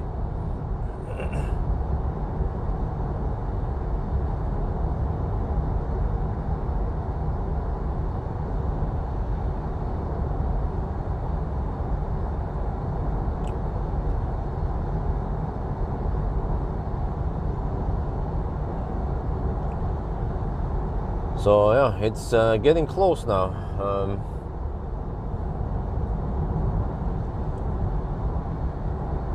Man, I can't wait to start living there and start working from there. And like, you know, every week now, I notice that I drive from Alnabru to Dal. That route is around 50 kilometers. I drive there at least 2 times per week, maybe even more often. So, but of course, then I have to drive downtown to switch press cars, which will take longer. But I feel like I'm spending a lot of time just driving back and forth. Yeah, actually, it's more than that. It depends which car. If it's a complete new car that I haven't tested before, let me think. I have to do range test, which involves driving to Dar, and then do my range test, and then go back again. And then normally in the evening, I will do a noise acceleration braking test. Again, going to Cleavage, back again. That's two trips already. What else? Well, normally that's enough, right?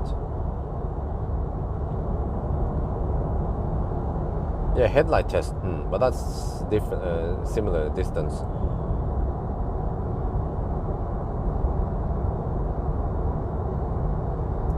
Doesn't help unless to sell, huh?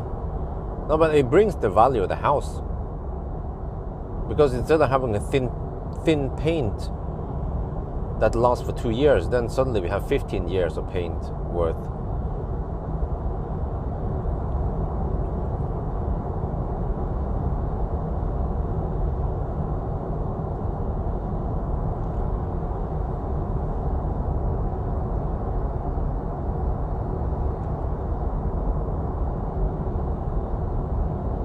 And then also it's going to cost us a little bit extra, but we want to have a nice LED strip above the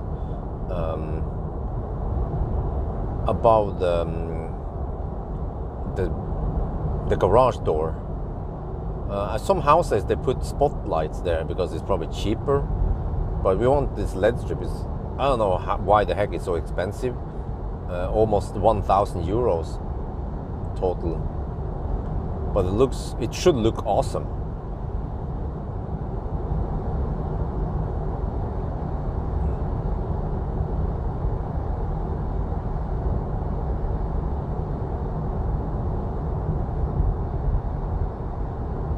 Yeah, but no, I go downtown, but there is also some Asian food store, Asian supermarket in Jessheim. So, but we usually go to downtown maybe once per week, sometimes even 2 weeks one time. But I have to go downtown usually to swap cars, but I time it so I only go to the city once per week on average to swap cars. For example, what I would usually do is that I drive a press car from Jessheim to either Møller or somewhere, who knows, right? And I return it, and then if it's in the same spot, if it's the same brand, for example, then I just swap car and I leave the press shuttle there. But then if I have to move, then let's say, for example, I return a Mercedes, and then I drive the Leaf or some shit, right? From the Mercedes place to maybe the Volkswagen place, which is just 5-10 kilometers. And then I put the Leaf there, a Frankenstein. And then I drive the Volkswagen or whatever, like for example ID7, back to Jessheim. So that means that on average I need only one trip to downtown to swap cars. And then I will just be camping around Mjøsen and Cleavage. Oh yeah, I forgot, if I have to do 0 mile test, then I would prefer it around Cleavage rather than IKEA, because IKEA can only be done on Sunday. Or unless I want to run out the juice at night, but I prefer to not do that.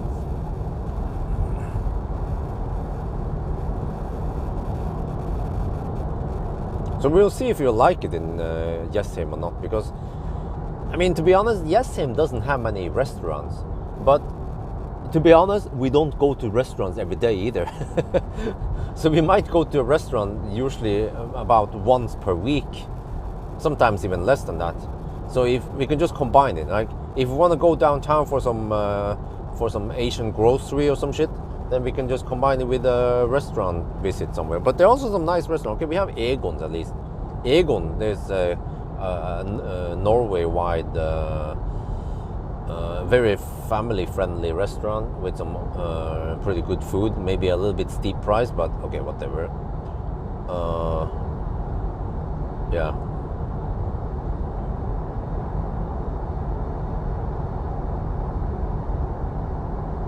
Yeah, but okay, Magnus, it looks a lot better, trust me. I've seen the thin paint they put there in the beginning. It made the paint look semi-transparent, and the house just looked cheap. And also it was a bit pink, yellowish. You could almost see the wood through the paint. It was that shitty. That, the default stuff from the contract from Idehus was so shitty. Like many of the standard stuff you get there without upgrading it was so shit. Like the shower, the tiles, most stuff there is pretty shit, man. So we had to upgrade to something that looks a little bit decent. Yeah.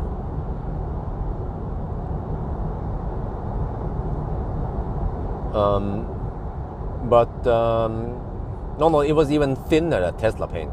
Like, seriously, I can show you guys maybe some places that they haven't painted properly yet. Some trims maybe. Actually, I'm not sure if I have any.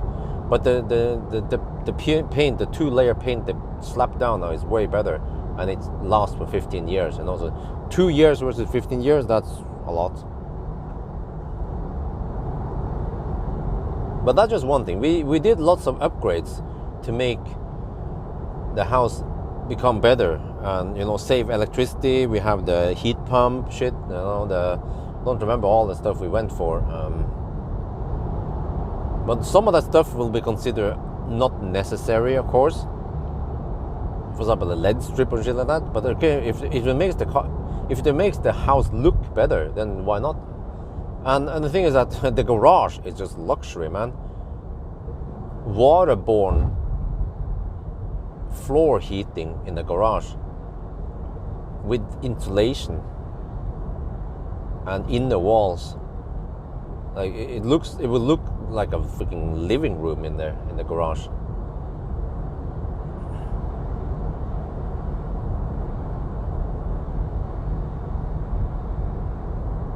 So yeah. No, it's not. It's they are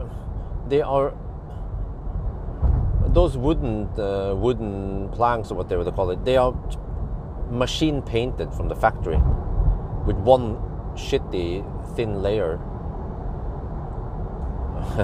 So it's almost unbelievable how they can, like, don't they have any dignity or what you call it, pride in the work they do? So they just offer the shittiest shit to the customer.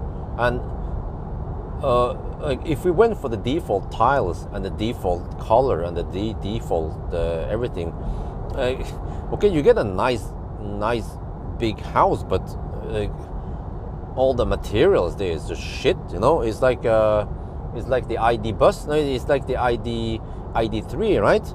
Versus e-Golf. E-Golf has nice material, and then the ID3 is like, what the heck is this plastic? Like freaking plastic everywhere, right? It doesn't feel and look nice.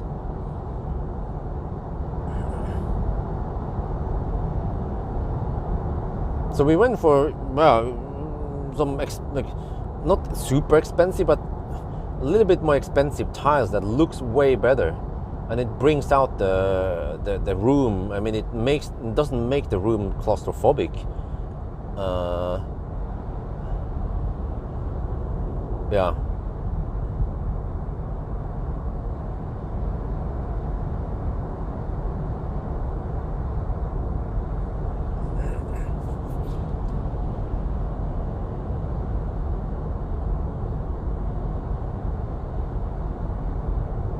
What annoys me is that the plumber, man, like the plumber is so bad. I requested him to install at least one shower in the main bathroom, but he seems to refuse to install it. He said, "No, you can wait with that one."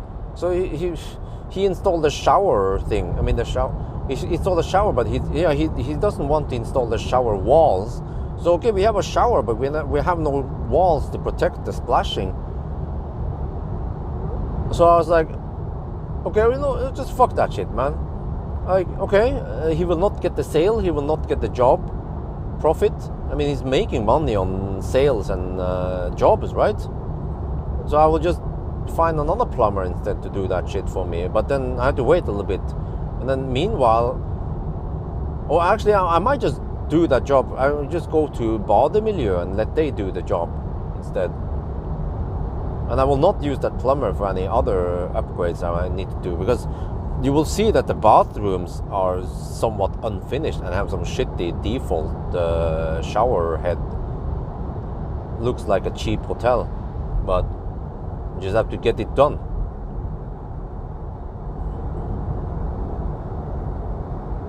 Oh, you did see the tiles, right? Yeah, the tiles look freaking awesome. Wifey picked the tiles. She has good taste. She went for some big 60 times 60 centimeter tiles, many places, and then 60 times 30 some places. So they look awesome. Like, just wait until you see the spotlights lighting up the tiles in the bathroom and the entrance. It looks freaking awesome. We didn't go for the most expensive stuff because I knew all the time when we started speccing that, we can't go for this one. It's way too expensive. Just go for something that looks okay, but not the cheapest shit. And yeah, but the whole pool just went overboard, man. The freaking pool it cost over 1 million NOK. If it didn't go for the pool, then. But on the other hand, when I see the house now and the reflection on the pool, it just looks so damn good, man. And at night, when the house is lit up and you have the reflection for the pool, it just, the whole house looks 10 times more expensive just because of the damn pool. So if you wanna sell the house one day, you know, the photographer and the megler, he knows where to stand to get the shot, sunset shot or some shit with or evening shot with the external lights and the pool open up.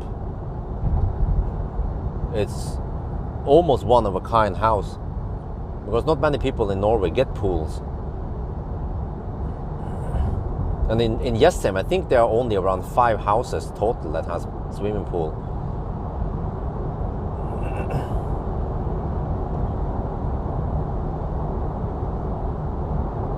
Yeah, I would just, whatever, I was like, fuck that shit. I'll just buy some cheap shower curtain from Rusta or some shit. Just use that for a couple of months until we scrape enough money to buy something. Well, I will see. Yeah. But also, the plumber, he was pushing for Viking bath, it's called, Viking bath, some shit. But that's from China with 5-year warranty. And we found something from another shop, Link Angel. It's Swedish made, it's custom made. You have to cut it custom, you have to measure it and customize. But it's made in Sweden rather than made in China.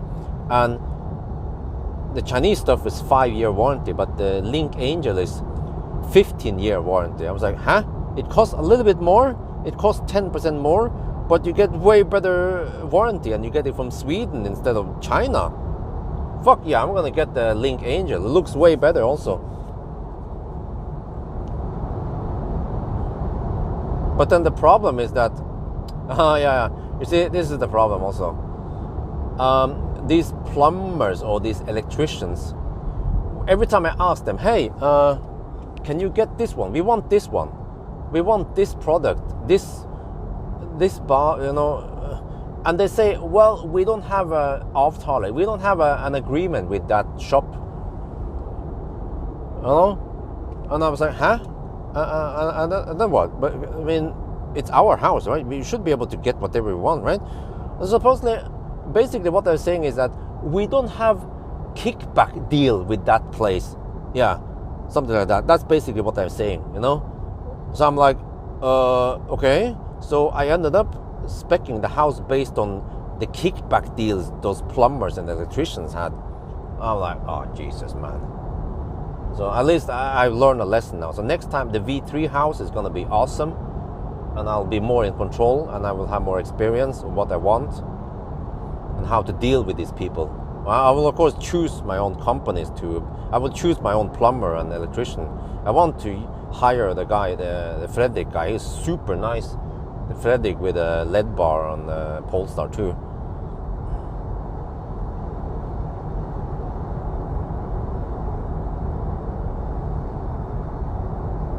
Yeah, I have ranted so much about the plumber.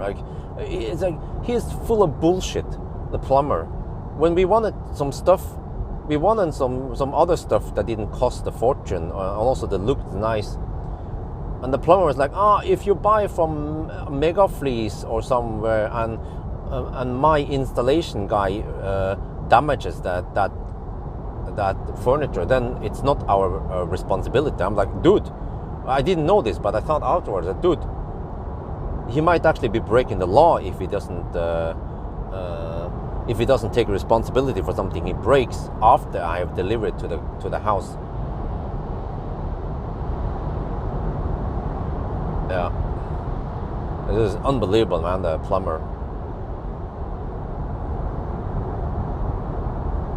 But he appears to be nice, In the beginning, when I didn't notice, I thought he was a nice guy until I started noticing things. I was like, hey, wait a minute, huh? Wait, huh? Why is he saying that? That doesn't make any sense.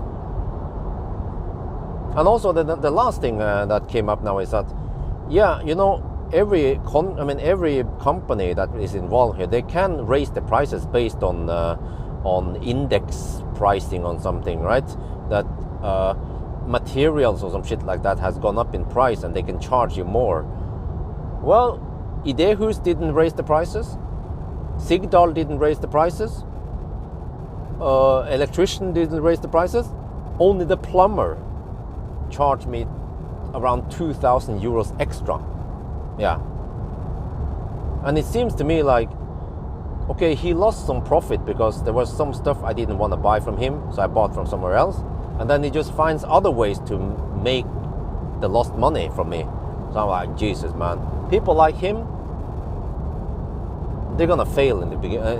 Eventually, they're gonna fail because they can't just keep tricking people or just use people's lack of knowledge, you know, or abuse people literally.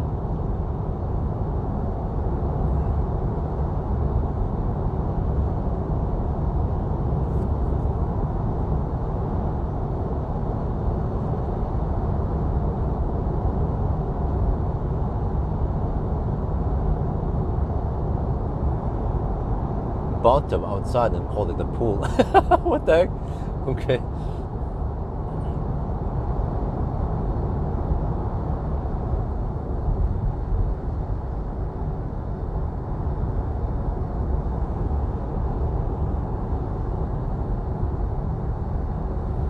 Yeah. But also, like in the beginning, you know, I was like, oh, I want internet at the garage. I was even thinking about heated driveway, you know. I was like, oh, I had lots of ideas. Oh, I want this, I want that. But then I didn't know that I was gonna blow the budget by far. Like some of the stuff I requested was really expensive. So, yeah. For example, you know, the butt sprayer. Wifey wanted a butt sprayer on every bathroom. And we got it, but it cost us around 3,000 euros extra. Yeah, and it works like this because, you know, in Thailand we can have a butt sprayer that is not connected to hot water because the water in Thailand is around 20 degrees Celsius, no problem to spray your butt with that. But try to spray your butt with 4 degrees Celsius in Norway. That's not gonna work, buddy. So the plumber, he was scratching his head. He was like, how the fuck do we fix how do we solve this? Well, so there is a mixing tap in the washing room in the yeah, and there you mix the ratio between hot and cold, and then the same ratio goes to all the 3 bathrooms. So you have to mix him hot. Yeah, so what you need to do is that before you spray your butt, you have to spray it on somewhere in the toilet. Wait, but that might create some splashing. Okay, I'm not sure how the heck, but yeah. So you need to spray a little bit before the hot water comes. Otherwise, it's gonna be freaking cold. I don't know, man. Or maybe the pipes will be slightly warmer. Yeah, they should, right? The pipe should hold 20 degrees Celsius. Okay.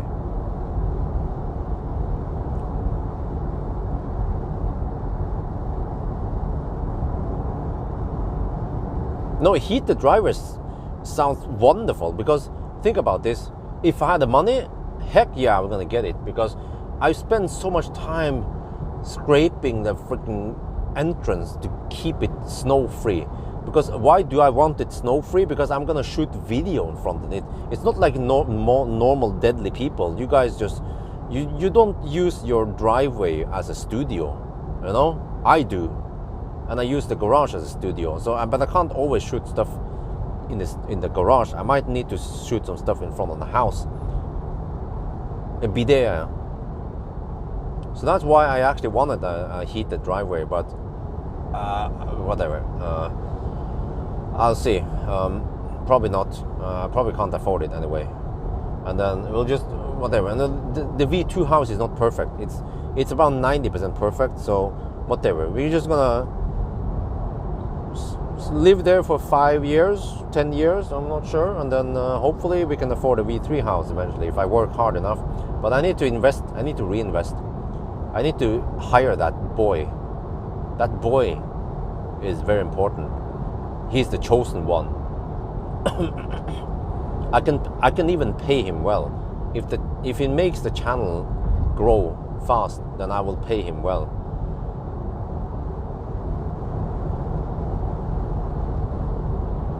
Let's say if business is going great and views are going up and so on, and he's doing a good job, I wouldn't mind giving him a raise. Let's say if he starts at 350k NOK. I'm not sure, 300 or 400k NOK before his taxes. Maybe 350k, yeah. He doesn't need any crazy mad skills.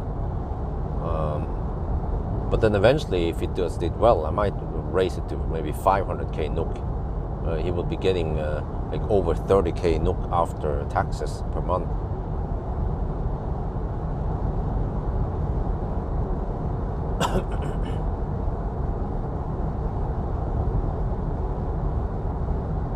Oh, cooker, I mean. No, on the tap, right? The plumber, man, in the beginning, he was like, oh, you see this one, the cooker is really great. I was like, nah. He was trying to convince me, tried to sell me shit. I mean, he tried to sell me the drilling stuff, you know, drilling for bergvarme. I was like, oh, that's 90k extra, plus, I don't know what else more it will cost. I was like, no, I'll just go for air to air, yeah. What do you call it? Luft one, they call it, air to regular heat pump. But like freaking, I don't know, man. The heat pump for the house, the whole house, supposedly it cost over 200,000 NOK. That heat pump. And is it really that expensive?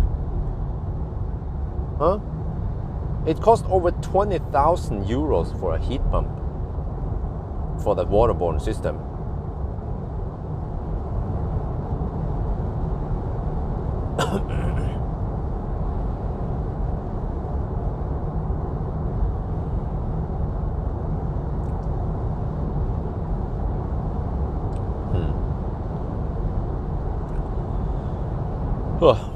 Yeah, now let's see. Oh, okay, let me check here. Okay, it's a little bit far away from the gas station, though. It's a bit weird, man. You have to cross the road, get over there to the charging spot. Yeah, Circle K, they have put up a bunch of hypercharger. I could use those, we'll see. Once I'm at Ringdalsskogen, I will calculate my next stop. Maybe I could just go Ringdalsskogen turnaround point and then end up at Torp. That sounds also like a good idea. Try to alternate between Ionity and Supercharger V3. Heat pipes were inflated to 50k euros. What the heck, man? Holy shit.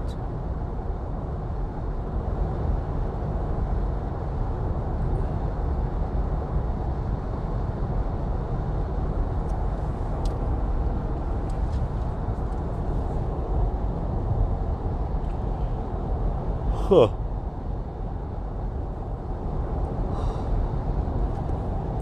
And then the last thing I'm just struggling a bit is the heat pump system will give me some what do you call it, subsidy from Enova, but I don't have the correct documentation from the plumber, so I'm supposed to get the 40k NOK or 4,000 euro subsidy from the government, but they require an invoice where they require an invoice where the heat pump model is written there, and it's not written there. It just says A-konto 1, A-konto 2 or some shit. And when I asked the plumber about this, he was like, well, you're the consumer, you're the owner, you need to figure out what documentation you need. I was like,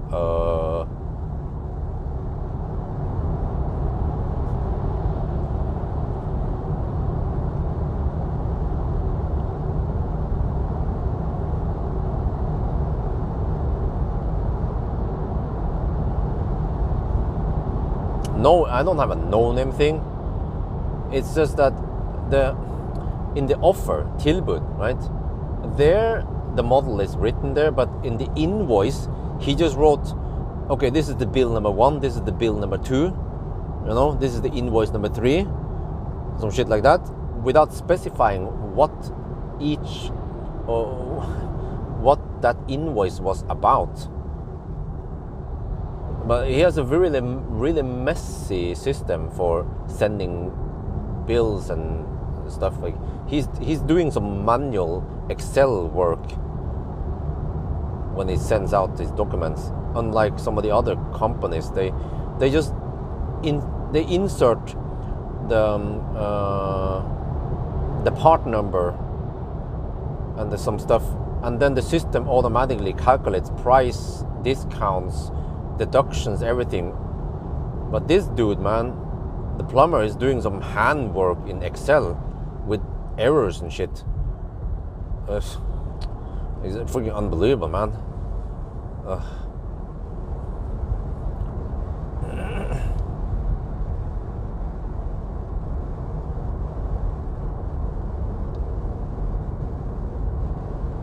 No, but I could have seen this coming, but he was, you know, before the deal is sealed, then he would just he would tempt customers like, you know, if you get this heat pump, you can save so much money, and if you do this, you can save this. He was trying to convince me for the longest time to drill a hole in the ground, and he said that in summer you can get cooling for free almost, because I mean, I can explain to you guys. You take 4 degrees Celsius from the ground and you use that one to cool down the house, rather than having to run a compressor that takes 1 kilowatt. So you will be running a circulation pump or some shit, 100 watts to cool down the house, right? Rather than 1 kilowatt or something for cooling down the house. Yeah, but by drilling the hole, you need to spend 10,000 euros, and there could be some limitations when you drill the hole. You could lower the temperature in that ground. It depends, but just the fact that you have to invest another 10,000 euros for it, and also when I explained to him, okay, cooling is nice, but we are living in Norway. This is not freaking Thailand. So how often do you actually need cooling in that house, right? And also modern houses, they are required by law to have a ventilation system. So you can have only fans. And you can, so if it's 20 degrees outside, you can pull 20 degrees from outside and cool down the house with 20 degrees. If you don't have that system, I mean, it's like a car, right? If you just let it sit in sunny weather in 20 degrees, but a car is full of glass, but the house will eventually heat up even in 20 degrees Celsius outside in the sun. But at least if you could pull 20 degrees from the ventilation system, you will be able to like cool it down with only fans, and you still get okay temperature. It doesn't get over hot in the house. But we have prepared. I also paid the electrician for 3 places where we will maybe in the future get air-to-air heat pump for cooling, but we might not need it.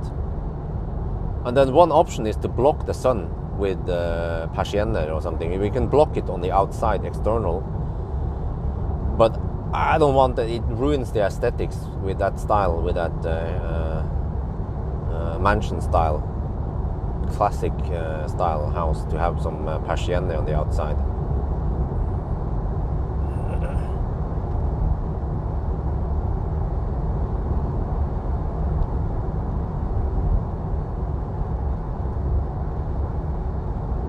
Yeah, but if you think about this, okay, let's do the math here. Okay, if it gets really hot, like, okay, in Norwegian summer, sometimes we might get a couple of weeks during summer when we have 25, 28 degrees Celsius. In that, but there's always a butt crack here. At night, it never gets that hot at night. So at night, it might get 20 degrees, or maybe even colder, 18. And then we can run only fans. Because, you know, wifey likes to have it hot. She likes 25, 27, okay, she likes 25 degrees inside the house. And I also like it. So what it basically means that we only need to run the AC for, let's say, no more than 8 hours. Actually, no, maybe less than that, because we can eventually switch to only fans with the ventilation system. So we only need to run the AC for, let's say, 5-6 hours. So we might be spending 5-6 kilowatt hours then during summer. Yeah, remember during summer when the electricity prices are dirt cheap. And then only for a couple of weeks per year. So yeah, you could save a couple of euros per year, but then you have to invest freaking 10,000-20,000 euros in drilling the hole. And then also, but then his argument was, yeah, but in winter when it's freezing cold, if it's minus 10 degrees outside, Björn, and instead of pulling minus 10 degrees, instead of the heat pump needs to work against minus 10, it can then work against 5 degrees in the hole. And he was trying to explain to me the basics of heat pump and COP and stuff. And I was like, dude, you don't have to explain to me how that shit works. I mean, if you ever watch my channel, you know I know how that shit works. But still, I have lived in Norway for almost 40 years. It rarely gets that cold. But okay, Jessheim is close to Gardermoen. Yeah, true. But I mean, it's still close to the coast. So for the most of the time of the year, it will be around 0 degrees. And also, yeah, maybe in January it can get a little bit cold, but no big deal for a very limited time. Plus that the house is very well insulated anyway. It's not the freaking house from the 60s here. It's a 2013 house. So what I'm saying is that before we sealed the deal, he was trying to convince me, get this, get that, drill the hole, get this one, this is good shit, you know. But the reason why I went for the waterborne heater is because I can get rid of the fucking chimney.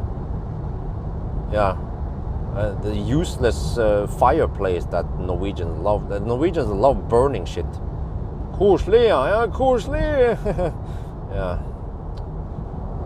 It took up space. The house looks way more modern, and inside we don't have that chimney taking up space. We free up some wall space and shit. Oh, it's way better, man.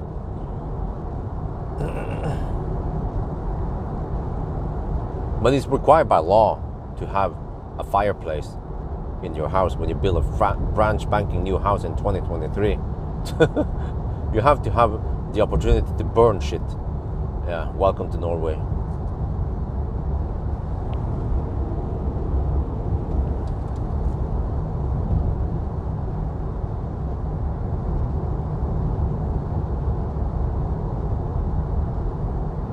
No, but no, supposedly the whole idea is that if there will be a war breaking out and the electricity disappears, then you have to be able to heat up your house during winter. Yeah, or some shit like that. But I mean, if you don't have electricity, then I think we have bigger problems out there.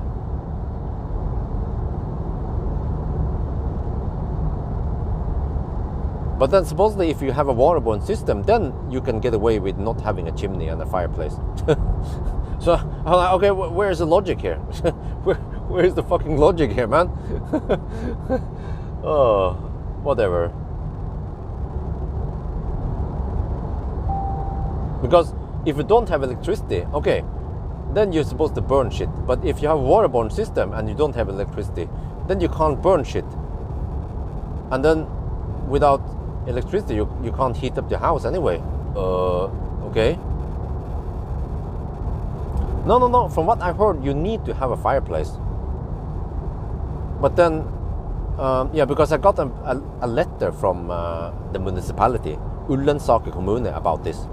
That, yeah, they say that by default you have to have a fireplace. Or I mean, maybe not fireplace, but a chimney. Yeah.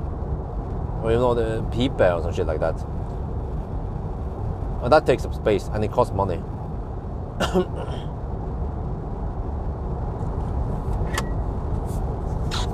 I think I wasn't being clear. I meant chimney, not fireplace. Those are two different things.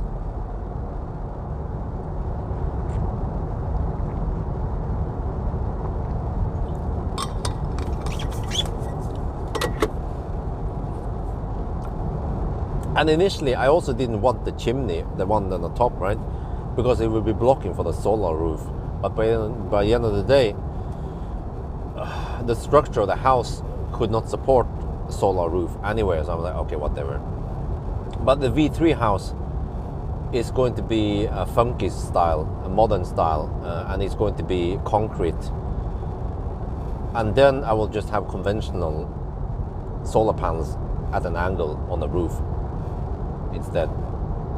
And it will be a modern style house, not the traditional wooden house. But who knows when I can afford that one?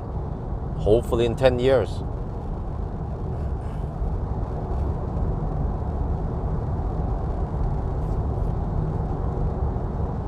But before that time, I need to reinvest so I can make more money. And I need it's the money is in that boy. Once I hire that boy, it will unlock lots of possibilities. And hopefully I can hire him next year sometime.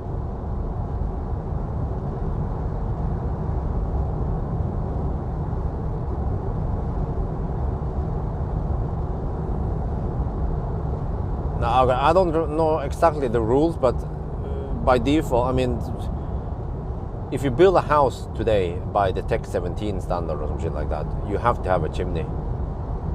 Unless you have waterborne system, like I went for. Wait, they have chem power over there now, on the other side. Damn! Chem power for the win!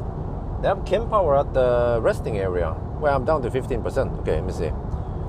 Okay, we're gonna arrive at Ringdal's going with 5%. Yeah, good. Going deep. Oh, what's the oh shit, I haven't paid attention. The consumption on this leg is 420. Scheisse. Wait, we are 19 kilometers away. Let me check something here. 19 times 420 is 8 kilowatt hour. I have 11.5 kilowatt hour left. Okay. We're gonna make it there. Good thing I have a little margin here.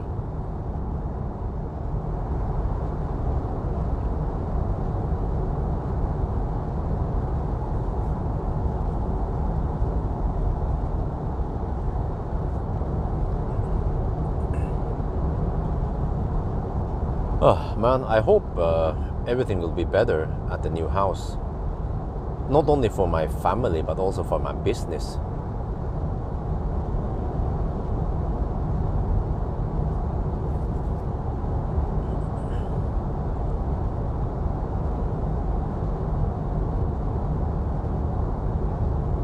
And I think if it's possible, well, at least after the new baby is out. Wait a minute. Yeah. I'm limited by my family now, but sometime next year, I just need to hire some dude or nanny, and I want to go more often to events, but also maybe to Arctic Circle or somewhere else. Maybe limited a little bit, but at least if I can have one sleepover, so I can be away 2 days, 2 full days, like an Arctic Circle trip usually takes. Just so I can get the money shot and get lots of subscribers also. Like, you know, Highland video, man. I got lots of new subscribers from the Highland video. But this year there hasn't been many great news out there, or new cars that generated lots of views. But around 2 years ago, they were coming out like a string, you know. Polestar 2, ID3, ID4. I don't remember all of them, man. IEX3, you know, there are lots of new cars, interesting. E28, yeah. Stellantis came with some new stuff. MEB platform was out. eGMP platform, Ioniq 5, EV6, shit like that, you know. But this year has been a little bit empty. Like, okay, there's new variants of existing platform or shit like that. Slight new like a new battery motor, some slight upgrade, but not a brand spanking new car or new platform. So yeah. Oh shit, I will arrive with 4% now. Okay, we're going proper deep at least. Wow, consumption is really high. Damn. 426 watt-hour per kilometer. It's 10 degrees outside. And we have headwind. Okay, so I can expect that we will get way better consumption in return. We sail on a tailwind.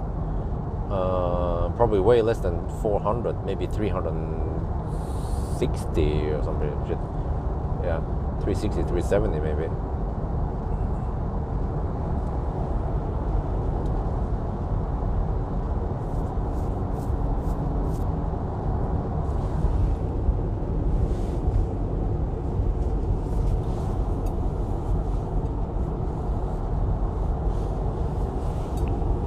Yeah, I'm still waiting for the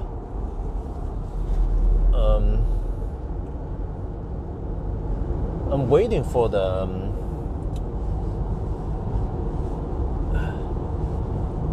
Giga Berlin BYD battery thing, and I finally got a reply from Tesla. You know, you guys remember the stored credits I had from referral program? I have supposedly 35,000 NOK, or yeah, 3,500, over a little bit over 3,000 euros in stored credits. So okay, I'm gonna cash them out by ordering 5. Was it 5 or 6? 6? Yeah, I think 6 Tesla wall boxes, and then I'll just sell them on Finn. Because yeah, I could keep the stored credits there, but I'm afraid that one day they will just it would just go lost somewhere in the system when they change something, or yeah. So I just need to cash them out, and now I need money. It's been sitting there for years, really.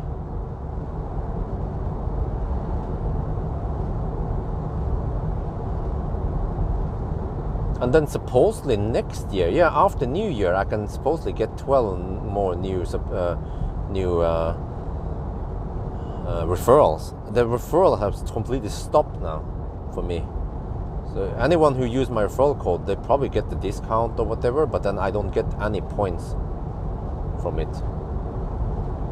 So that will also be nice after New Year, supposedly. If I can get more points, I can cash in, get some, yeah. I also done the math there, of course.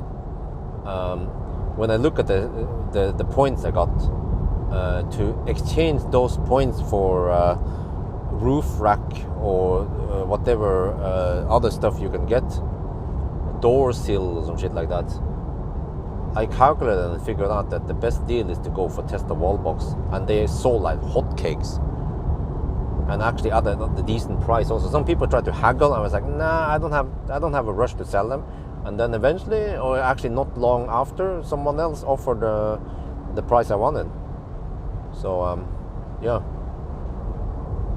and it's literally just like buying from Tesla, because you get the warranty. I send them the receipt, you know, and everything, so you have warranty on it, and you still, yeah, so no problem. And they also buy from me, which is a good thing, because everyone knows me, so they know that I'm not trying to cheat or anything, and they know they know that it came from referral price. So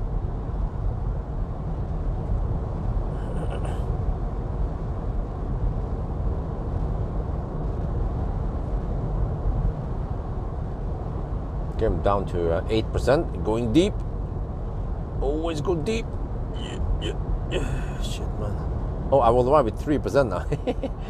Okay, I have 6 kilowatt hour left. Oh shit. Wow, we have so strong headwind now. 6 kilowatt hour left to drive 7 kilometers. Well, let me see. 1 kilowatt hour lasts for around 2.5 kilometers only. Damn, it's going down fast now. 6 kilo. Shit, man. Do I need to slow down? Nah. I'll be fine, right? The battery is nice and warm, 27 degrees Celsius. Almost too hot. I want to ideally start with 25 degrees, right? Thanks for the test. It will be bus one day. You will have a bus. Yeah, it's a nice car. The 5-seat car versions are coming Australia. Okay. But you know, yeah, Kangaroo man. After testing MIFA, man, if I had the time, and if the weather wasn't too shitty, I would test these two side by side, MIFA versus bus, because somehow the bus just drives better. It's not annoying. There's just, I don't know. It's more pleasant to drive MIFA, but to drive bus. But maybe it's more pleasant to sit in the MIFA in the second row. Yeah. But overall, the bus is a nice car, and you can see all the plumbers and all the electricians around Oslo. They're driving around with bus, and they're probably happy that they got a bus and not the freaking Toyota ProAce, which is just a Stellantis version of it.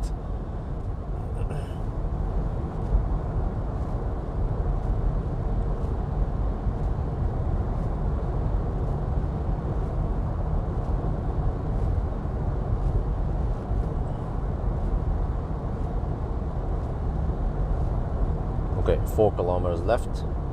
Wait, is the car doing some, let me check navigation. Is it doing some weird shit? Sometimes the navigation will give me a, okay, no, it goes directly, okay.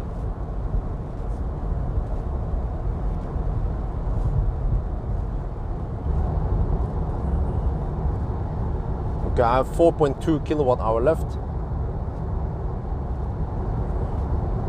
Alright, before I move away from Alnabru, I need to do that car spotting video one day, because I won't be able to see that many EVs around Jessheim, and not that much traffic around Jessheim versus Alnabru. So yeah, car spotting video coming up.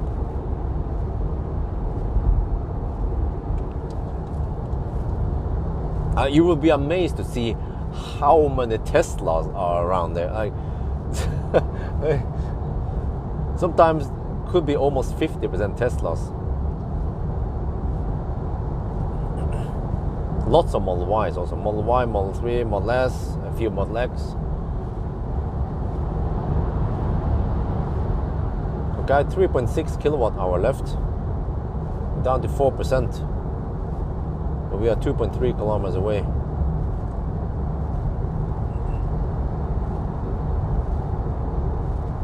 Milfa. Yeah. Well, but MIFA, okay, I'm a little bit torn there, but it doesn't charge that fast. It's a little bit thirstier. It's the whole seating solution is a bit weird, and it's a Chinese car. Like, I'm not like with bus.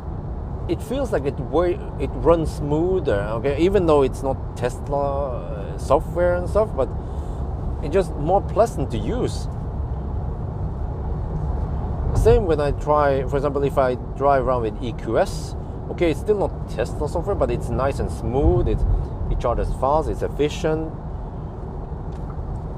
But I don't get the same good feeling when I'm driving the PSA cars. I was like, what the heck? Like, some of the cars don't even show state of charge, and they have clumsy infotainment. But at least they don't do Chinese shit. So, Chinese shit being like uneven auto steer, uneven cruise control, you know, ding dongs and shit. Okay, we have 3.3%. We're talking a lot. I should play some music soon. Okay. Oh, finally, the water hole. Yeah, this is going proper deep. Let's see. Can I just go for this one? Yeah. Let's go outer here. Okay, this is good.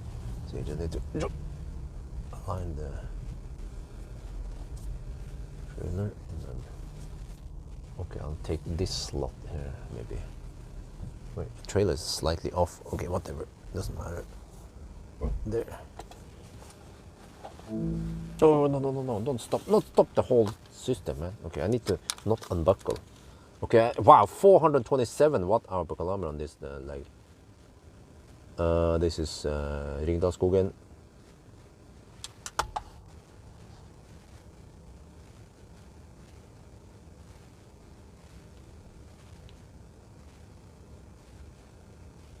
What did I record the whole thing here?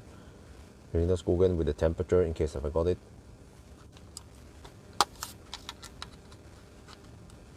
Yeah, with the new motor and stuff, that would be great. That would be great. Yeah.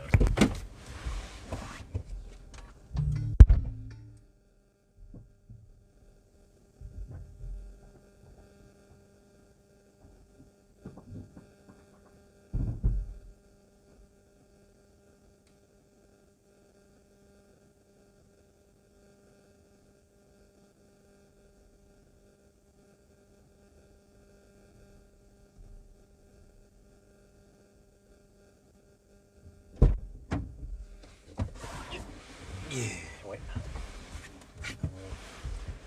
Because I have to put the shot back again. Like this. This will work every time, right?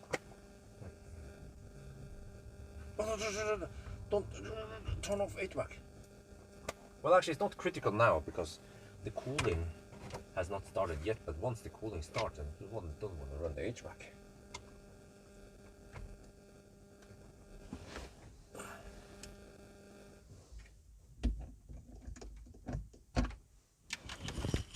Okay.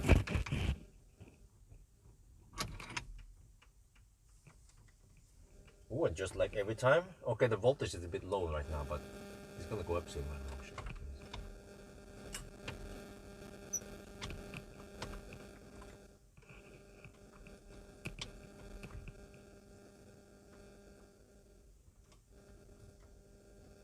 Oh man, I can't stabilize the rig. Wait, how the heck? How did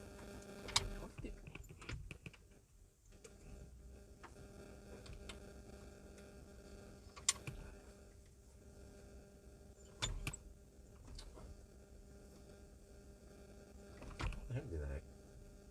There, point. There, maybe. How did I get it in the viewpoint earlier? I don't remember how I did this. Maybe I found it from me. I think it was alright.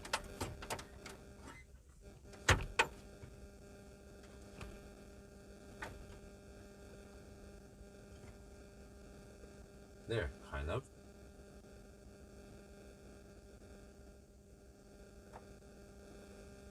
Okay, anyway, we shoot some video.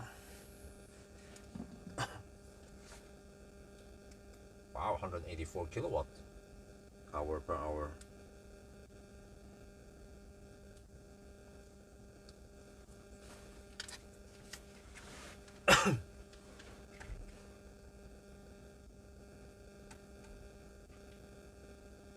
We are now at the Ringdalsskogen. Ionity. Oh yeah, look at that speed. Oh, like a bus. Yeah, like a bus. Oh, but the previous run. Wait, can we see it here? Let me see. Long term. Since no. Last since charging. Yeah. Look at holy shit. This was the last leg, but we had headwind, so now we're gonna ride on the tailwind soon. So yeah, I need to figure out my next stop. But yeah. 12.5. Wait, no. It's not that hot, man. It's just that the heat is dumped. Oh, yeah, but it's around 10-11 degrees outside. So yeah, let me show you a nice location.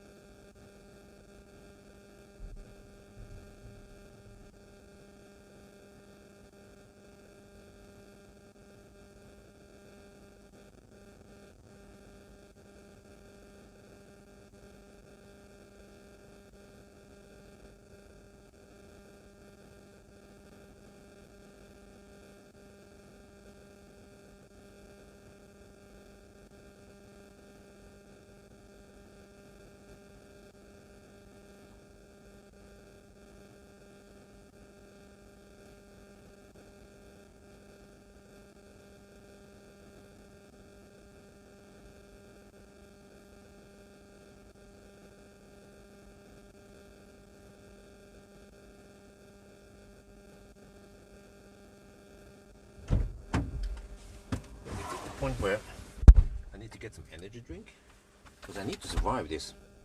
Yeah.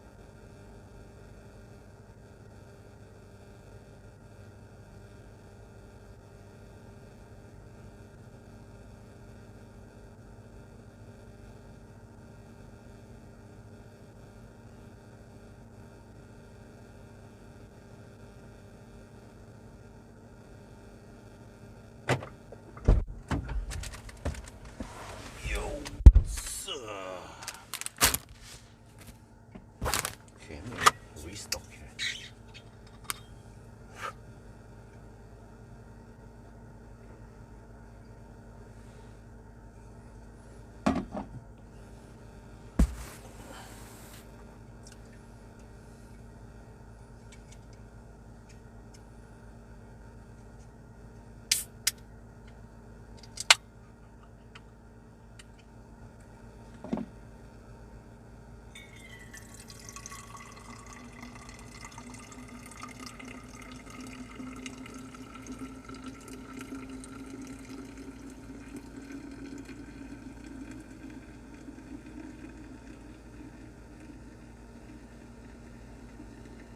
Oh, what the heck, man? Freaking lights went off.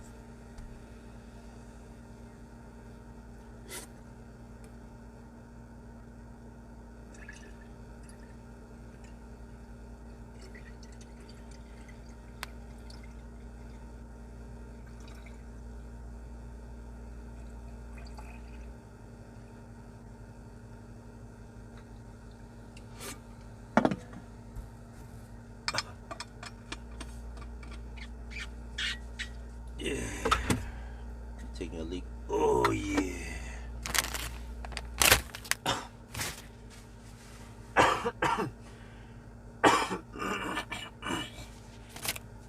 Okay, I think we'll stop at Shell Grelland. I mean, at Circle K Grelland, and there's supposed to be some new charging shit over there. I can go for Circle K. I can go for Delta chargers, but supposedly, let me see. I wonder if Circle K has slapped down some new chargers over at Grelland.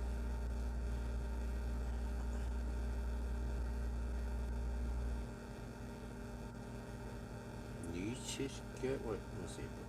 What is this? What is this? Huh? Grelland, man. 23 charging spots. What the heck, man? Wait, so they have, oh, they have 300 kilowatt hour per hour. Yeah, I can go for that. Where is it? 60 kilowatt? 80 kilowatt? Yeah, supposedly they have a bunch of hyperchargers. 300 kilowatt. They're a bit expensive, but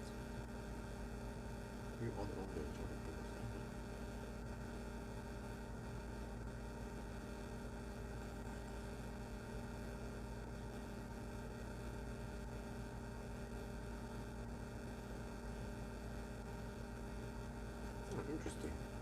Okay. Yeah, so I might go for that one, Grelland, and then I have to charge long enough there to get to Nebbenes. Wait, or I can go. Wait. If I go past Grelland, where can I end up then?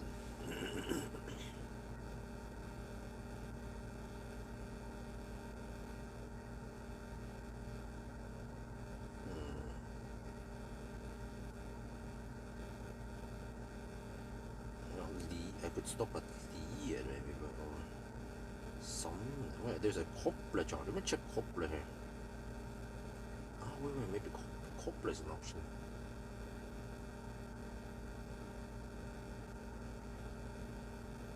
You have 97 kilometers to Grelland, but oh wait, a little bit past Grelland. We have the resting area. I never stopped there before. I always want to check it out. Tollerud Rasterplass. Oh, but it's 150 kilowatt. I wonder what kind of charger that is.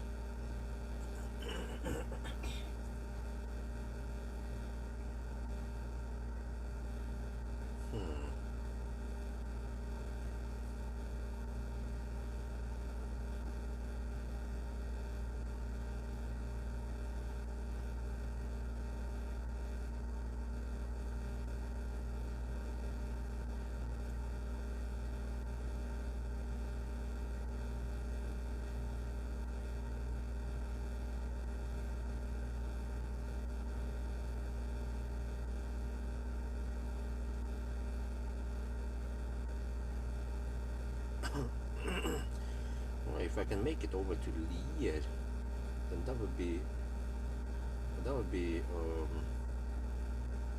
well, either a supercharger or a V2 supercharger though.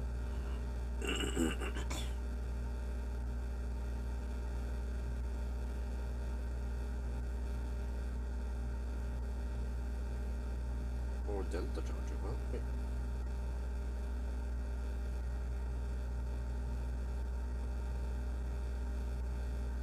Oh yeah, maybe that would be a good one.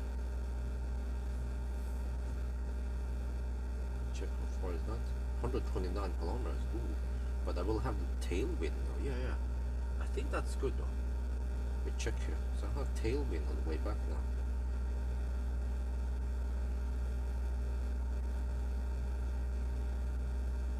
Yeah, okay. Let's go for the. We're gonna charge a little bit longer here. 129 kilometers. Let's say if I have a consumption of 390. Oh, it should be less than that. 380 maybe. 49 kilowatt hour. Okay, if I go for around 75%, we can reach Lier. And if I can't reach Lier, I can bail out at Kopervikdal.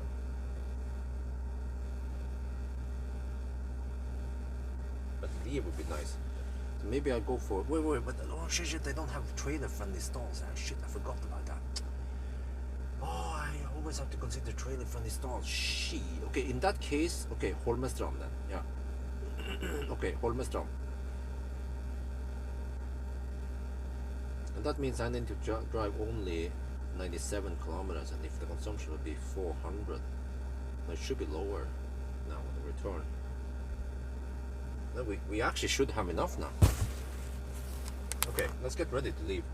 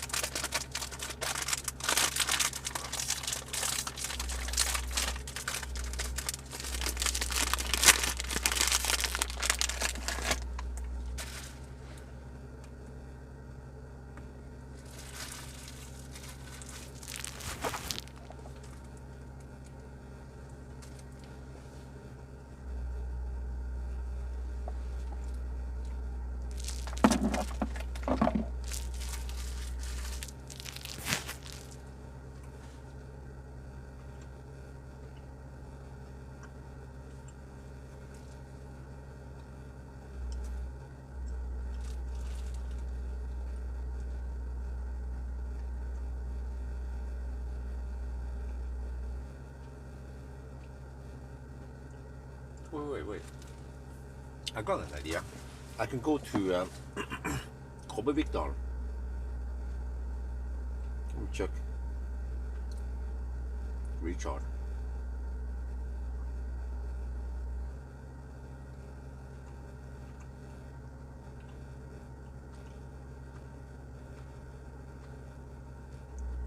That one should be trailer friendly.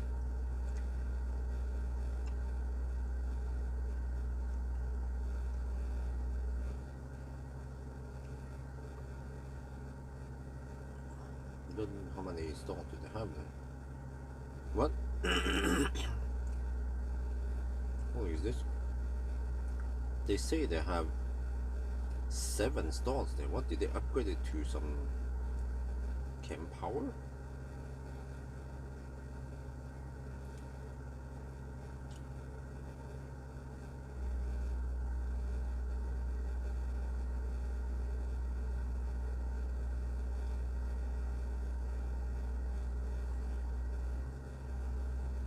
What is this?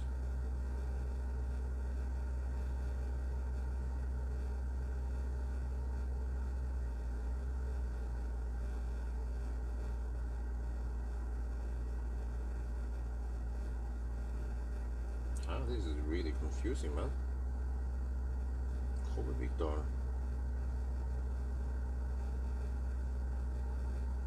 CCS 7. Oh, no.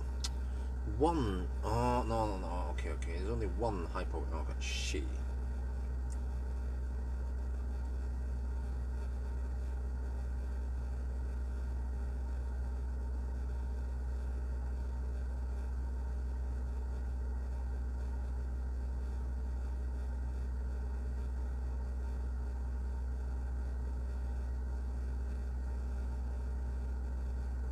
Tollerud rasteplass. I kind of want to go there.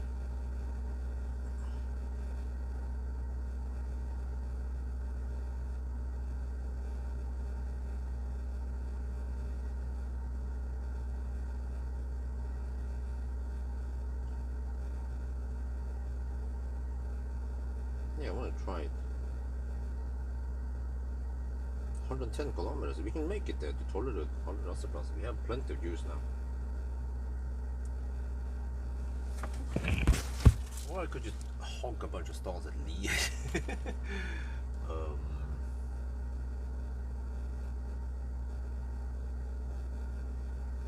Man, but the problem is that the next stop will not be max power. Okay.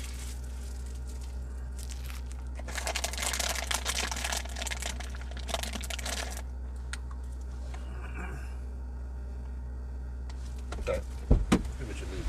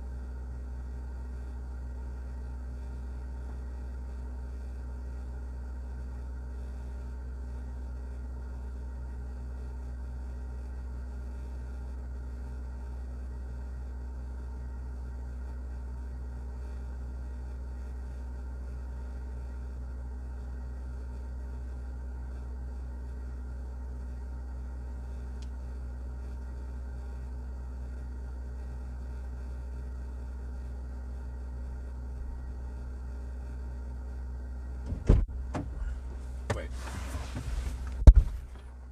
I've got an idea here.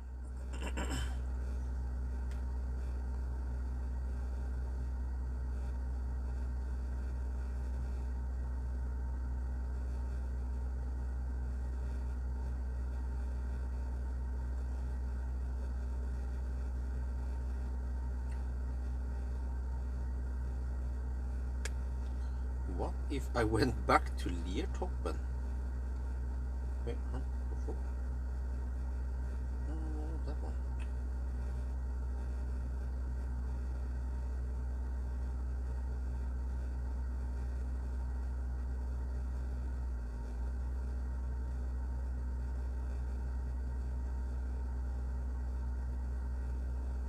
Because I actually found that it wasn't that bad. Location. Oh shit, that's 136 kilometers, but we have tailwind. Okay. 136, if we can average 390, that means I need 53 kilowatt hour. Oh, I have 53 now. Okay. But I have to go uphill. Oh shit, yeah, that's right.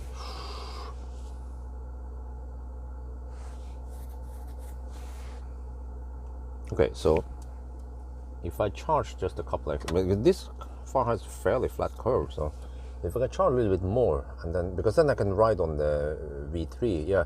Because the problem is that if any of the other options I consider now, they don't have Ionity or yeah, and then some of them are too early also, and I had to split it in a weird way. But I also calculate, so I want to end up at Dal.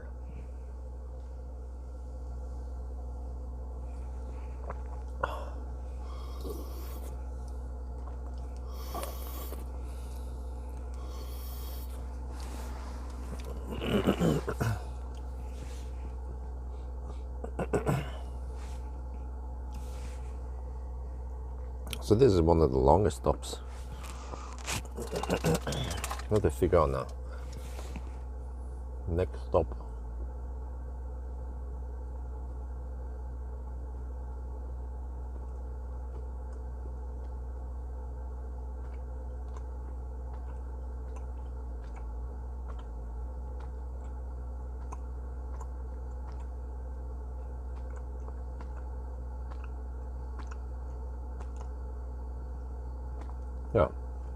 If I could just make it to Liertoppen and then charge enough there to go to Dal, that'd be perfect. We'll be riding actually on 185. So far on this trip we managed to get Ionity and Tesla B3, because you actually lose some time by charging at 150 or 130 kilowatt even.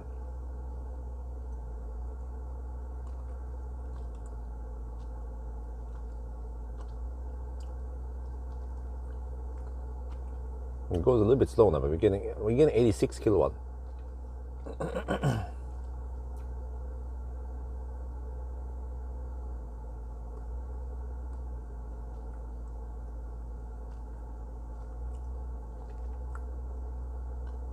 Well, the car is doing a good job cooling down, preventing it from overheating, but still maintaining good speed.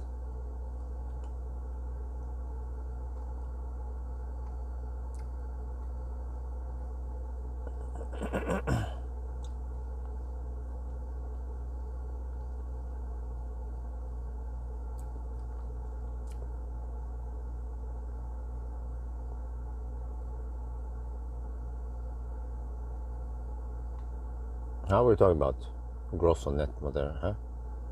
What? What? Or did you tag the wrong guy?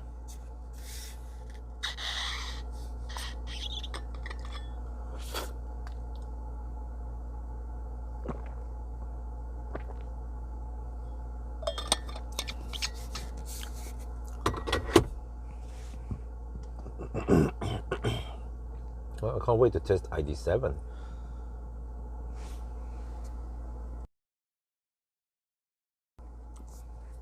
Okay, but hopefully we can clear out. We can pass by Oslo before 6 in the morning. Well, in 2 hours. Yeah, that should be possible. So we clear we clear Oslo before the Saturday traffic starts. Okay, we are actually at 81%. It didn't take that long. I think we've been here around half an hour. So it wasn't one of the longest stops, but I'm just juicing up enough so I can go to Liertoppen again. I think that's the best deal right now. That's all the other options. They have disadvantages. Like if I stop at Grelland, I could get the 300 kilowatt, but then it's a bit far from Grelland all the way to Dal. Well, I could stop maybe at Cleavage, but then after Cleavage, then I'm not sure where the heck I'm supposed to do. But Dal is a nice one, because then I can go from Dal to... Oh yeah, perfect. Then I can go from Dal to Rudshøgda. That's 91 kilometer exactly. That's perfect. And then from the Rudshøgda to Dal again. Yeah, so I tried to stay on the sweet spot, except for this one here that was a little bit slower, but okay. Wow, but it has a nice and flat curve. Even at 83%, we're getting 83 kilowatt. Okay, but I think we should have enough now for clearing the hill and everything, and also riding on the tailwind. We have to ride. Oh yeah, the problem is we have to fight the headwind now for a little bit until we turn around. So that's why I'm staying a little bit extra, but I think we are supposed to unplug soon, right about now.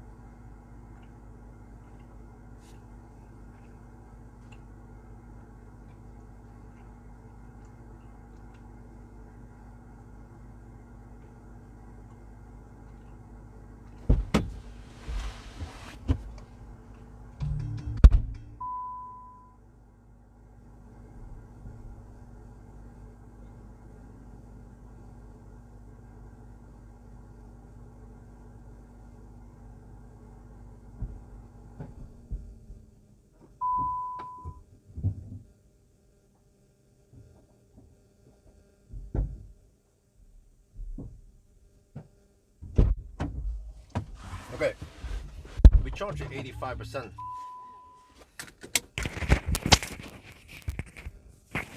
That was a 33-minute stop, one of the longest stops we had on this trip, or challenge rather, but it's a trip.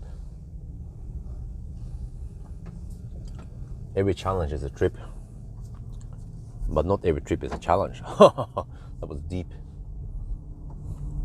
I want to listen to some music, but then we can USB stick is unstable.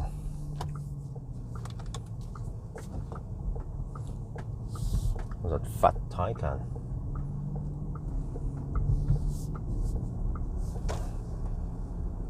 Okay. So that was a long stop, but I think it was needed. Now we can jump around and get over to get up and get down and get over to Liertoppen again.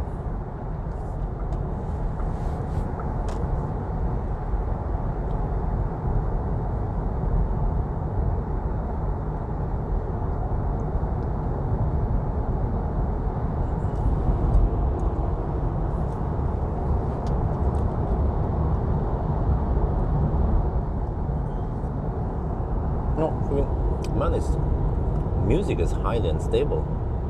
Maybe I need to switch slot, see if that helps. I mean, rather USB stick. The same problem with the ID4, ID3, ID4 also.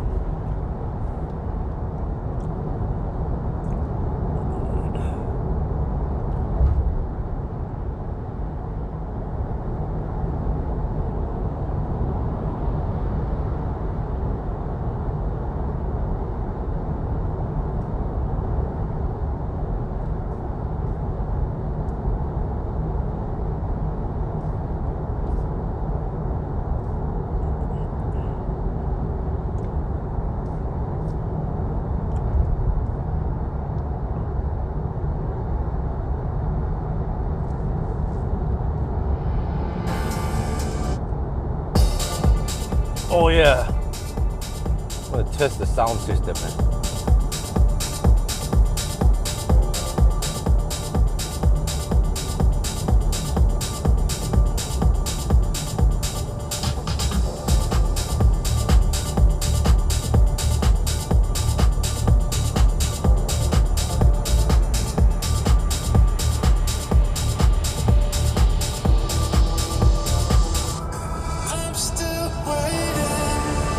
Clouds rolling and fade away, hiding from what you wanna say.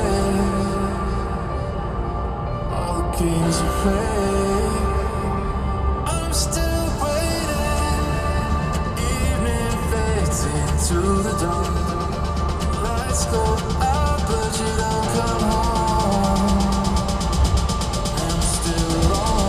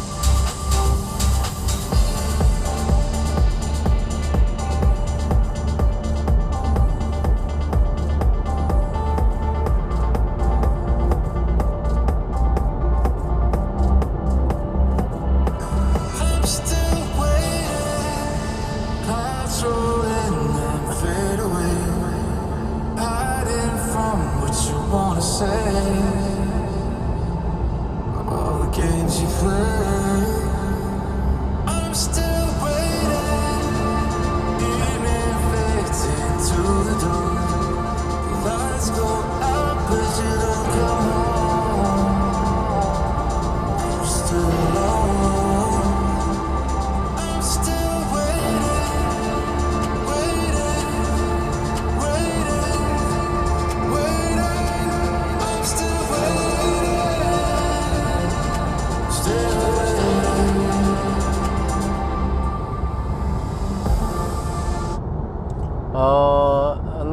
never change cars 2 times a week.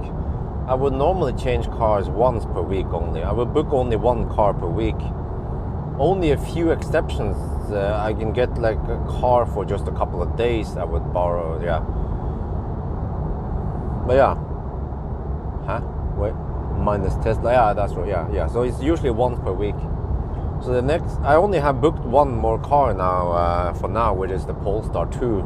I haven't booked anything past Polestar, but I should start emailing and checking what's available, what's out there. I'm a little bit lost. I'm still waiting for some interesting cars like Lucid and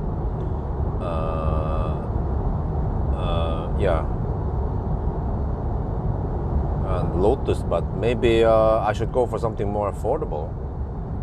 And also the list I got was a bunch of cars that was not, was out of reach or not available yet. So a bunch of people requested not available cars, so I'm not sure what I'm supposed to do then for the following few weeks. But there's always small projects I never take the time to do. For example, some Frankenstein videos and some Millennium Falcon videos. So maybe I'll just take the time, like maybe fill up a whole week with some various stuff that is not press car videos. And also I want to check out some electric trucks that I also never take the time to do. Ocean, well, again, I request Ocean, but I couldn't get it yet, or I don't know, man, why they are so slow.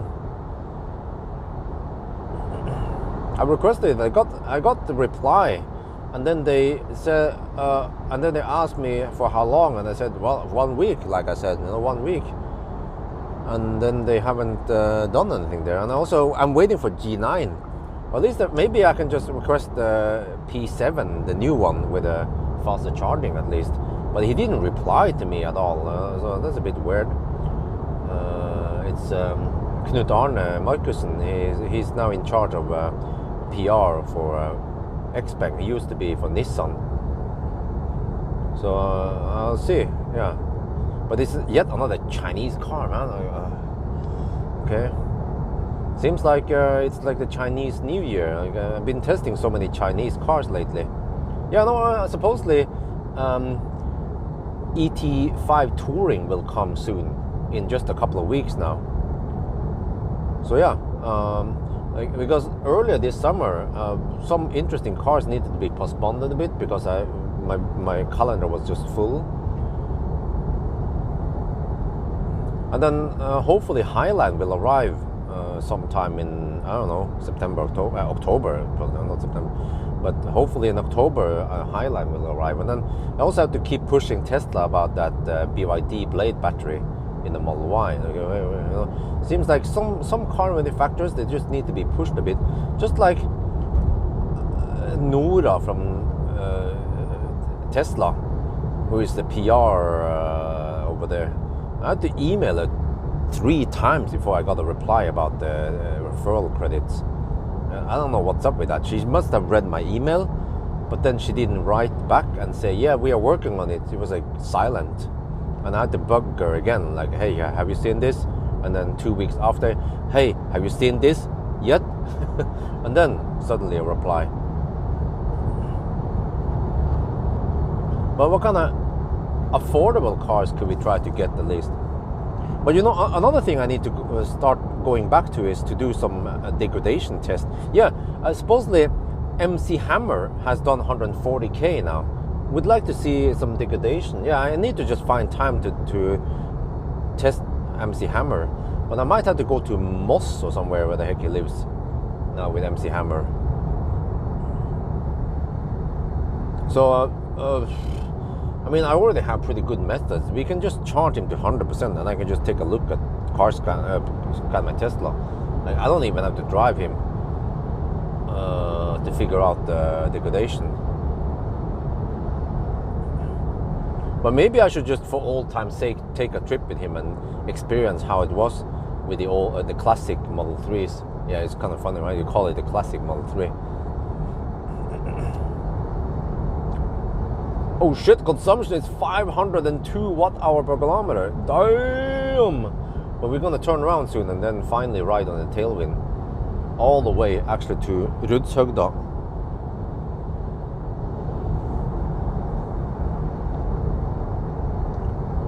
Ordered Ocean. Yeah, Ocean sounds like an interesting car. It has some weird shit also, but also some good shit. Some bad shit and good shit.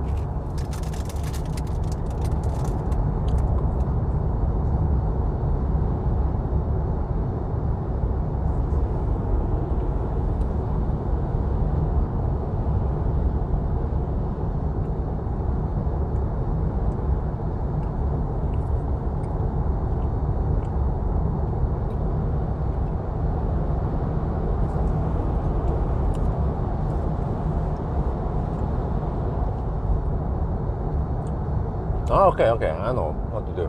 Once I get back to Ionity, I will just drive back and forth. And then up at Ionity. And then 999 before I get back to Ionity. Yeah. Because that's actually the best way. Because I only have V2 nearby Ionity. Unless I go to Cleavage, but then I don't want to go too deep into the city. Even with the trailer, there are still slow pokes on the road. Now slow pokes slower than me driving a trailer. Yeah, it's full moon.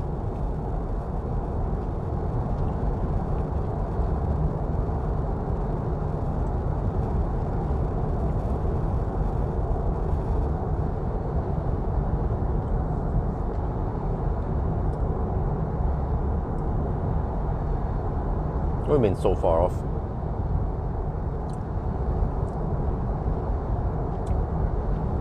You mean too high or whatever? How low did you expect it to be then when you're driving on tailwind at night? Oh, sorry, when you're driving on headwind at night and it's 11.5 degrees outside.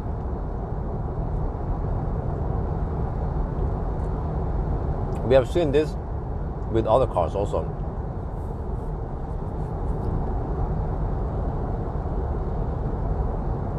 But just wait and see.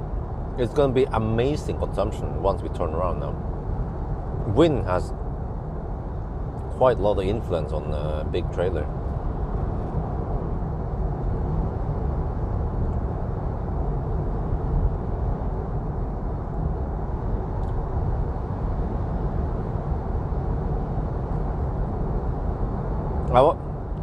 When I was outside at Ringdalsskogen, I could feel the wind.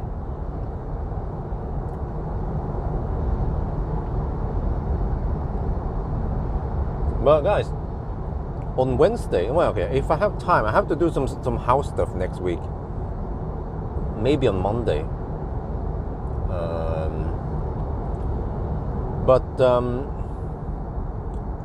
I have set an appointment on Wednesday next week. I'm going to pick up a brand spanking new ID4 GTX, but it seems to be, it's 220 kilowatts. So it's the old motor.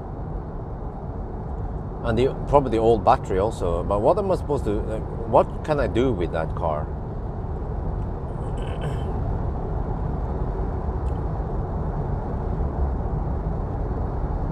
I have to try to find something fun to do with him.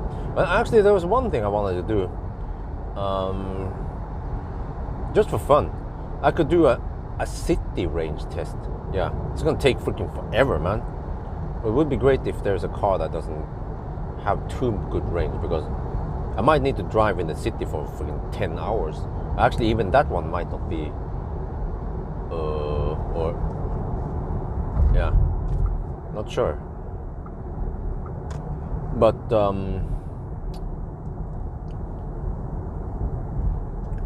the problem is that if I drive in the city in daytime, it's gonna take forever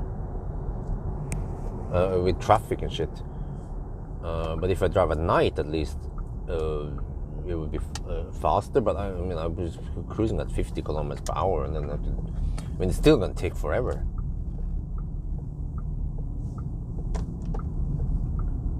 But maybe just try one. Yeah, it would be a one-of-a-kind video at least.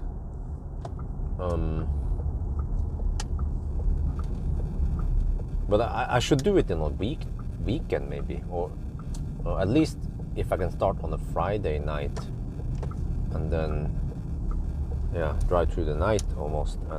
But it's not a challenge. I mean, I'm quite free to go wherever I like, you know. Just stop somewhere, have some food, maybe.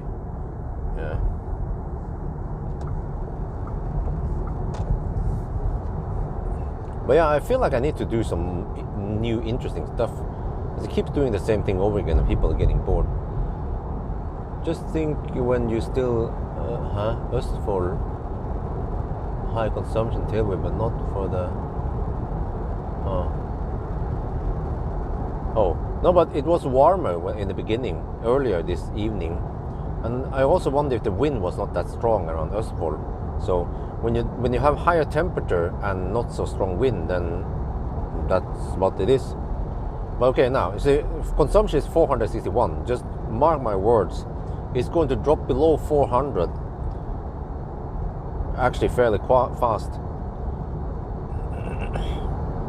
because we'll be riding on the tailwind now. But yeah, what can we do with the ID4 GTX? Maybe I should do some off-roading just for fun with on my friend's place. The guy with a field of grass. But I have to wait for dry roads this time, and I want to wait for a weekend. Actually, ideally I need to do it on a Saturday morning when he's home, so I don't have to deal with traffic and shit. Well, if I can borrow it long enough, I can use the ID4 GTX as a trailer hauler. But I might want to use Optimus Prime's trailer for hauling shit. It's not that big, but it's big enough for stuff. Yeah. I don't need that many trips to carry all the shit we have anyway. Because I managed to move a lot of stuff with Millennium Falcon. And I wasn't even filling up Millennium Falcon that much many times. So yeah, moving is... But you see, what's going to happen is that around 15th of October, once the house is ready, I can start moving over some stuff. Like stuff that we don't need right now, like lots of baby stuff for the new baby and shit. Just put it somewhere, I'm not sure where in the house. And if I have leftover time, I could actually start painting the garage.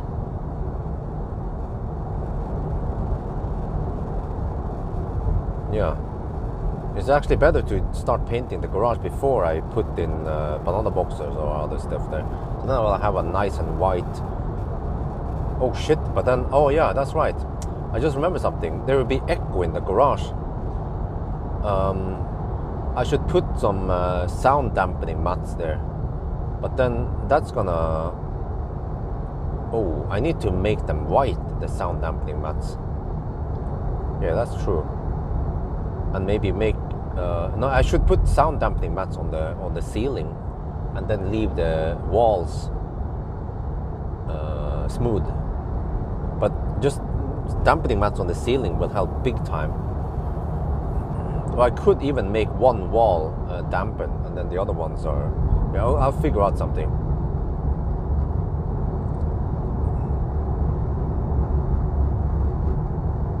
For hauling, you should use the same trailer, huh? Oh, you mean for 1,000 kilometer challenge? No, but I think you mix up things. I'm talking about flyttelass for moving my shit. But for the 1,000 kilometer challenge, I tried to use the same trailer, but my favorite trailer, the one I've been using over and over again, is marked as kaput at Circle K Lørenskog. I think you missed that part when we started the live stream earlier this evening. Okay, consumption is 461 on this leg. I need to rest my voice.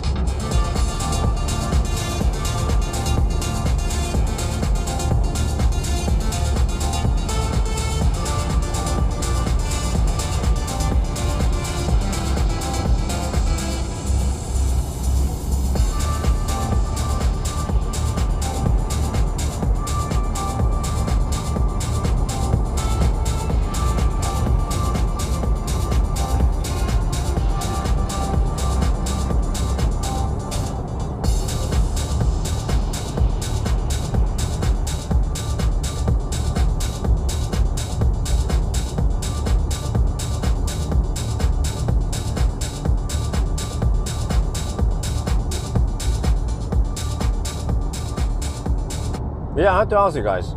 So Marcus, he wants me to borrow that ID4 GTX because he wants me to promote that he has ID4 for rent.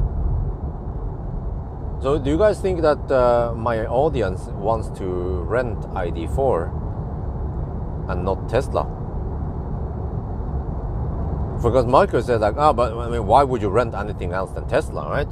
Tesla is the best. I was like, well, but some people might be allergic to Tesla. And I mean, Tesla is not best on everything. So maybe some people prefer ID4 instead.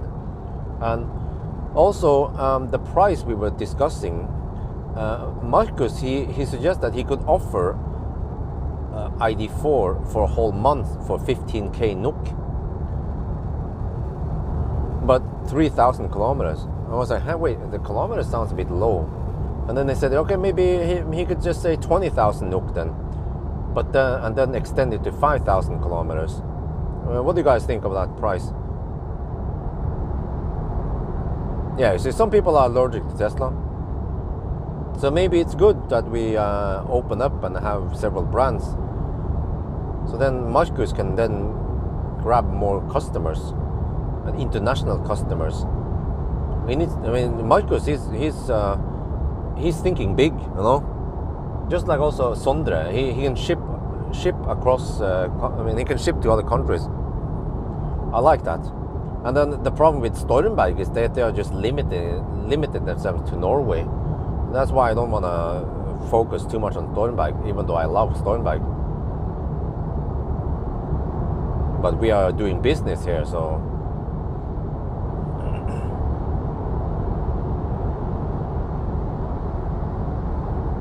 I have no supercharger here, so why?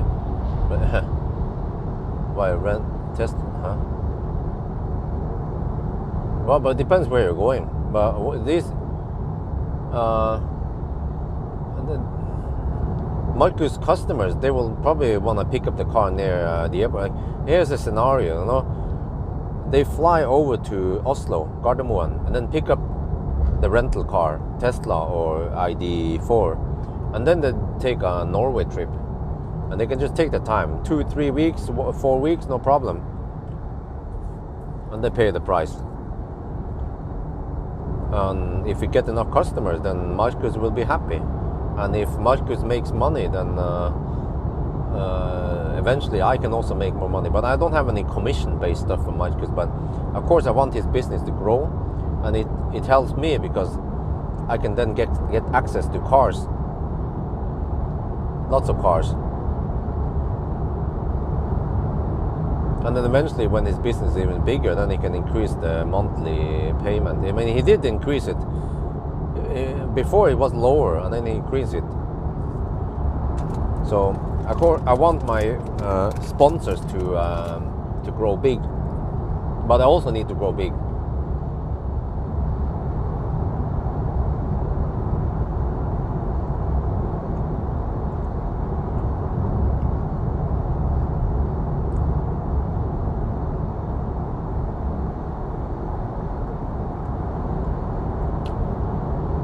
Well,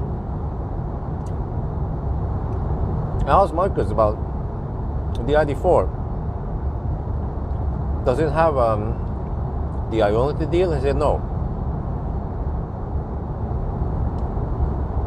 But does it matter? No. Because remember that these guys are going to drive across Norway. Just install the Tesla app and then just charge on supercharger if you're going on a trip. It's dirt cheap, and you have plenty of superchargers all over the place. And okay, for me, I'm doing a challenge. I need the best time, but if you can just stop at a V2, no big deal. You will get 130, 140 kilowatt.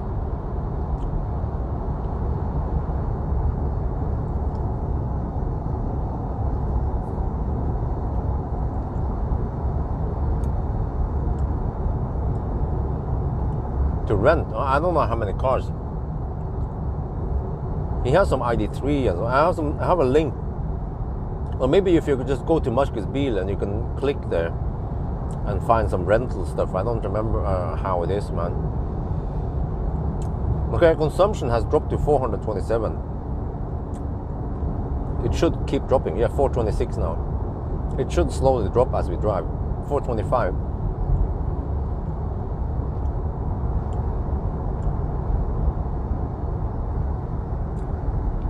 Raise the price of supercharger, but it's still dirt cheap in Norway. It's around 2.5 NOK per kilowatt hour,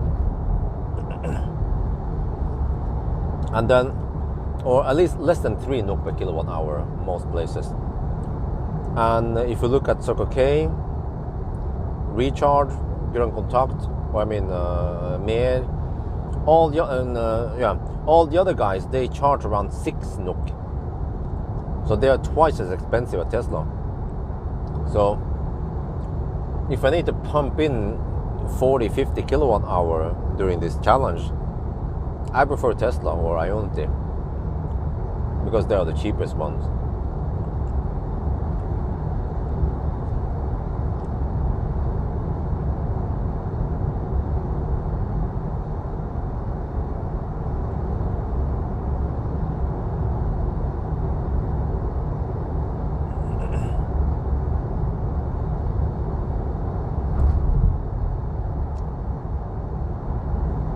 Nordic experience, and yeah, well, I think you don't have to be limited to Norway, but I think market wants you to drive around maybe Nordic, so you could rent the car from Oslo and then go to Lapland, right, Finland or some shit, Kakslauten or wherever you want to go, or northern Sweden or shit, or go to Tromsø, or in summer, yeah, you can go like Lofoten, you know, it's so easy now with superchargers.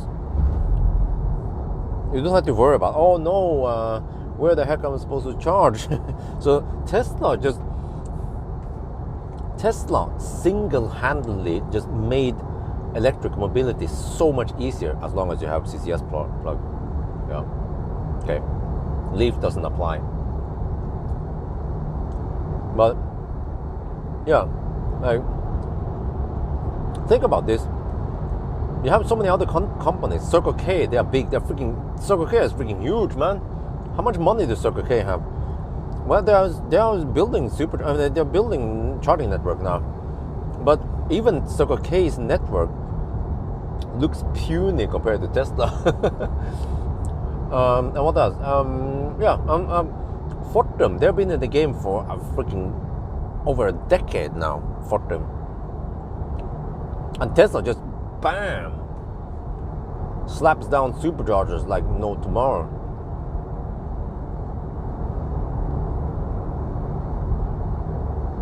I just open up everything, almost everything, just except for 5 sites.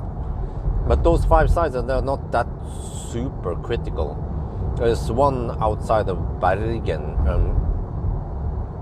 so I don't know, yeah.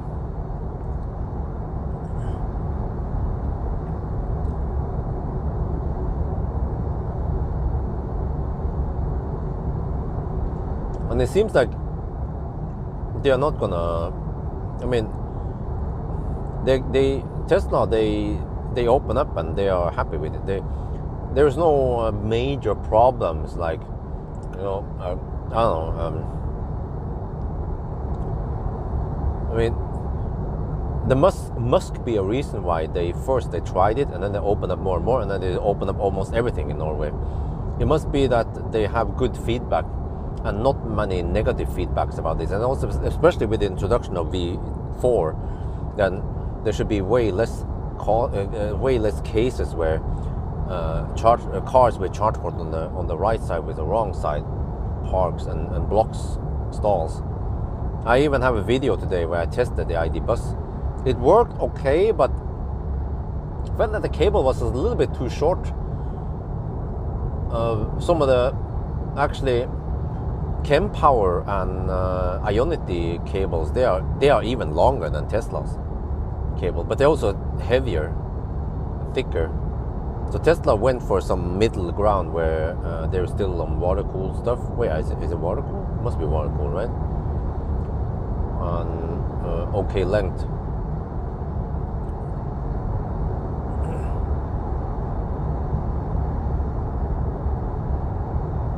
Auto charge. Oh, okay. But yeah, if you look at Circle K, for example, Dal, Circle K Dal, it's a nice site, and you have Ionity there, but that place could have been a charging powerhouse. Circle K could have slapped down anywhere there, and then boom, suddenly they will have 2 or 4 150 kilowatt stalls that could be a bit shared and stuff like that, but they have probably over 100 kilowatt feed there, but they don't seem to care about expanding DAL. But then Ionity is expanding, but there's definitely a need for something there. But I think the reason why nobody charges at Circle K, or very few uses Circle K chargers, is because Ionity is right there.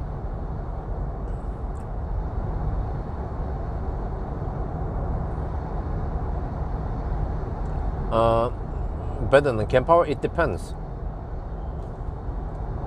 Because Kempower, they have longer cables, and then V4 of course is pretty good, but for example, well, Tesla, you can just look in the app. Yeah, that's the thing. Kempower, you have to scan the QR code, and then you can see it. But then it depends on which operator uses it. But in Tesla, they just have the app, so it depends how you look at it. And also in Kempower, you can see some more details. Like it can estimate how long it will take to charge it.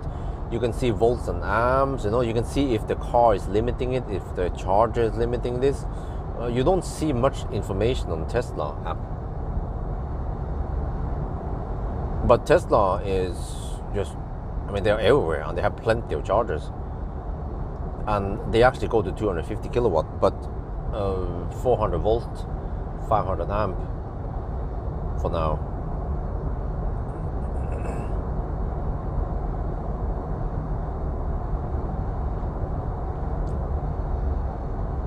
Oh, okay. Consumption dropped to 421.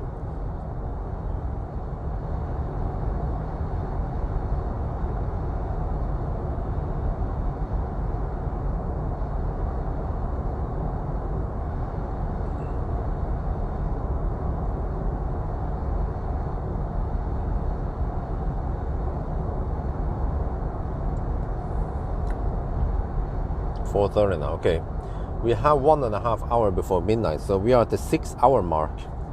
Okay, after 6 hours we have done 404 kilometers. Oh shit! So we will actually be at the 500 kilometer mark roughly after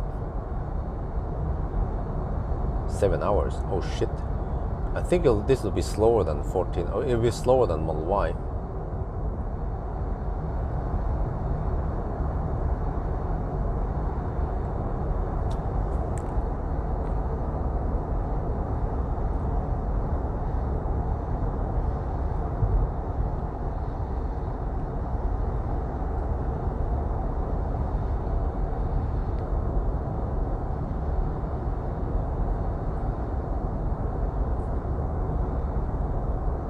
But you can say, Tesla superchargers is good because they are everywhere and they have many stalls, but that's not technically the V2, not Tesla. If Kempower was everywhere and each side had 20 stalls, then that will also be a good thing, right?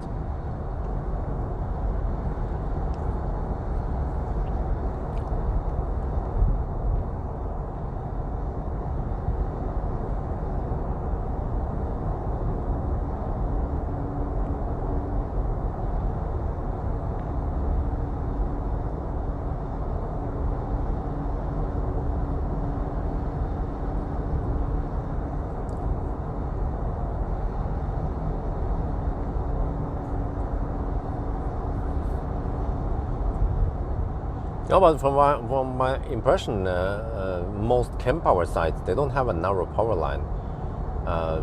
Yeah, I've seen that they might have 400 kilowatts shared, but they don't share it between 10 stalls.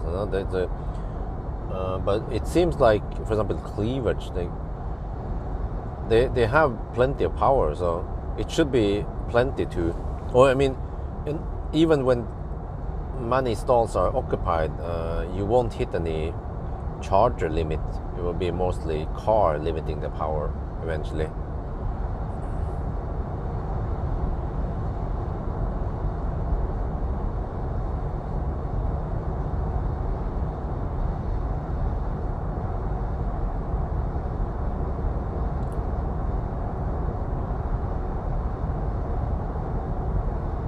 Yeah, 400 kilowatts for 2 charge point.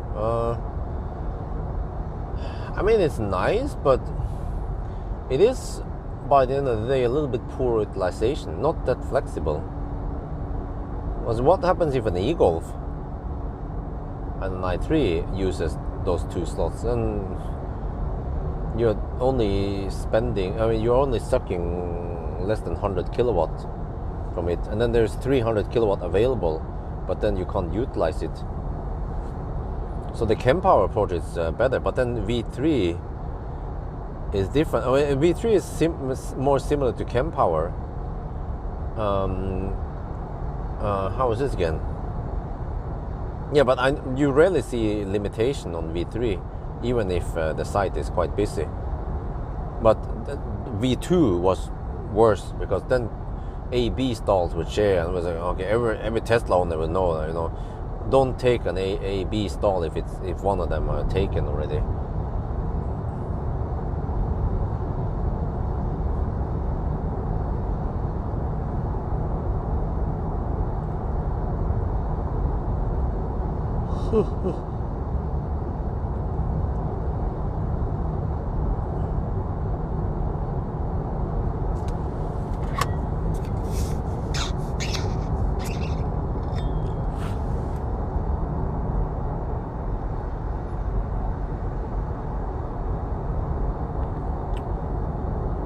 Okay, if it's 400 kilowatt, no, actually nowadays it's 480 kilowatt.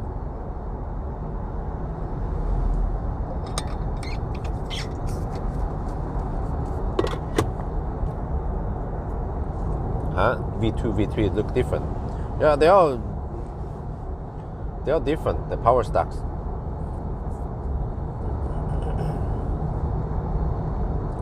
But I think nowadays Tesla doesn't make V2 anymore. It's all about the V3 and V4. So at least they phased out V2, but I wonder if V3 sites can be upgraded to V4. Do you guys know? Or if they can just change the stalls, and then suddenly, for example, Gardermoen could all be V4 stalls, because the power stacks beneath it, they are the same, right? It just boils down to the cabling, but to me it sounds like just the dispenser just needs to be replaced, and then suddenly you have V4 on all of them.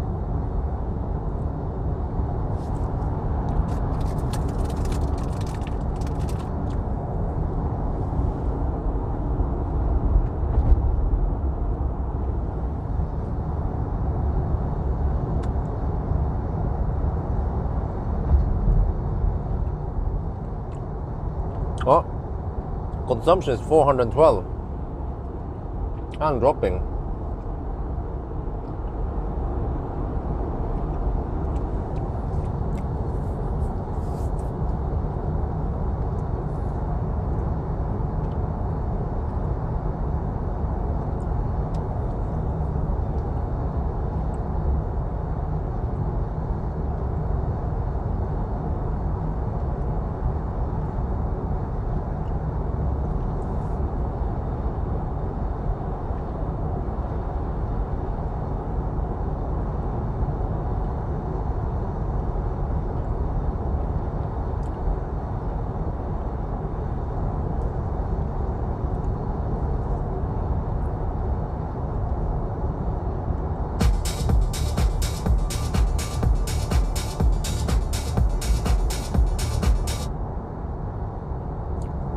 It's time for Wanta Black.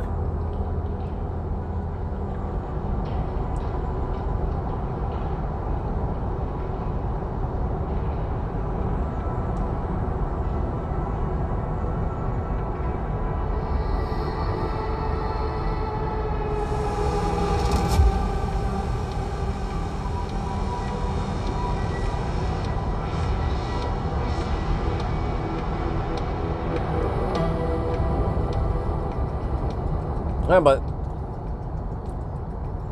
did I?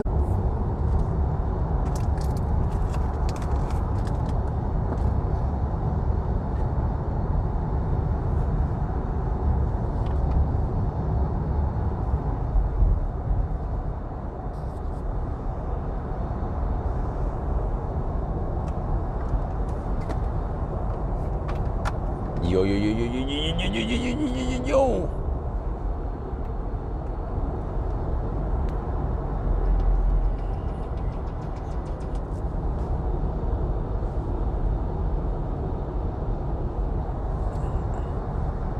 Bọc bọc bọc bọc bọc.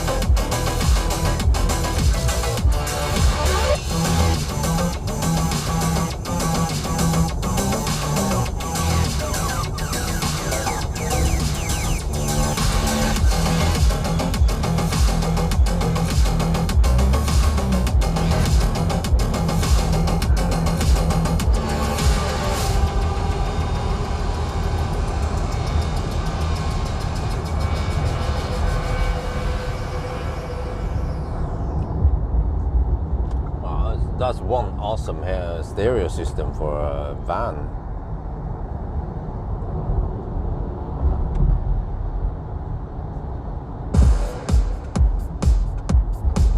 Oh, that guy's hammering it, man.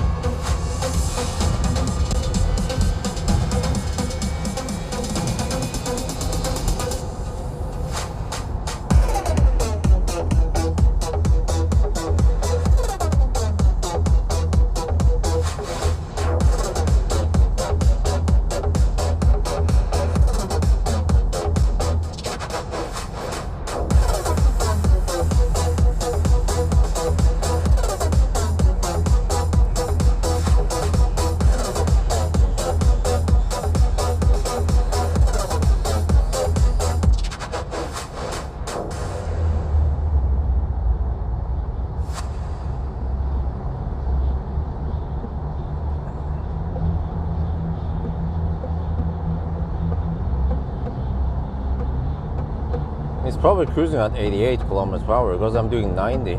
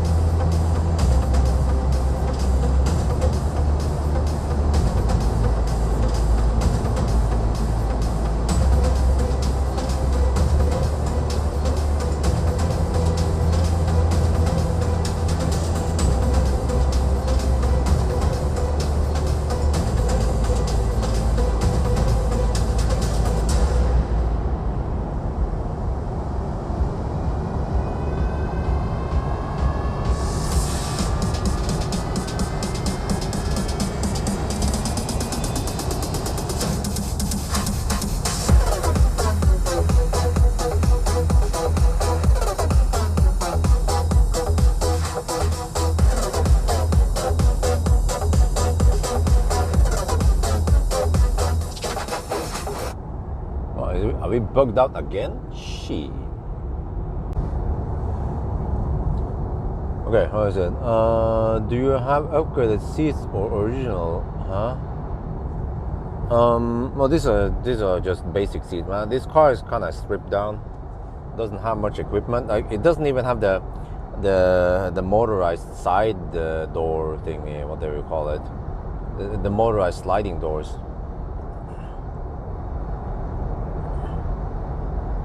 And it has the 19-inch wheels. It doesn't have travel assist or auto steer. It doesn't even have wireless charging pad. Yeah, man, German cars are great, but you have to pay for everything. All the goodies you want, you have to pay for it.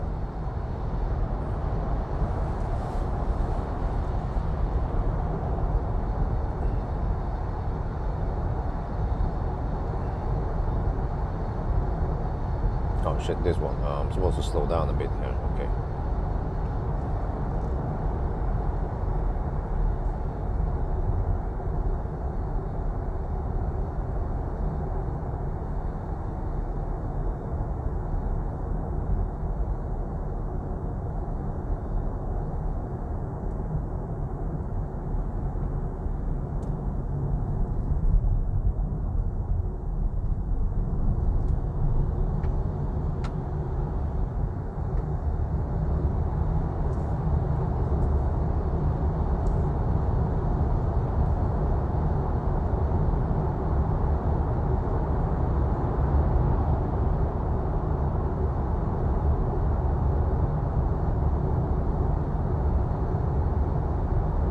No, I think auto steer should be bare minimum for cars nowadays.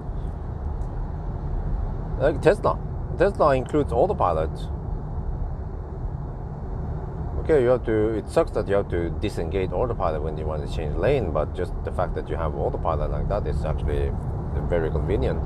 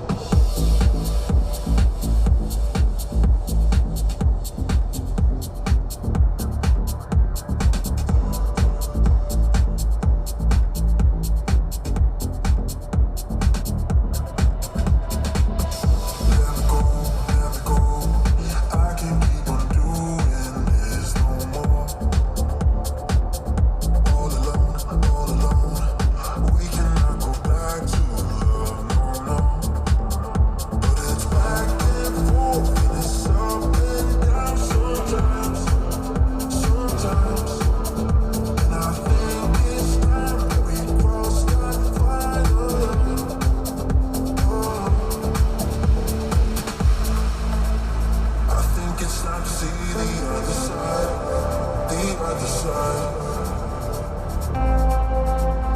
'Cause I just gotta get you on my mind, out of my mind.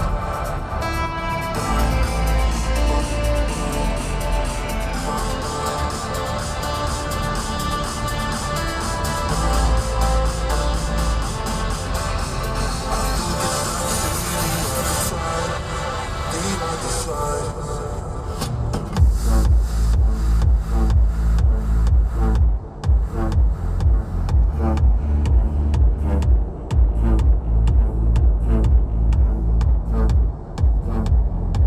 I think it's time to see the other side.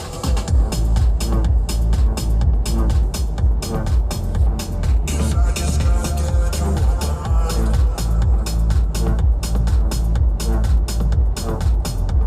I think it's time to see the other side.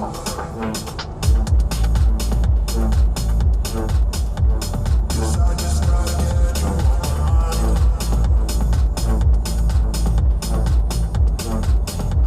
I think it's time to see the other side.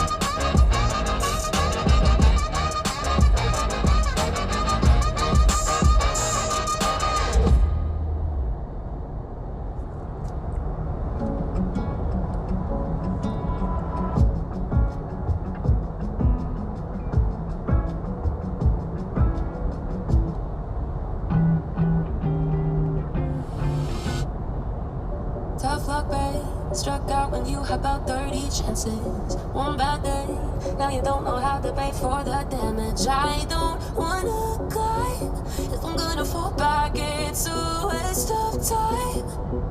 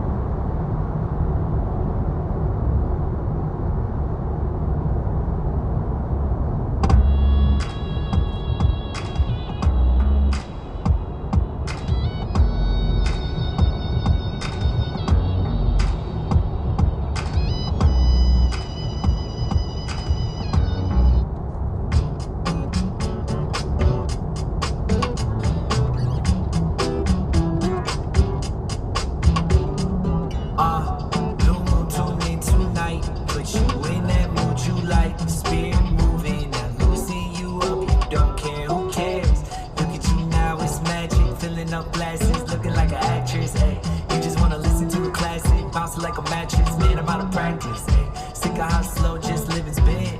Hard to get right, being limited. You just wanna go where the rhythm is.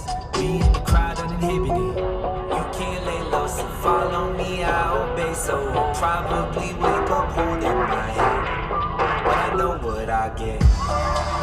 So showstopper, go knock on my house. You've been like champagne that shook up for days. Showstopper can't lock you down. Go be loose like you used to do.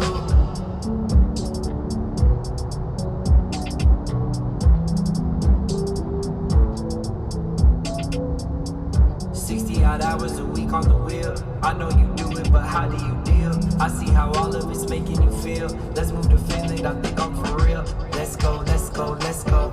First we need a drink and a resto. 2 shots now, you caught your wave. Moonwalk, yeah, you got your stage. I know you've been working for what you already purchased. Concerned that it wasn't worth it. If it won't serve you, don't serve it, okay? That's really all I'll say. If I had it all, I'd pay. Sick of selling all these days. Sick of it in all these ways. We don't got a lot, but for now, let's spend some.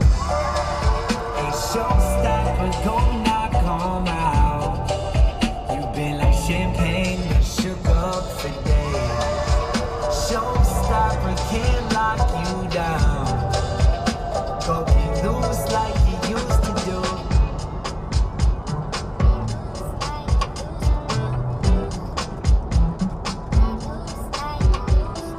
Hey, let's call your boss and say you've had your fill.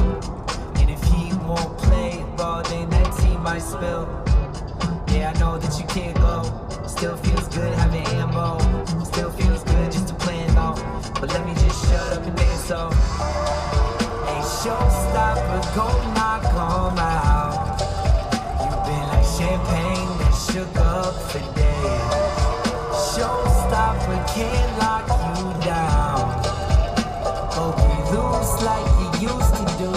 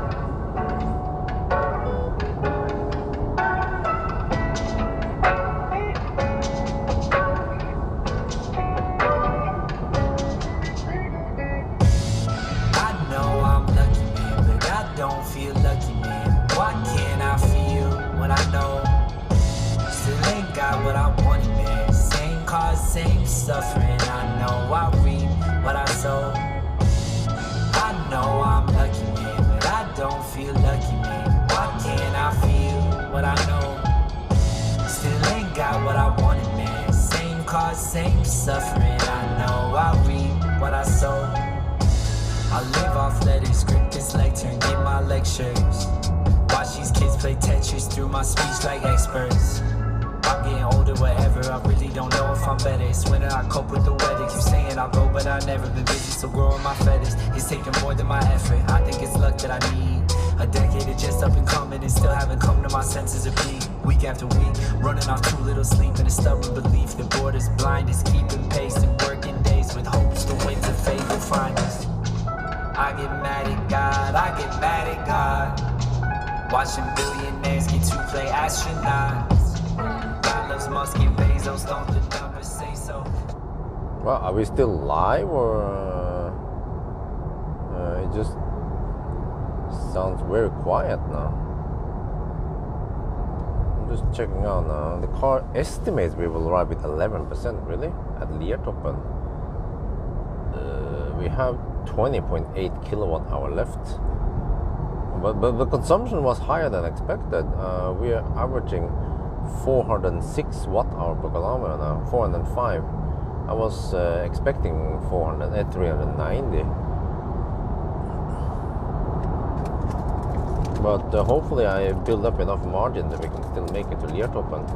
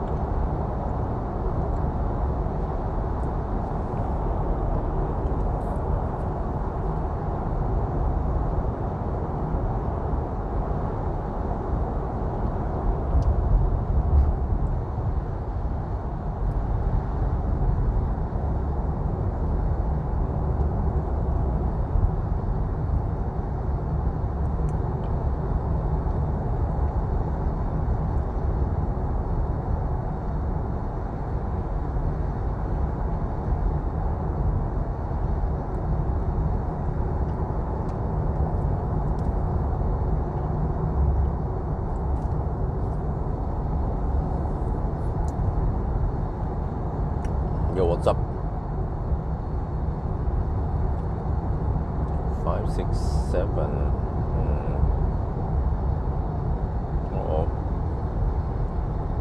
we might finish in 14.5 hours, or it might be, yeah, maybe right on par with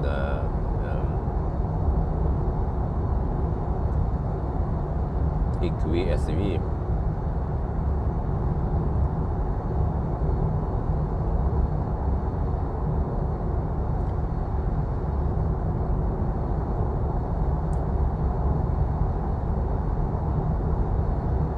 How was the 1,000 kilometer challenge? It was great.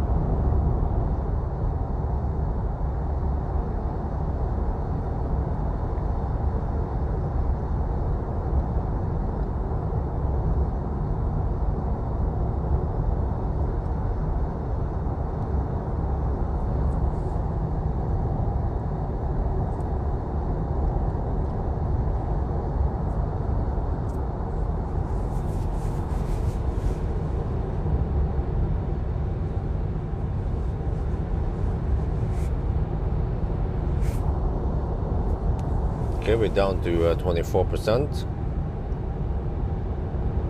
17.8 kilowatt hour left. We are 27 kilometers away. And we are getting close to the 7-hour mark. But we're also getting close to the halfway mark.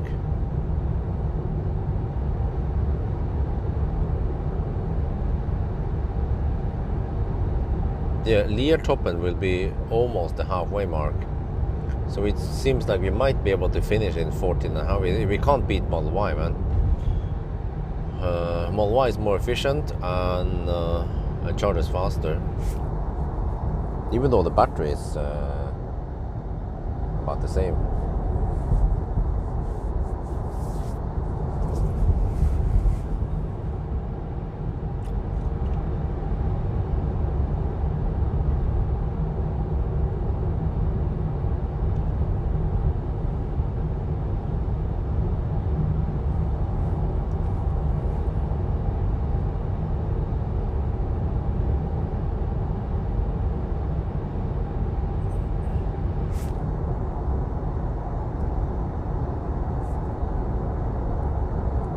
And then at 6 we're supposed to jump over to part 2. Might do that during the charging session, or yeah.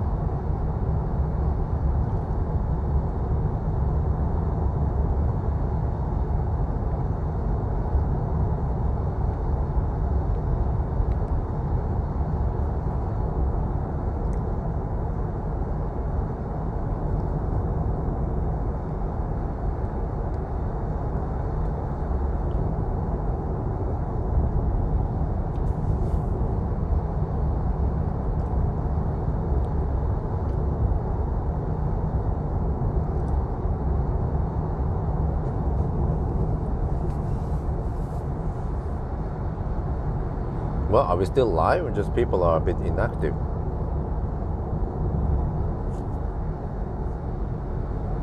I'm gonna just listen to more music then.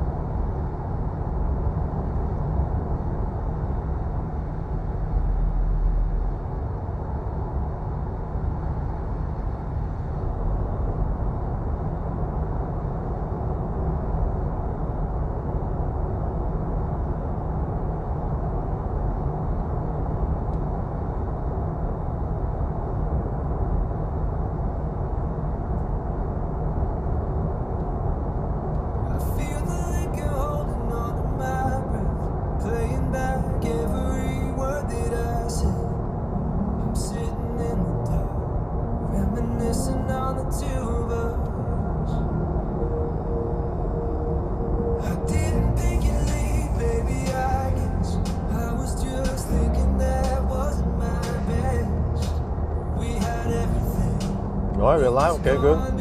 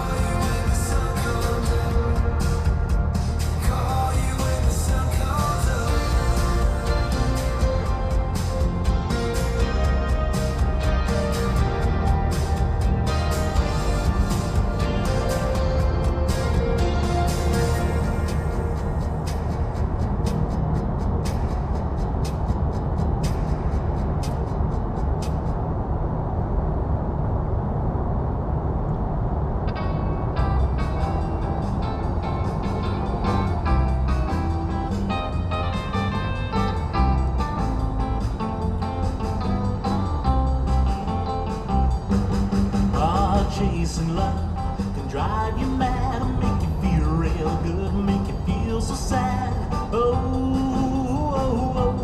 Chasing love make you act just like a fool. You can hardly speak when she smiles at you. Chasing love. Lonely heart, what can you do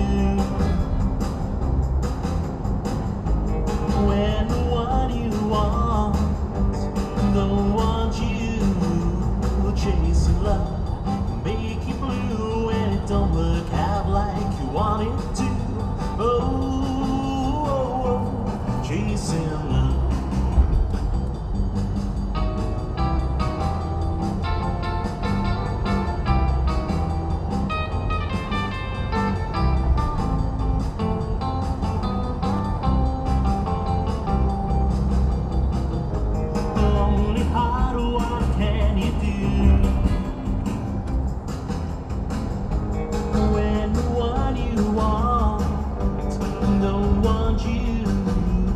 Chasing love can drive you mad and make you feel real good, make you feel so sad. Chasing love.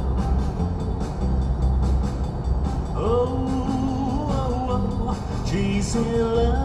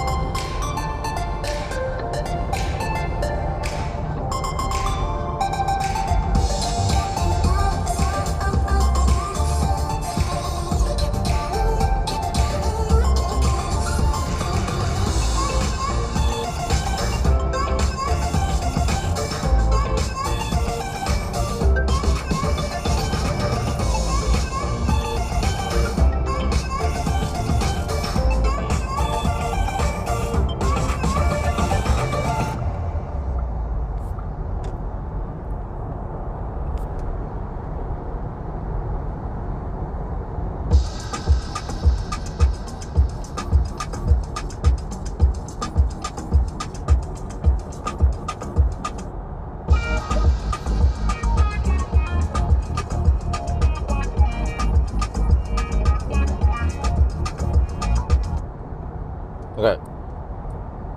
Getting ready now. I have to prepare.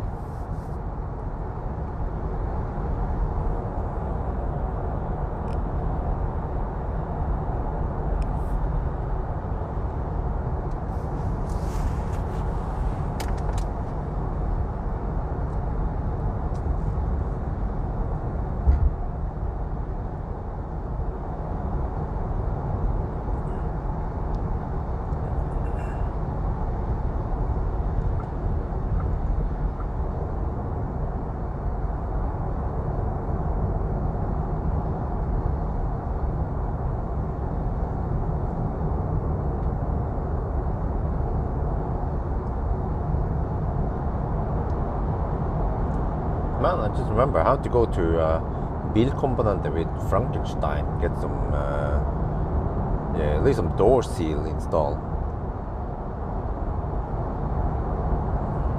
It annoys me nowadays when it's wet on the road and I hear that.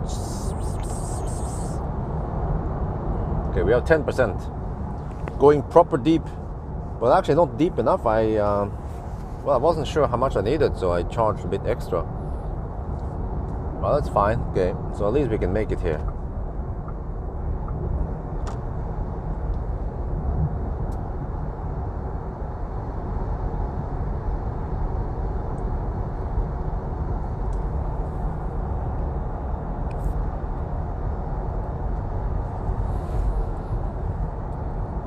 Okay, 8.7%. No, wait, which one should I trust here? Yeah, 9% left. Okay, 9% left. But if I go past this one, then I'm not sure. Nah, whatever. We should just stop here. Yeah, battery is in perfect temperature, 25 to 28 degrees.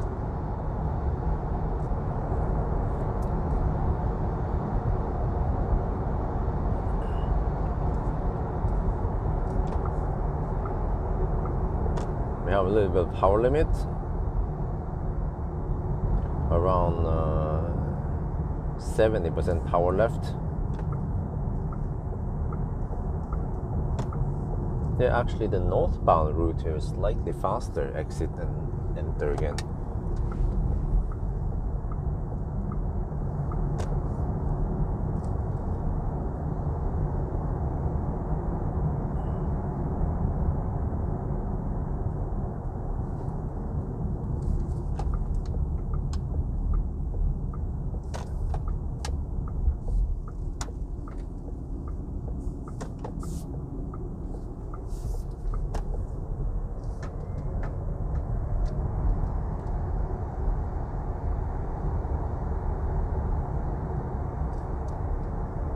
Yeah, it's like a little bit slower than a wild bike detour. So yeah, I'll take it. Just so I can have a trailer-friendly stop. And yeah, this car requires some stuff, you know. Because it charges so fast, it needs Ionity or V3.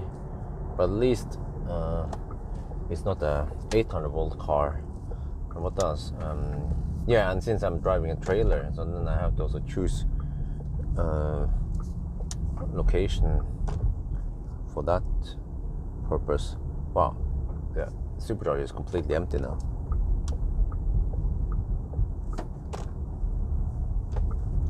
Okay, let me see. I'm not sure. Yeah, maybe I just use the exact same stall I used last time.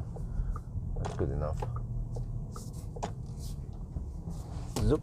Oh yeah, okay. Zoop. All right, then.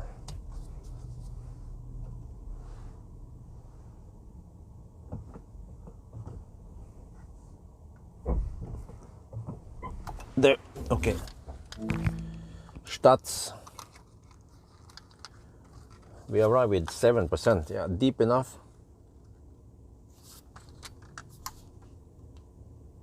Leertoppen. Oh, this leg was full. Okay. Okay, remember to turn off HVAC first before I turn off the car. There you go. Let's go.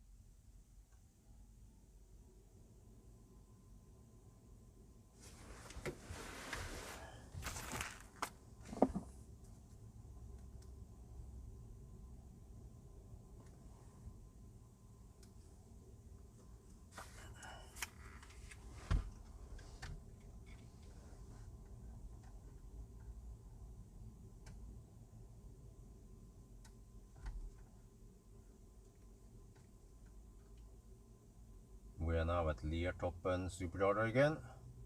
Getting 500 amp, 180 kilowatt. Oh yeah. Okay, but if you look at time here, so we started at 10:30, so we are currently at the 7-hour mark. But okay, this car underreports by 1%, so we aren't even halfway yet. So it seems like it might take more like 13.5 hours. Okay, so we will most likely not be able to beat Model Y, but at least if we can match or beat ESV, that'd be great. Yeah. Okay, so yeah, another charging stop. Okay, let me see. Now, okay, I'm gonna show you here. Navigation, how awesome it is. You're gonna do this. Destination. Okay, Ionity rig. No, okay. You go to search, and let me change the exposure a little bit here so you see better. And then you just click on this one. Ionity. Look at this. Look at this. Okay. And then Ionity rig. Look how easy it is. Start. Yeah, I direct the destination. 85 kilometers away. Yeah, that's a good one. So this time we don't have to charge too long. We can just ride on the 180 kilowatt wave.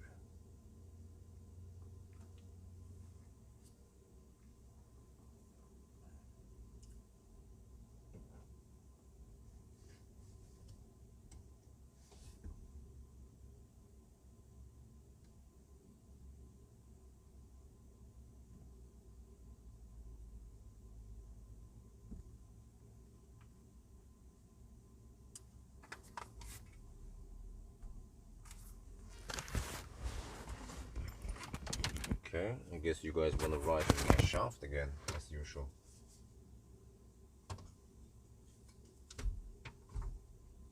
Wait, how the heck did I do this last time? Like this.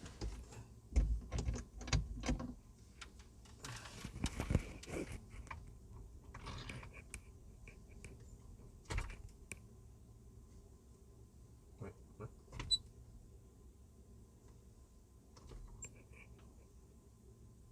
Okay, I don't know, man.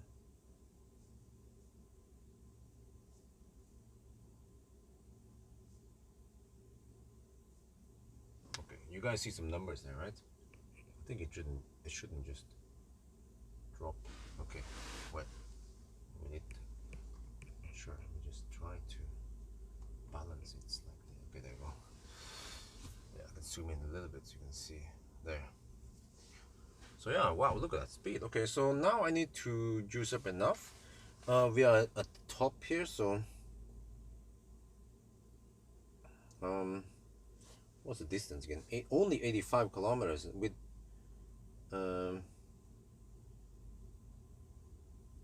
also having to pass through the city.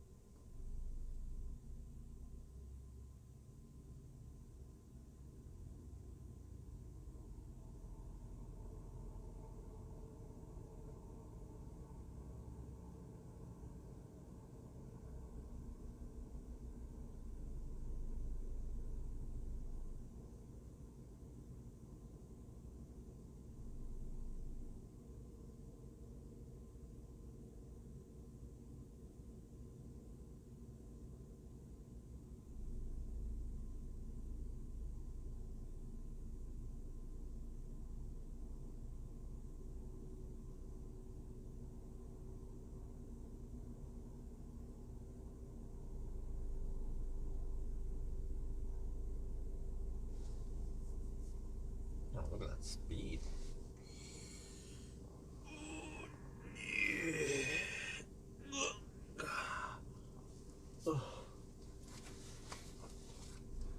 Okay, I need to calculate now. Wait, let's see. Oh, oh, oh, oh, yeah, yeah.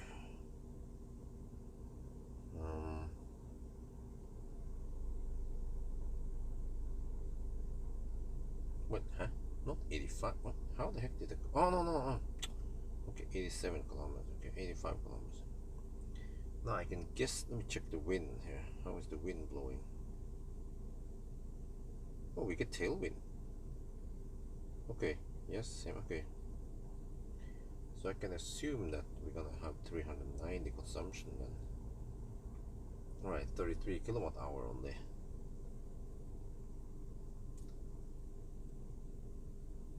So if I go for around 50%, then I'm good.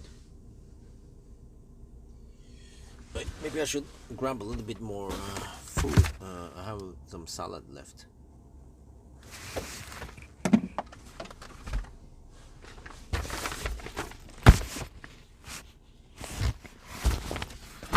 Figure out what I'm gonna do tomorrow with my food. I need to sleep at least a couple of hours, so I have to hurry back. Wait, but I have to test something. But the whole charging loss thing, it seems like it's only a V2 thing, but not a V3. Well, I could always go back there some other day and do it. Yeah.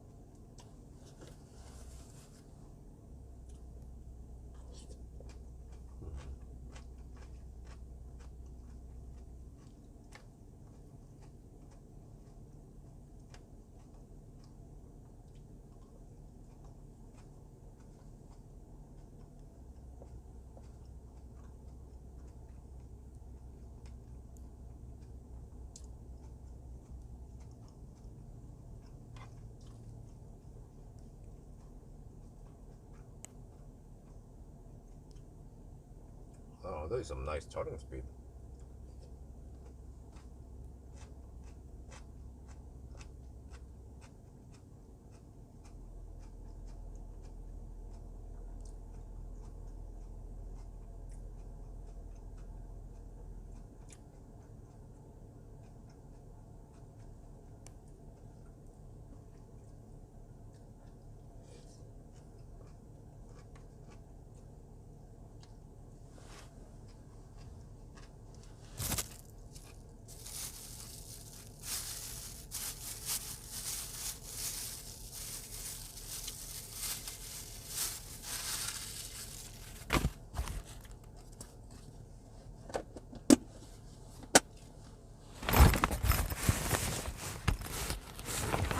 I see more traffic now.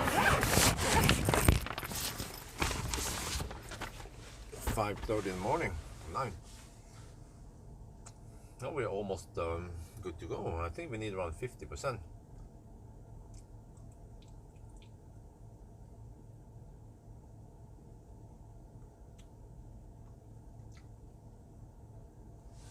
Yeah, definitely more traffic now.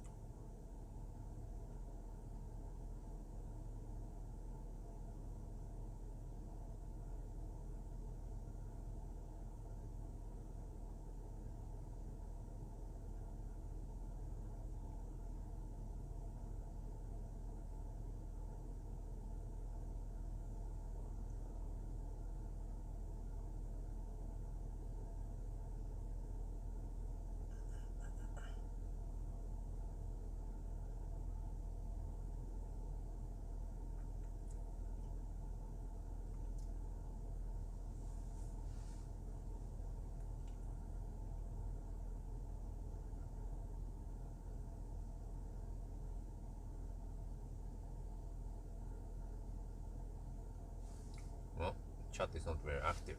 Other okay.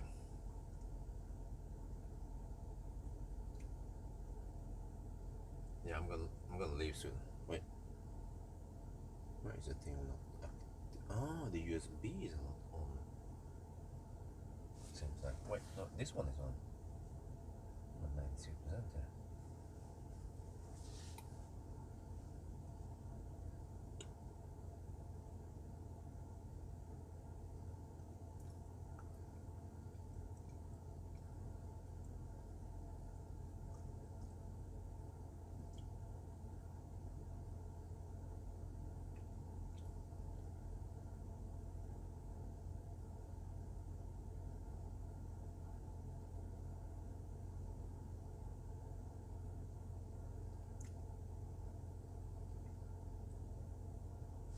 Yeah, let me see. I estimated that we will spend 33 kilowatt hour. So we should have enough now. Just gonna have a margin just in case. Because there are not any good bailout points. Well, I could bail out at Gardermoen, but yeah, actually that might be okay. A little bit detour to get there. Cleavage would also be okay bailout points. Then I just have to charge a little bit extra to reach. No, but actually Cleavage is a little bit tight, so I don't want to get stranded there with a freaking trailer. But Gardermoen would be an okay spot, but it's just a little bit detour from the highway. There's nothing there, so oh shit, we better leave now. We're gonna get, yeah, we're almost at 50%, so we will have around 4 kilowatt hour buffer, so that means I will arrive with 5% at Dar. Let's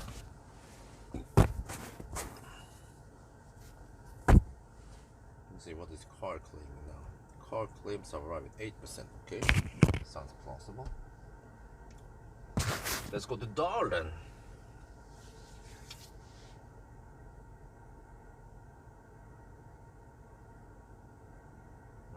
50% now. Are we good?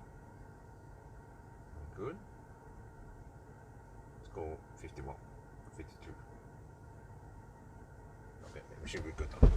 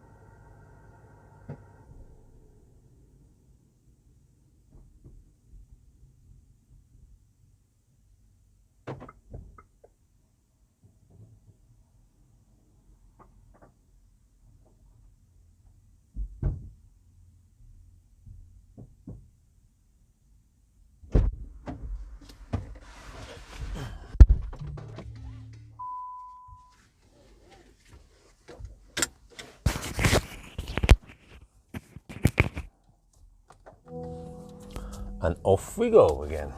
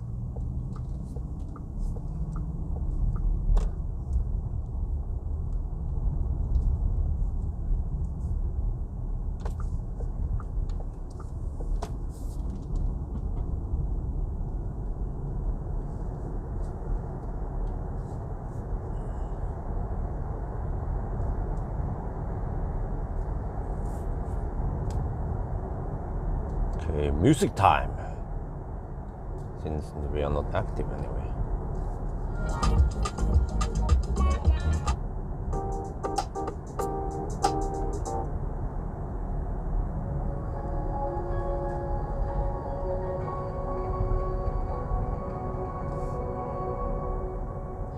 A lifetime watching it slip away. Battle lines clouding the picture frame. I could try to wipe my mind, but it still wouldn't erase the ache. It lives here in my veins, memories on replay. I'm standing with this white flag in my hand, trying to open up my arms again. Aren't you tired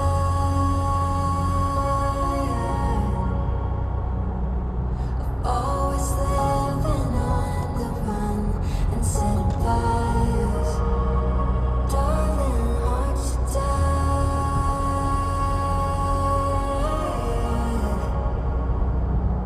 You know no one's winning. Can we give it up and give it up? Clinging tight to our God just like they could save us. When these walls we built so high, the why we keep falling for ages.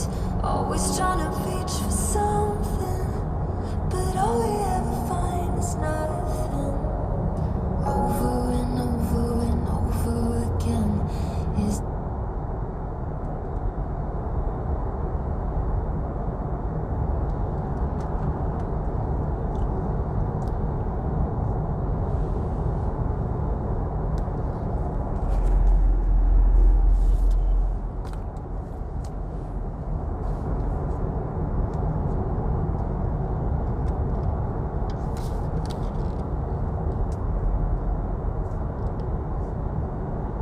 We're back on the road again, and this time I charged to 52%. And interesting, okay, so in the beginning of the challenge, the car was giving me some weird estimations, but now during the challenge, it seems like the car is learning that it has a trailer or something. And I estimate that we should arrive with somewhere between 5 and 7%, and the car claims 7%. So this is impressive. Yeah. Very good for ID software. So wow, this is the coldest time of the challenge now, 8.5 degrees Celsius. I mean, we are by the end of September anyway, but I can see that the traffic is picking up now. It's almost 6 in the morning on a Saturday. So I just have to get past Oslo now before the Stau. There's no Stau today. It's Saturday morning, so no Stau I have to worry about.